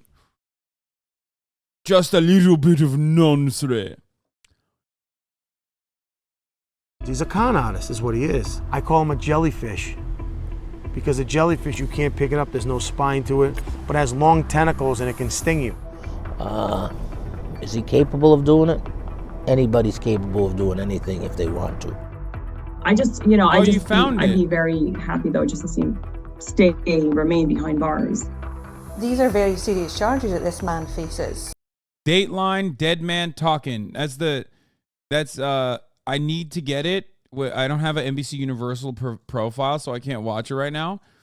But maybe we can rip it and watch it. They claim this man faked his own death to evade those charges. Did you fake your own death?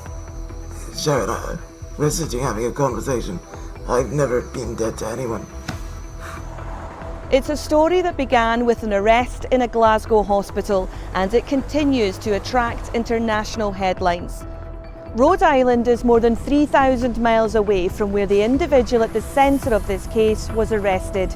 It's here many believe they've always known the true identity of the man behind the mask.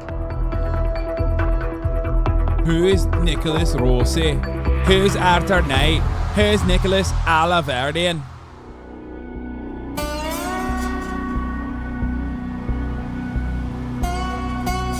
This is Cranston, a small town near the capital of Rhode Island, where Nicholas Alaverdian spent most of his childhood. He lived with his mother and stepfather, David Rossi. The singer, who was an Engelbert Humperdinck impersonator, adopted him when he was 8. There's Nicholas. Nicholas took his step. Bro, this entire fucking story is absolutely unhinged. Nicholas Rossi's DMs to TrueAnon. I would be glad to help you with whatever you're after, but I can promise you I'm not Rossi. For whatever that's worth, it has been proved and it will be proven in court. But my wife and I have been through enough. We have been trying to escape this nightmare. It is truly bizarre. And I have no clue who you are, but I'm taking a big risk here, telling you off the record that arrest will be made and leave it will be named by 1st of July. Please keep that off the record. I'm telling you what I've been told. They simply want to wait until after the election. However, good luck in all that you do. Okay, there's an hour and 28 minutes, more than that. Sorry. There's like almost an hour wait time in between this. However, good luck to all that you do, and don't hesitate to give me a bell should you need anything. Cheers.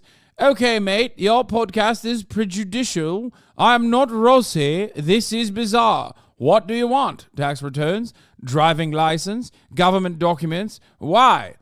Why couldn't you ask me for proof of who I am?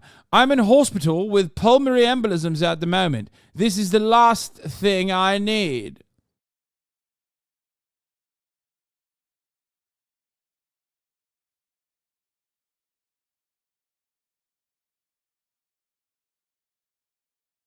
Well, I mean, the relation, what is this? Oh, this tweet was deleted by the author. Arthur Knight, alleged to be Nicholas Rossi by David Leavitt, responds. Here's David Leavitt with Viktor Yushchenko in Ukraine last year. Leavitt worked with the U.S. aid. Dude, what the fuck? I never actually watched this. True or Not episode, but there's like ties to the fucking U.S. aid. What the hell? Oh my heavens.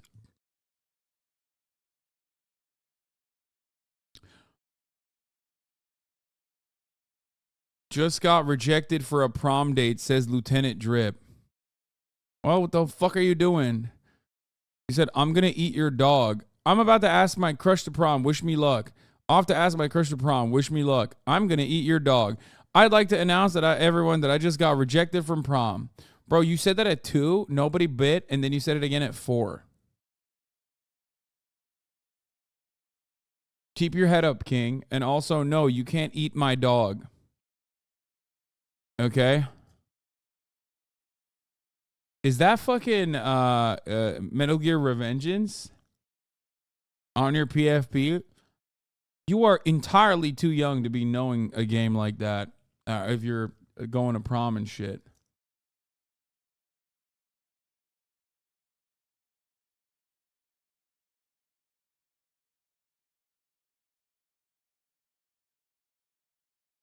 Metal Gear is a great franchise, though. I highly recommend it. Important for childhood development. Anyway, let's get back to this fucking insane video. Stepfather's surname, but the pair's relationship was nothing short of turbulent and at times violent. As a child, from day one, when I adopted him and his brother and sister, they weren't no boggles either. He was trouble. Hit his mother, hit his grandmothers, steal from the other two. Trouble going to school, want to run everything, always want to be in control. He just wanted everything his way. He was the devil's spawn. I took a lot on. 3 kids, her. I took on what no man would, I believe. But I did it. I loved them. I loved her. When Nicholas was around 13, he was moved into foster care, run by the Department of Children, Youth and Families. He lived at various group homes where troubled teenagers are placed under one roof. It was at this time Nicholas got his first job at Rhode Island State House. He worked with politicians, helping them with paperwork and other administrative duties. The most common word used by those who knew Nicholas Aliverdian during his time here at the State House was persistent. They say he was a man who refused to take no for an answer.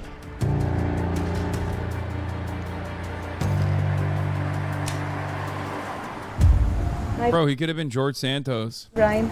Why? Nice to finally meet you. Pleasure. Former State Representative Brian Coogan took Nicholas under his wing. He initially thought the teenager was a genuine hard worker who had an unusually keen interest in the law for someone so young.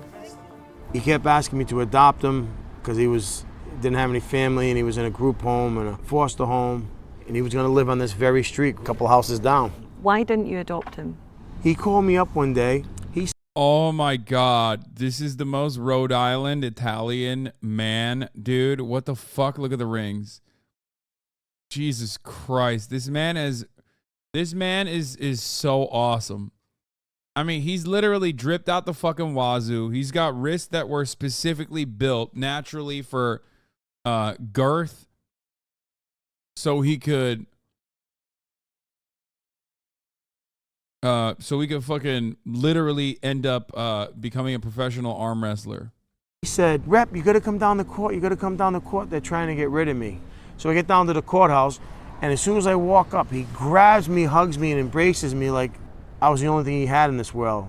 I said, Nick, whoa, what's going on? He says, they're trying to get rid of me. You gotta help me. And I went in with the judge, And he said to me, he goes, see this file right here? He had a file on Nick. So all the times that he was telling you and the other reps up the state house that he was being abused, cuts and bruises, those were all self-inflicted. He goes, I can't let you adopt him. Brian decided not to adopt Nicholas, even though the teenager claimed everything the judge said was a lie. Nicholas stayed in foster care and lived in Florida until he was 18. When he returned to Rhode Island, he took his claims of abuse to the next level.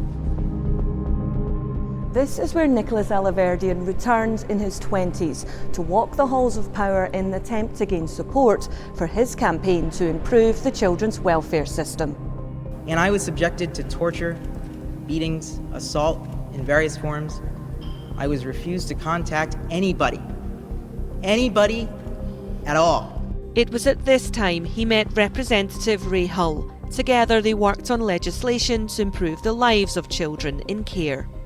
Was Nicholas Alaverdian one of those kids who fell through the cracks? Yes, absolutely. Or why would he be advocating so much to make the change if he wasn't one of them that fell through the cracks? He was a young individual with some tenacity that wanted. Bro, what the fuck is this, dude? Members one morning before school when Nicholas wouldn't stop hitting his mother. This is literally the worst audio I've ever seen. It's also like dead man talking, fire emoji, mushroom, star emoji. It's like, who is this for? Like, is this for, yeah, audio I've heard. Is this for like Zoomers? I don't get it. For sure he was going to rape me, but I did. There were a couple times I wondered if, Like, I don't really understand.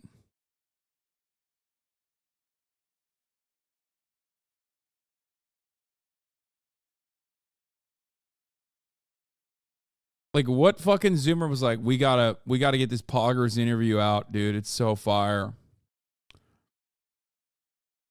Well,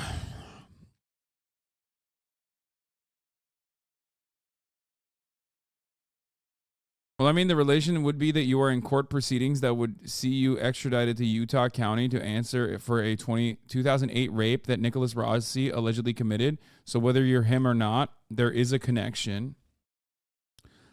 That how did you know David Leavitt was under investigation? Anyway. Wanted to change the world, and you could really latch on to him.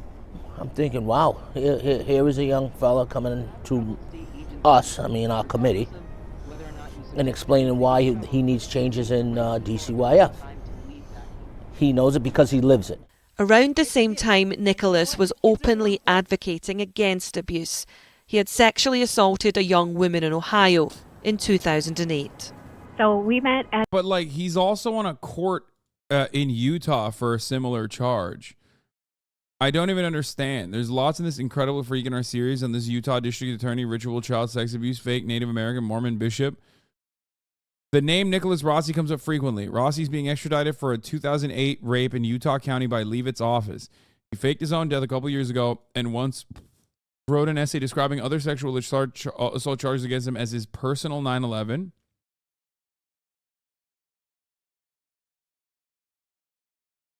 Like, this is what dude, this thread is insane. He now lives as Arthur Knight in the UK. Knight claims that he's not Rossi, has never been to the US, and is being set up. Here he is now. The document referred to by Leavitt in his press conference is a victim statement by the daughter of a former therapist in Utah County who was charged with a shit ton of rape, etc. Counts by Leavitt's predecessor, Sturgill. That therapist was Leavitt's friend and elder quorum president, and also a member of a fake Native American church that administered peyote. The therapist also hypnotized patients who were sent to him for the conversion therapy by the LDS. All of this ties back to some way to the disbanded SVU in Leavitt's office. He abolished it in 2020, which left a lot of sore feelings. He's also being called a woke prosecutor by his opponents in the upcoming June 28th election, and Sheriff Smith has endorsed his challenger. Here's David Leavitt with Viktor Yushchenko in Ukraine last year. Leavitt worked with USAID from 2008 to 2004 to 2018 to advise Ukraine's legal system and mold it into the American model. Conspiracy or overlapping conspiracies in Utah County. No one save members of the media have seen the victim statement. Rossi seems to know something, but the only way he could is if someone leaked it to him. If you can, please leak it to us. Arthur Knight, alleged to be Nicholas Rossi by David Leavitt, responds. The tweet was deleted, unfortunately, so we can't even see it. Rossi and Knight links to a host of documents posted by a woman in Utah in a reply to the thread above. They're pretty wild, if a bit difficult to parse in parts because of the redactions. One thing to keep in mind, Rossi was caught faking MySpace posts by a woman who successfully got him busted on sexual assault charges, posts that would have exonerated him, so keep that in mind. I don't get it. I just don't understand what the fuck happened at all. At the campus cafeteria, he said, "Do you mind if I walk you to your class?" So when me and him were walking into the basement, he starts attacking me, trying to kiss me rough against my face. He had his hands up my shirt, down my pants. And at that point, I ran up to my class, and I was like, this is, I think, just the safest place for me to go right now. And then I come out, and he's waiting for me. And I'm so sorry. I got caught up. I'm so sorry. I couldn't resist. You were just so pretty, and just giving me the whole line. And then I go and I report what happened to the police. This happened in January 2008, and he was then sentenced in May of that year. He gets sentenced. The judge does find him guilty in my case. He had to register as a sex offender every year for 15 years. And that part was hard for me because I was like, well, what if I'm ruining his life? But at the same time, I was like, if someone could have spoke up and prevented what happened to me, would I have wanted them to? Yeah, I was like, let's end the cycle here. Let's get it documented, because I don't know why, but it felt very orchestrated and rehearsed.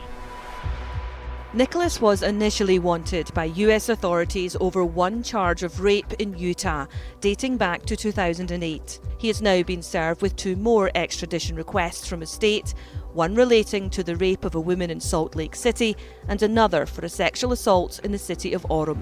Investigations have also been... I mean, this guy seems like an unhinged freakazoid that goes on like raping sprees no matter where he goes in the country. You know what I mean? He's like unstoppable force. ...carried out into various counts of fraud. He's been married several times. One in Ohio lasted just 7 months. Brian claims Nicholas's second wife never knew about her husband's criminal record, and she told him she was abused from day one. He called me up one day and he says, Rep, I want to take you to dinner. I got married. I said, again? I mean, because he was supposed to be married like 3 or 4 times. He said, I want you to meet my wife, Catherine. We met at a restaurant in downtown Providence, a fancy restaurant called Fleming's. And talking to his wife, very lovely girl, pure as snow, salt of the earth, very religious. So we parted ways, and then they went back to Dayton, Ohio. She called me up a couple of weeks after that, and she was horrified into the phone. Nick was locking her in the bathroom. He stole her identity. He got credit cards in her name. And she was just on the horrors. I said, Catherine, I said, you call the police? She goes, I call the police. I'm going to get away from him. Well, what was your reaction when you got that phone call? I was horrified. I couldn't believe it. I started Googling Nick's name, and I used all his aliases. I found out he's a registered sex offender. He's suing people. People are suing him. He's got all sorts of court cases going on. Nick's a weird kid. I said I would help him out with some money. You need to get an apartment. And Nick had called me. He goes, oh, can you help me out? Can you help me out? And I said, yeah, Nick, I'll help you out. Dude, this guy being like the key guy in this entire story makes it so much better. I'm sorry. I know this is not time for like anti-Italiaphobia, but like he's just a big old hunk of man, a big old meatball marron from, Rhode Island being like the most, a narrator in this situation is great. And I just decided not to. Why should I, I've given him money before. I loaned him money. Never paid me back. He says, you said you would. I said, no, I didn't. So we went right to his phone. He went to my folder. He went to the date, and he played it back for me. How crazy is that? So I said, Nick, what is that about? He goes, I record every phone conversation, and I file them. I put them in a file. It's a dangerous kid. It's believed around 2017, Nicholas left the United States and travelled to Europe. Ray hadn't spoken to Nick in some time and then received a phone call from him to say he was unwell. At this stage, the state representative said he had no idea that the man he was speaking to was a registered sex... Yes, Big Shooby, I did talk about the court documents for Daniel Perry. He was literally chatting multiple underage women, soliciting nudes. I am familiar. That was last week's coverage. If you would like to find out more about the Daniel Perry court case and what Governor Greg Abbott is intending to do, please go watch my video on it. I mean, not even last week, like 2 weeks ago, I think we talked about it. But ex-offender facing further allegations. I get a phone call once or twice. I'm in Russia now. I have a sickness, and he's going to be treated. And so that goes on. And then I get another call, I'm dying. I said, Joel, you can beat this. You'll be fine. His voice was scratchy. It's all coming back to me now. He was labored. I felt kind of sorry for the guy, you know, and I encouraged him. I said, I'll pray for you. This is not the end. There were many other people who come through this, and keep your chin up, you know, you'll be fine. Police agencies were tracking Nicholas and had asked those closest to him to try and flush him out. Next thing you know, I have the U.S. Marshals coming to my house. I had the FBI from Ohio call me. I had the FBI from Providence, Rhode Island call me. And they're all looking for him. Was Nicholas Alaverdian still alive? Yes, he was still alive. And he was calling me every now and then. And when he called me, I said, Nick, you got everybody looking for you. You got serious charges. He was calm and cool on the phone, talk like a lawyer. Oh, it's all a big misunderstanding. And you almost want to believe him. Where was he? Where did he say he was? I asked him. Dude, I fucking love this guy. I can't get over it, dude. I love this man. He is the perfect individual, dude. He's fucking calling me. I said, Charlie, what the fuck are you doing? You got authorities calling me for fucking charges. You better stop doing the fucking rapes or whatever you're doing over there. What the fuck? Where was that? He says, I'm in another country. I'm nowhere around. They're never going to find me. He says, I'm married with 2 kids now. I said, married with 2 kids? I said, what'd you do? Add water? What's it, like oatmeal? The very last time I talked to him, he called me and goes, rap. I said, he looks like a Teamster. Oh, he's most likely a union man, but probably voted for Donald Trump and is very excited to vote for him again. Nick, what's the matter with your voice? I'm dying. I'm in a hospital bed.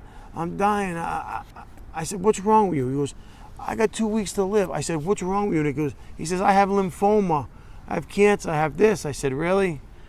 I said, listen, you cockroach. I said, cockroaches don't die. I said, you're not dying. I said, you're a sexual predator and you're trying to escape and you're faking your death. You are not dying. He goes, stop talking to me like that. I want to have peace with you. I'm on my deathbed. I said, and I was swearing at it. I was like foaming at the mouth. I said, you're a liar. I said, you're in a lot of trouble. They're going to get you. You can't fucking cockroach. Can't hide from the law. I said, you know the old saying, the long arm of the law. They're going to get you, Nick. Live and local news and information on WPRO, Providence, a Cumulus station. Sad news to pass along. A voice you've heard on the air here on WPRO. Nicholas Alaverdian, he has passed away from a long battle with cancer, leaving his wife and 2 children. Nicholas Alaverdian was 32. His passing is a very, very sad incident for us, and may you rest in peace, Nicholas. Next thing I hear a call from his wife, which I didn't know he was married.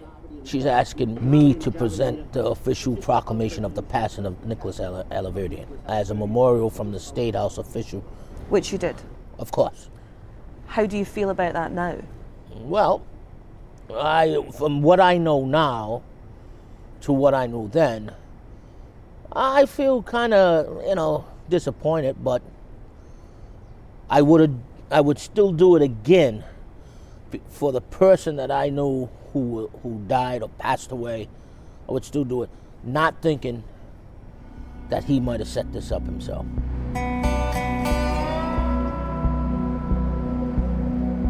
Attempts were made to hold a memorial service at 2 separate churches. The priest here was told to cancel the mass by police. Officers believe that Nicholas Alaverdian may have been vain enough to attempt to attend the service himself to hear the tributes being paid. What did you think when you saw that obituary? I was furious. I said, this kid is a con artist, is what he is. The obituary did raise a few eyebrows in Rhode Island, and suspicion quickly spread. I visited the pub where Nick gains a reputation for his gift of the gab and drinking ability. The achievement of downing 300 pints is celebrated on the walls of the Wickeden. They had a nickname for him here. That's right. They called him 3 Questions Nick. What the fuck is...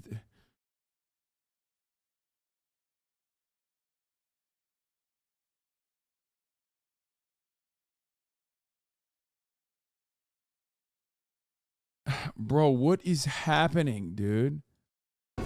Because Nick would just pepper them with questions.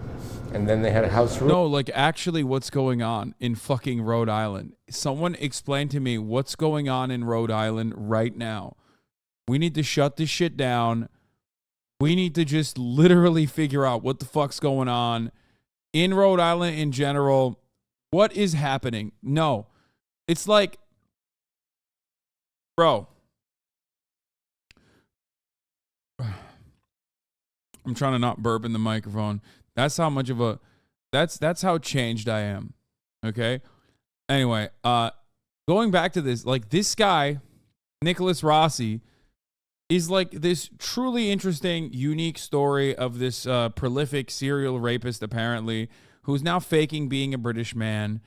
And yet, for some reason, like, he is secondary as far as interesting characters in the story. Like, how is it possible that you go to like some random fucking guy at a bar and he just looks like this?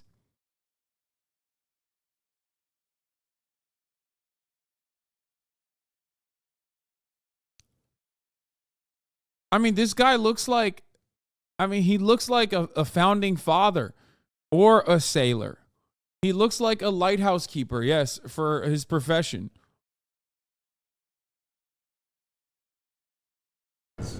And then they had a house rule that he was only allowed 3 questions or they would cut him off. So he was known as 3 Questions Nick. Nicholas Alaverdian, according to everyone, died. Yes. Did you believe that Nick No, died? especially the crew here, they smelled a rat almost immediately. His name is Stephen O'Shea. These are the guys who are like, I'm actually 11th generation Irish, but I went back to Ireland type dudes, right? Didn't I tell you when the obituary came out? Wasn't I the first to say it? Yes, you were. What did you say? The wicked and bartender. Fucking wicked, dude. Nick's not dead. Nick wrote his own obituary. I was more credulous because I was contacted by his family to speak at his memorial, and his supposed wife called me from Europe. The last time I spoke to Nick, he said he was living in Western Ireland. So I said to this woman, well, how are you doing in Western Ireland? She said, what are you talking about? I live in Geneva. I went, oh, that's interesting. But she said, Nick wanted you at his service because he loved what you wrote about him. And I thought, what did I write about him? I've never written anything about him. And so she read me this very full quote of fulsome praise for him. And I said, I didn't write that. She said, oh, well, no, Nick cherished it. Do you doubt it all, everything, or do you think? I doubt everything. I doubt everything. I have no idea. I don't know him. I thought I knew him, but I don't. And I certainly doubt every aspect of his biography that he told me. Over in the UK, a man calling himself Nicholas Brown married a woman called Miranda Knight on February 22nd, 2020, a week before the date of death stated on Nicholas Alaverdian's obituary. This man began working for a Canadian woman who's expanding her business across the pond, but things quickly turned sour. She now believes the person she employed was Nicholas Alaverdian. I knew him as Nicholas Brown. In January 2020 is when we started. And by the end of the month, I was not very happy. It's insane that like the Utah part of the story is like so incredible and psychotic. like that it makes this part of the story seem sane. Like there is cannibalism, or at least like not real cannibalism, but like the mention of cannibalism, the accusations of cannibalism on the Utah part of the story. Yeah. Peyote shamans and whatnot, from what I understand. I didn't really look at the TrueAnon coverage of this, so I don't really fully know what the fuck happened here. But I remember covering like some parts of the story and like a while back when it first came out in like local news and shit, where I thought, you know, it was interesting. But I never followed up on it, but it seems like TrueAnon did. He seemed passionate. Yeah, Nicholas accused the Utah prosecutor of... I mean, here, look at the fucking article title, bro. Look at this. Here, this is the Utah part of the story. Man accused of faking his own death to have extradition hearing is accusing the Utah prosecutor of cannibalism and sex trafficking. Joe, we pretty much couldn't understand anything he said because of his much-needed oxygen mask. With Knight's extradition hearing scheduled for Thursday, now he has a new and wild conspiracy that the Utah County prosecutor, who's trying to finally get him back to the United States to prosecute him, David Levitt, is, he says, a cannibal and part of some child sex trafficking ring. If you look at Knight's Twitter, it's filled with allegation after allegation that Levitt is some sort of monster. And then it gets even weirder. The local sheriff's office is apparently actually investigating the allegations. Not only did they hold a press conference, but a sergeant with the sheriff's office confirmed that he'd been in touch with, yes, that same Arthur Knight about the allegations. Obviously, a wild story that needs answers. We reached out to the sheriff's office for comment, did not get a response. But here now is that Utah County attorney, David Levitt. Thank you so much for coming on the show. We're going to get these allegations in a minute. But first, let me ask you about Alaverdian. He's got this hearing Thursday. You sure you have the right guy and you're confident you're going to get him back here? Well, you know, it's going to be interesting to see what the Scottish Authority does, Dan. The truth is, you don't simply extradite someone from a foreign country unless lots of agencies have looked into this and used their limited resources to get someone back. I mean, every governmental agency is short on resources, and so when you decide you're going to go after someone, you have to really be certain that that's who it is. And in this case, we had to make ourselves certain. The State Bureau of Investigations in the state of Utah had to do the same. The United States Department of Justice, and now the Scottish authorities. And so you have 4 governmental agencies from 2 countries who have all satisfied themselves that this is the guy. And it will be up to a Scottish judge to decide whether that happens. I think my lights just turned off. I'm going to stand up and see if I can. Excuse me. Yep. What no the worries. You know who I fuck? think? Bro, what is happening, dude? This guy, okay, this story is crazy. There's ghosts involved now, okay? I'm no big city lawyer. I'm no big city paranormal investigator, but it seems to me like ghosts are involved in this. That's paranormal activity, brother. I know paranormal activity when I see it, brother. There's a new layer on this. I think did that. I think Nicholas Alaverdian is behind this. The guy can do anything. This guy can do anything. I'm telling you, watch out. I'm staying away from this guy. I want to be very clear. Mr. Alaverdian, I didn't mean to insult you in any way. Okay, bro, chill out. I mean, I like Dan Abrams more when he's just like a side guest on a fucking panel talking about how cops are great. Okay, what is this? My man trying to fucking run his own show. Gogolun Paltosunda. Thank you for the 20 gifted subs.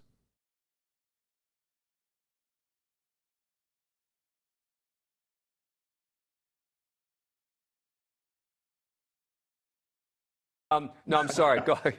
No, and so I, you know, we don't have any say or any control over the extradition proceedings because that's handled by the Scottish authorities. Right. But I'm confident that Scotland, the Department of Justice, the State Bureau of Investigations, you know, they wouldn't be joining with us in this really amazing international collaboration without they're being convinced that Nicholas Rossi or Alibertian or Arthur Knight are all the same individual. Yep. All right. I got to ask you about this stuff, about the accusations that you're a cannibal. How did this all get started? Well, I ran, this is kind of a weird intersection between trying to do my job and prosecute an alleged sex criminal on the one hand, and local politics. I ran for on a platform of restoring checks and balances to the criminal justice system, meaning we got to get rid of plea bargains, and he's a woke DA, bro. So that the jury can be a check on the prosecutor, and prosecutors need to stand up and become a check on the police. Okay. So then the sheriff's department, of course, complied with this guy's a cannibal shit. Pretty wild, honestly.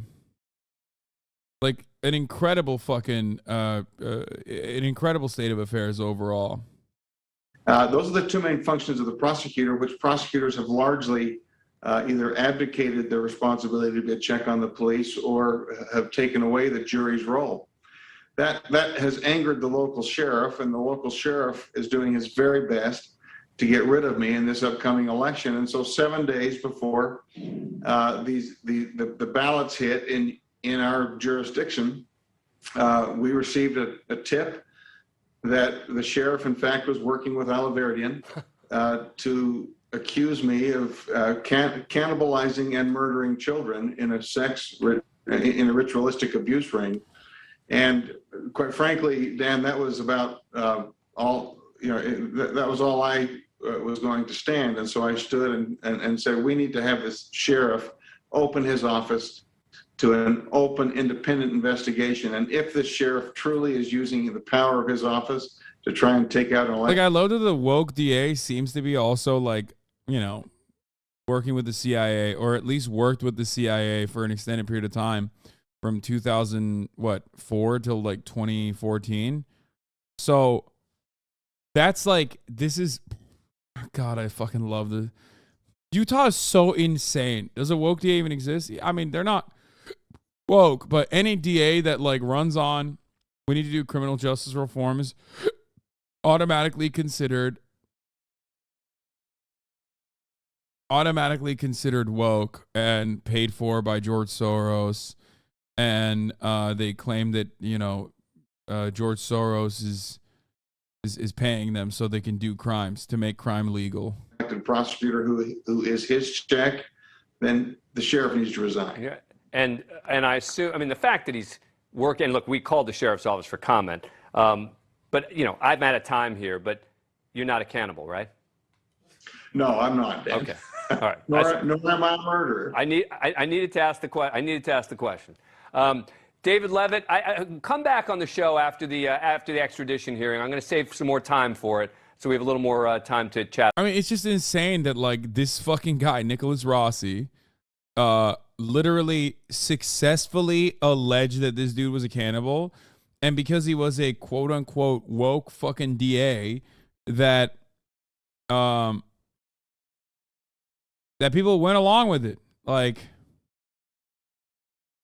the sheriff went along with it. And he seemed like he was determined. But then one day I just had enough, and I texted him because I didn't want to tell him verbally on the phone because he was very aggressive sometimes.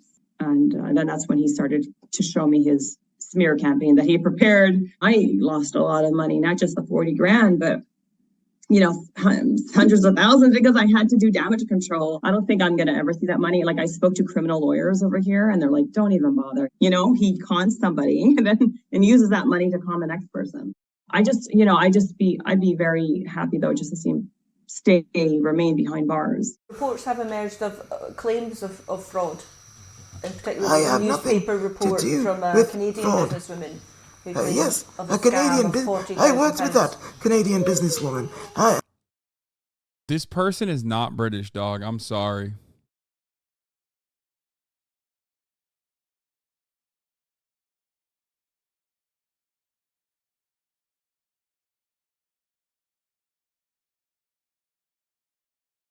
And I would love to show you how I worked for her day and night, irrespective of time zone. and even enlisted my wife to help me work with her because she was so demanding. Early 2022, and a man claiming to be Arthur Knight was taken into custody after fears he posed a flight risk.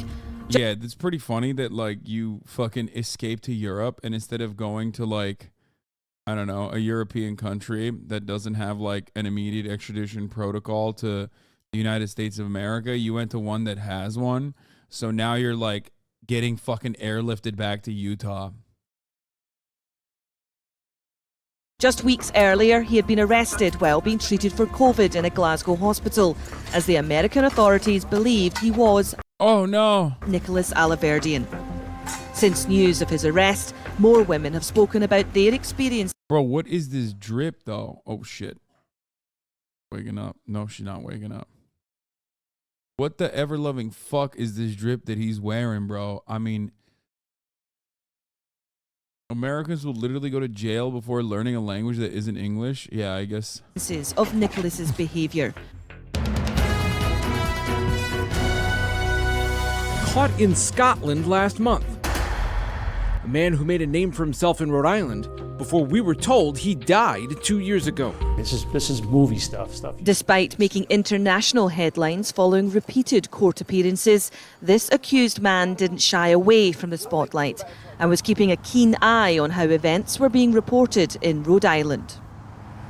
We were going to run this story, who he was and kind of his background here and how things got to where they were, and we interviewed people who had known him. And the day before the story was going to run, Arthur Knight called our newsroom looking to talk to the boss, and basically talked to my boss on the phone for about an hour. I did an interview with him and his wife, and that was kind of the first one, and it snowballed from there. And then he would keep calling and trying to say, you should look into this and you should look into that, and things about the prosecutor in Utah. But it just struck me as, why would somebody who claims they're not the person from Rhode Island care so much about what the news is reporting in Rhode Island? Except these are the news media outlets that he would have grown up watching and listening to and reading. No. I think it's perfectly normal that a guy that's like living in Glasgow would know about like a random Rhode Island local news channels.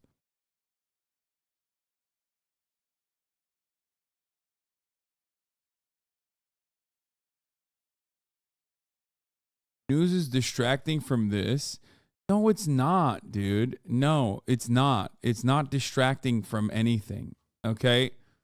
Like, you just think that. I don't know why, because maybe you can only focus on one thing. But, like, this is literally one of the most fucking... Okay, we'll get to that later. I'm going to go back to positive vibes, okay? Posy vibes right now. We're looking at a weird-ass dude. Is the game up for you? The game is just started. The game is afoot. Even in Scotland, Arthur Knight was pushing his plea, claiming he was an Irish orphan who had changed his first name due to childhood trauma. He said he took his wife's surname when they married. The couple invited me into their Glasgow home and we're gonna watch the Dateline video. It's fucking bananas, but insisted Arthur was still suffering from long COVID and that this was all a case of mistaken identity. The truth needs to be known. So why am I speaking to you?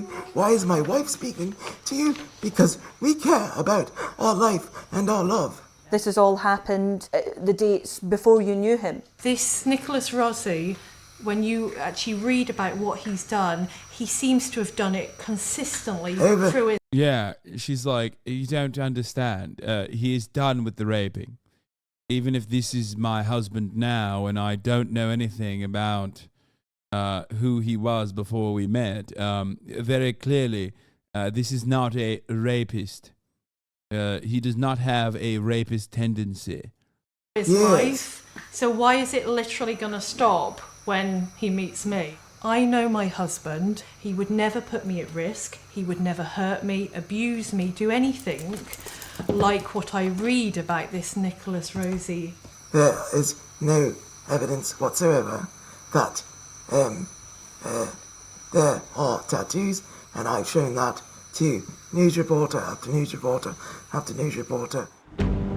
Intensive care staff from the Glasgow hospital where he was arrested told the extradition hearing about seeing distinctive arm tattoos on their patient while they treated him for COVID. These appeared similar to the images held by Interpol. During his evidence in court this week, the man himself claimed he had gone into hospital without any markings and had been tattooed while in a coma for 18 days. That's the crest of Brown University, yep, with the red and you got the black right there. What? A tattoo artist from Nicholas's hometown says his distinct ink could have been removed over time, but markings may still be visible. That top one would be a little tough because it does look like there's some scar tissue that would be going on with the books that are open, and then of course with the red. Bro, just fucking DNA test them. Like, I don't understand. What the fuck is going on? Like, what is this like? Oh, he might have gotten tatted, or he... Is that also, yeah, is that Brown University? Is that a tattoo of Brown University's crest? No shot.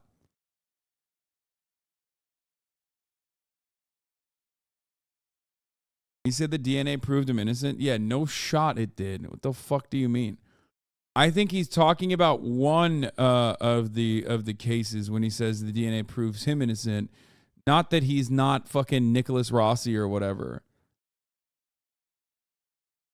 He's saying the DNA proved Nicholas Rossi innocent, which is also something that you wouldn't say as Arthur Knight.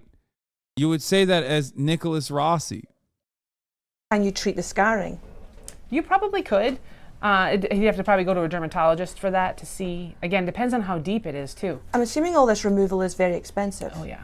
Yeah, it can be very expensive. So that's why I tell people, you're gonna get tattooed, make sure it's what you want, because it hurts a lot more and it's a lot more expensive to remove it. So, you know.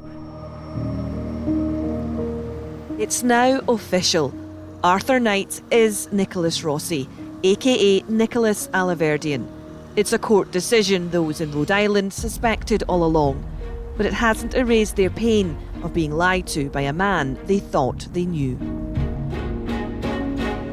See that mask and wheelchair? That's bull. This makes it even funnier that he's like keeping up the fucking... He's just like keeping up the memes, I guess, for the fun of it. I don't fucking know. It's very weird. It's very weird to be this way. That's bull. There's nothing wrong with him. He's faking for sympathy, trying to get off. From what I'm hearing now and all the stuff that's coming out, my head spins sometimes. It's like, wow. Wow. It's on him now to come forward. It's on him to say, hey, I did this. Is Arthur Knight Nicholas Rossi? Nicholas Alaverdian, as you know? I would bet my life on it that that's Nicholas Alaverdian. Nick's getting all this publicity, but it is about the women. It's so interesting because it's just like the little lies then are just these grand lies now that he uses as like a building block of who he is and how he's important. If you could say anything to him, what would you say? Smarten up. You're still young. Do the right thing. You know, you hurt a lot of people. End it. Do your time. Oh! Finally figured out his accent. I saw that guy. He was my waiter, and I totally dismissed him like everyone else does in his life. And I totally was wrong because he's a major, major, major influence on me now, and I feel terrible. That stupid English voice, was that me? Unfortunately, yes. You're really gonna like it. Yeah, thank God for Jonah Hill making Kanye no longer anti-Semitic. Which, of course, comes with the recognition that he was anti-Semitic. You know what I mean?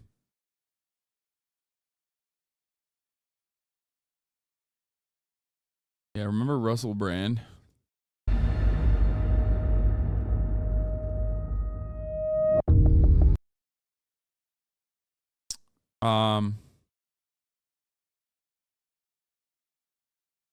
Can we put this guy in jail yet? What is this?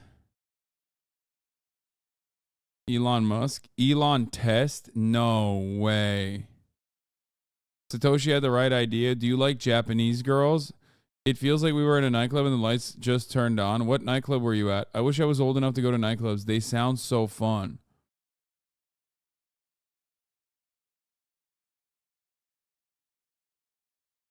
I think an underrated and extremely funny thing was that this account had 0 followers until Elon did this just now and was constantly trying to get engagement for like a month before giving up and abandoning the account entirely.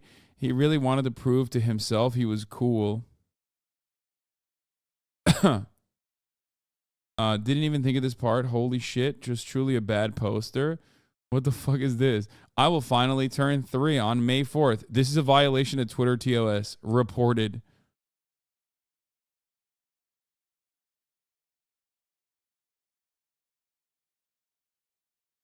So that was Elon Musk's like alt account or something. Someone found his alt from a screenshot he posted. It seems to be an account he was going to use to act as his child, but there were some weird things with it. His alt is so cringe. Content creators wish to enable subscriptions on this platform. Just tap monetization in the settings. Oh my God. Oh my God. That's his alt account.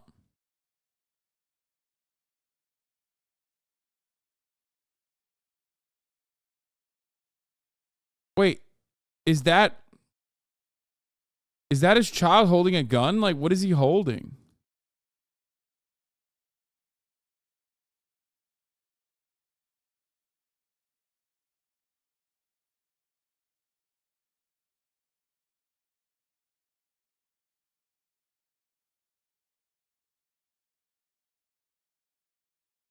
Look at the subscribers. He's making a lot of money off these idiots. Elon only has 27,000 subscribers, by the way. The man owns Twitter, has 136 million followers, and only 24,000 subscribers.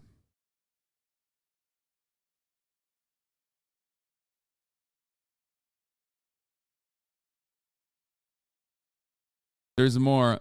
No way this man was responding to himself. Oh my God, I found his burner. Oh my God, it was Saeed DiCaprio that found his burner. Elon Musk revealed he makes over $120,000 a month in Twitter subscription revenue, according to a screenshot showing the subscriber count. Uh-oh, she's awake. Might be time for me to play with her a little bit.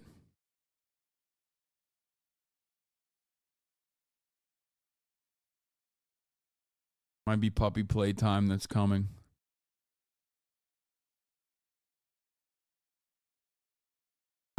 He's so strange. Satoshi had the right idea. Do you like Japanese girls? But it feels like we were in a nightclub and the lights just turned on. What nightclub were you at? I wish I was old enough to go to nightclubs. They sound so fun. Why is he fucking tweeting like he is his child? What the fuck is that? Awake. Ma'am, you are awake. Give us a little pee-pee and I will play with you. Okay, never mind.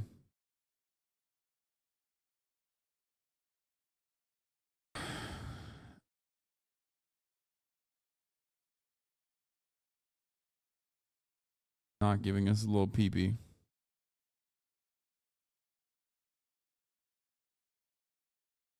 Do not lay on the piss pad. That one is clean at least. I put a new one in. Is this a real Pjorn video? Man fucks 5 million people at once. He was responding to himself as his kid.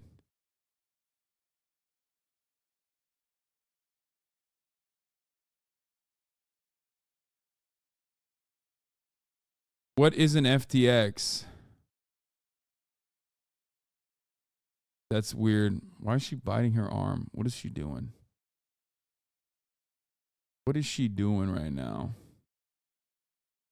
What's going on here? What are you doing? Huh? What are you doing? Hold on, I'm gonna play with her a little bit. Okay, it's puppy play time, dude. We gotta do it to him.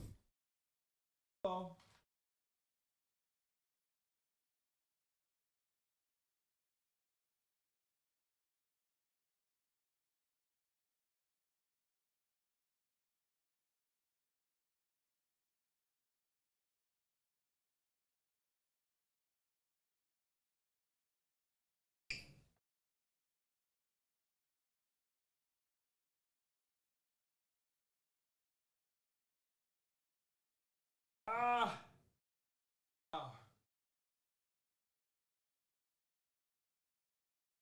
I almost pulled my fucking ab muscle right there while I was trying to get over. Holy fuck, I did too much abs today.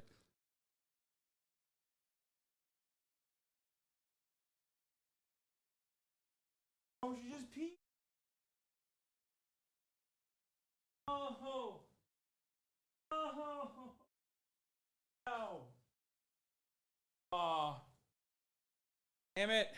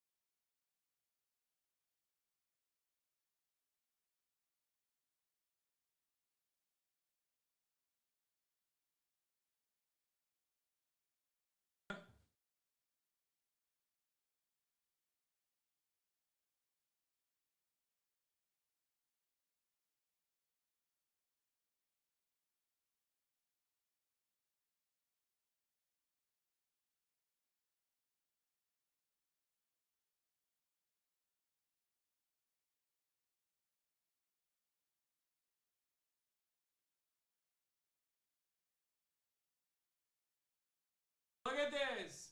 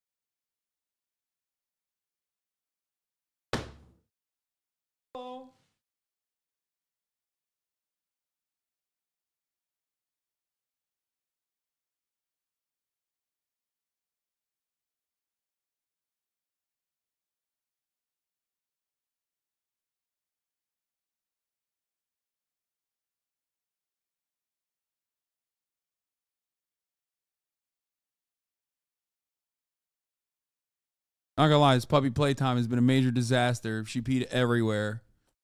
Okay? She peed literally everywhere, dude. Like everywhere. Holy fuck. You know, she's been doing so good.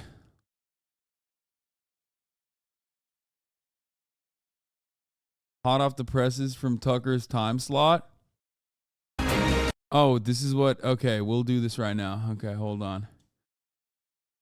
I'll fix up the background in a second. And then put her back on there. What are you doing? Why did you pee everywhere and also on yourself? What the fuck? Oh my God. She's trying her best. I forgive her. Oh. Hey. Girl. It was not a disaster. Kaya's doing what babies do. Yeah. She was, again, serving the top of the hour ad break. That's what she was doing. Which comes at the top of every hour. If you no longer want to see those ads, all you need to do is subscribe, which you can do for $5 or for free with a Twitch Prime by connecting your Amazon Prime account to your Twitch account, where you get one free Prime subscription a month. Let's watch what Fox News Tonight looks like without Tucker Carlson.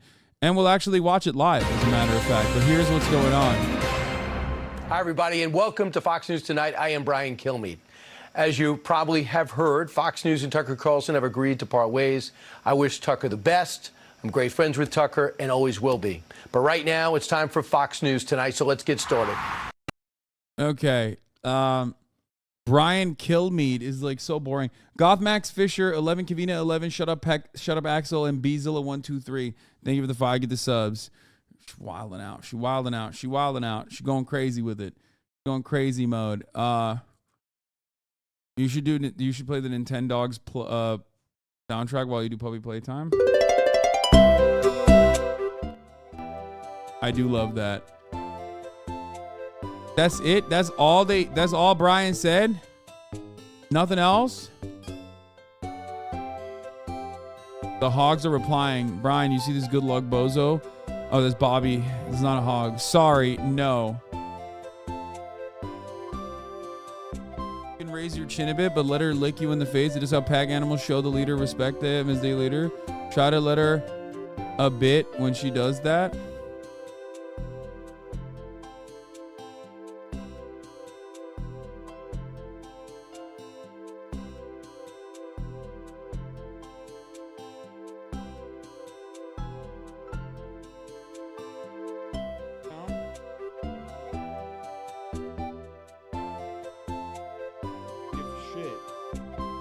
Okay?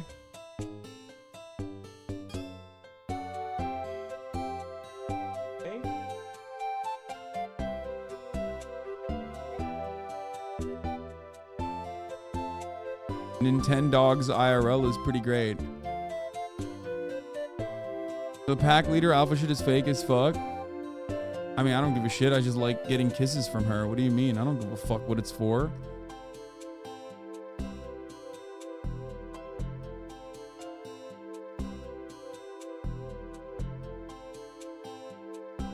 Hold on.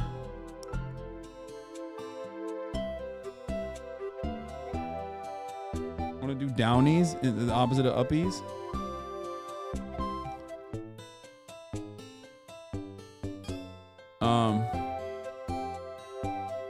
Shut this off. What's up, Austin?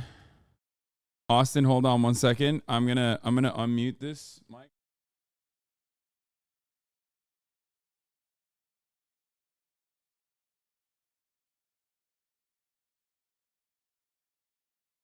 Welcome. Hello, everybody. I've come to meet my niece, my alleged homophobic niece, but You smell great. Honestly, That's the honestly, I'm gonna say something. What are you gonna say? I thought originally that she was homophobic, but you know what? Now that she's in my arm, I think she's gay. No, I'm kidding. I mean, I don't know, but I'll tell you this much. She is. It's very hard not to agree with her. She's very agreeable, even when she's peeing all over the place. Yeah. Yeah. She made my day so much better. I've had a rough day, Hasan. Yeah. I won't talk about it here, but I'll talk about it on the podcast. Okay.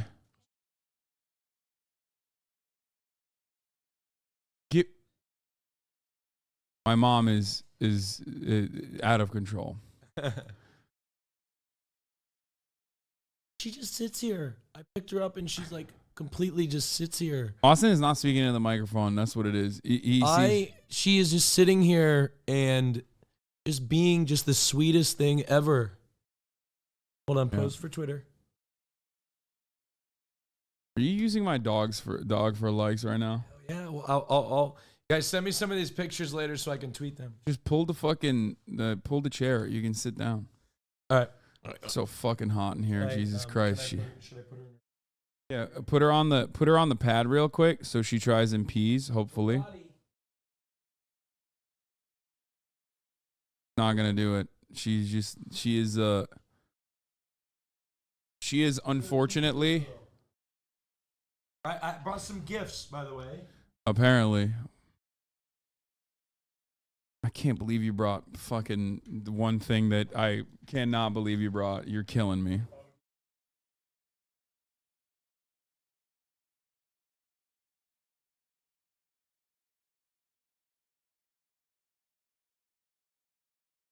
As you know. They can't hear you. You gotta come in. As you know, my driver is from Italy. And he made some fresh pasta. That's crazy. Some fresh pasta for Hasan. He said, give this to Hasan, is what he said. And he made some fresh pasta. She's looking at it right now.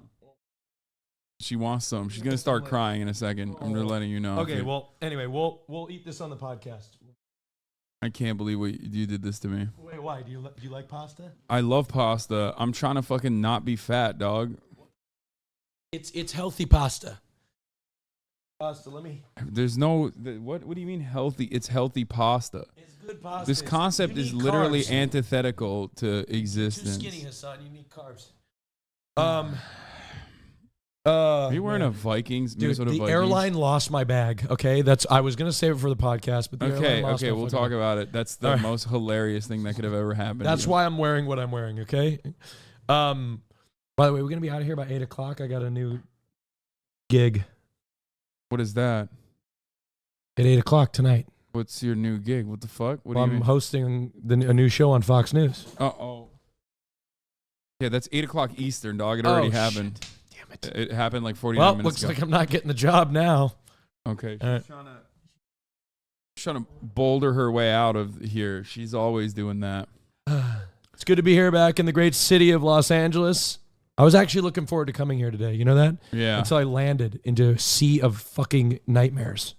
A sea of nightmares? What do you mean? LA, oh, it's LAX. just a nightmare. LAX. It's an absolute nightmare. You should grab the dog again. You should grab her. Okay. Her name is Kaya, by the way. Yeah, I know. Kaya.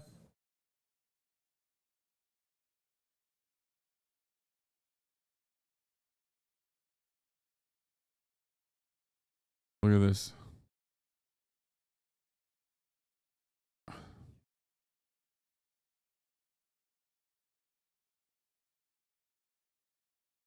You're so sweet. What's up, Mom? What are you doing over there?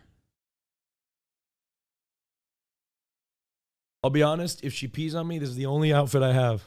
So, this is it. You'll be fine.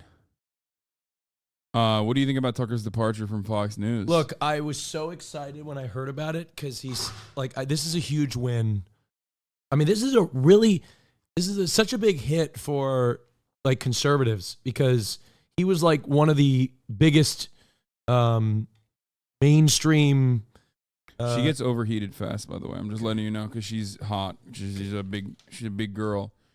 But I mean, look, like this is really bad for Trump and the Republicans for 2024.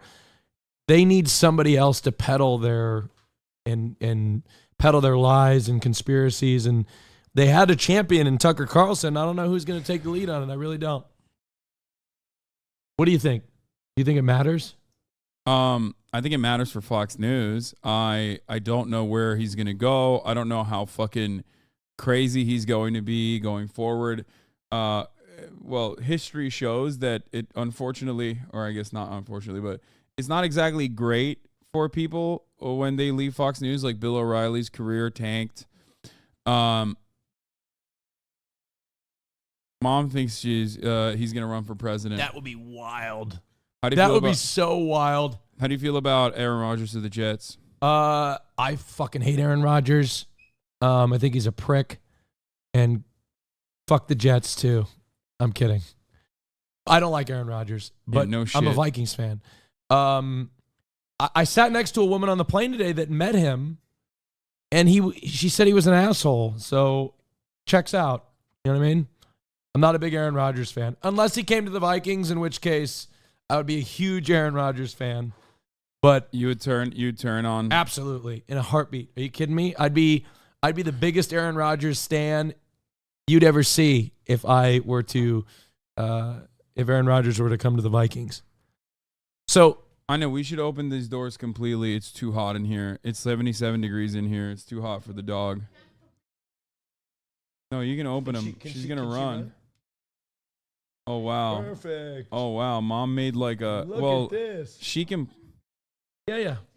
Mom, the thing is, like, she can push through that too. What do you want me to do?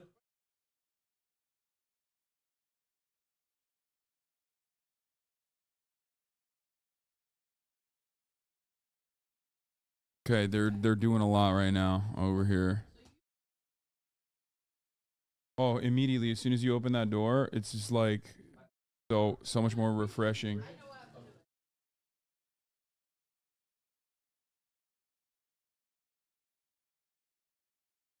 This is a whole operation. I'm not sure who's more likely to break something, me or the dog. Okay. Oh, it's you 100%, and you are nowhere near as Don't be cute. making fun of my socks, okay? A lot of people will be making fun of my socks. He doesn't have any additional clothing, Okay, chat. I don't have any additional clothing. The airline lost my bag. All right, my only bag. Okay. Oh, honey. Yes, she's So- still crying because she's a baby. I think, I don't know. I think. Is she peeing? Hey, come on. Come on, honey. Oh, no. Is she peeing? Oh. And she's sitting on the pee? Oh, she. Mom, you're doing a great job, Mom. Oh. Okay.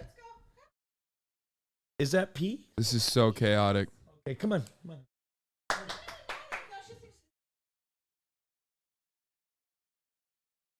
Here, Mom, here. Oh, my God. Oh, it's okay.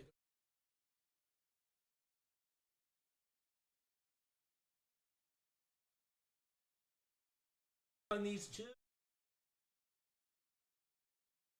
Pads down. Oh, we're gonna stay over here. I like to pee on these pads.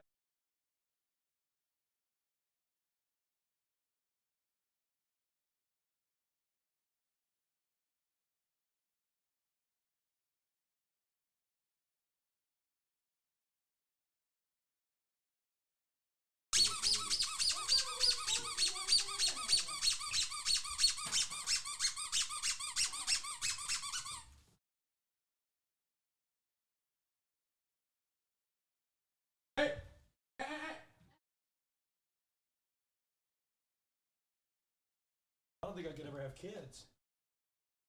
Bro, she keeps what kids are like too? she keeps immediately zooming away every time Austin tries to bring her back here. This is what having kids are like. Look at her face. She's like,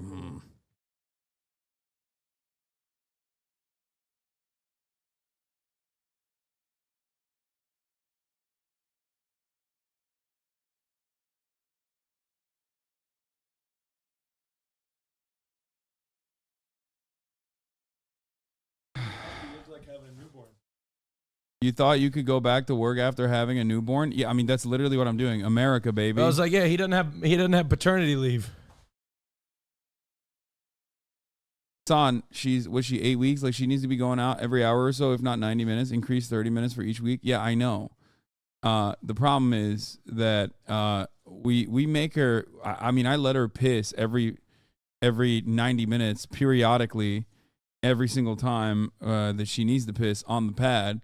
And I've been doing a decent job with that, except for when she gets unruly, in which case, like, she just wants to travel around and, like, How right big now. is she gonna get? 120 pounds is the suspected weight. Yeah. You look like a mother that has just given birth. I know. I am. You look like a mother that has just given birth that like you're completely just drained. I haven't even slept. All energy. I can't sleep. She And wakes you're me just, up at night. Like, she wakes me up at night 5 times. Last night she woke me up only 5 times, and that was like a success. oh, I'm too high maintenance for a dog. There's no way. I'm gonna come spoil her and then I'm gonna leave.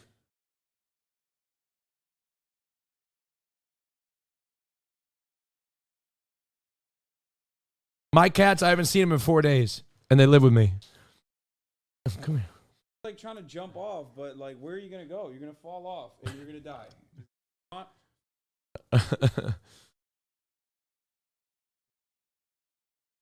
Was the run out so? No biting. No biting. Gotta give her it instead, yeah.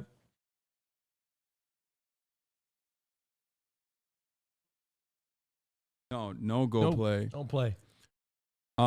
Did a song called Will and the Aaron Rodgers thing drop? No. Also, I'm not going to turn off the noise gate. Instead, I'm just going to turn off the stream, as a matter of fact, because there's a lot of activity here, and we got to get ready for the fucking podcast, which, you know, is supposed to be happening. No, you didn't ruin the stream at all, but this is the unfortunate byproduct of having a puppy where I have to deal with her shenanigans. So I'm going to end the broadcast here. We're going to do a Fear and podcast, so get excited for that. Stop. Where are you going? Where are you going? Where do you think you can go?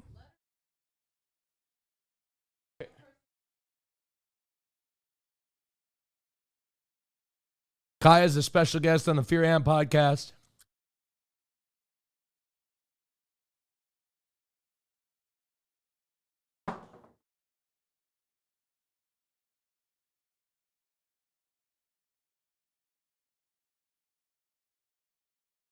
Make sure the Fear and podcast comes out tomorrow.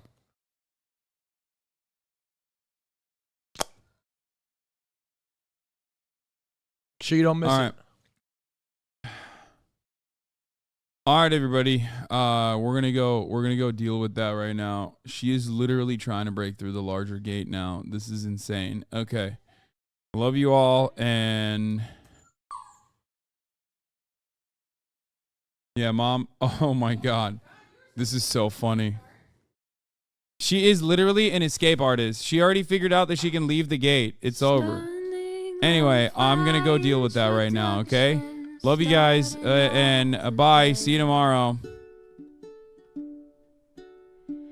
All the shadows trickling in, hassle people hate. Sunny Los Angeles, California, says Hasan. The starlock to the starlock to the topic just begun. There he is again, Hasan is streaming. Hasan is streaming. There he is again, Hasan is streaming.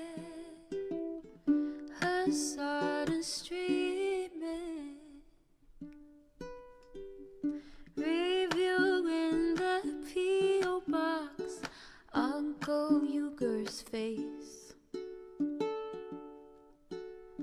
Sudden discord at your prop, great names take embrace. Tiny Bernie Sanders, LGBTQ Air Force. The whole left at your fingertips, Anne at your door. The H3 crowded debate, the Young Turks online show. 3 full fucking years of this, plenty more to go. 90-day fiancé talks of champagne bourgeoisie.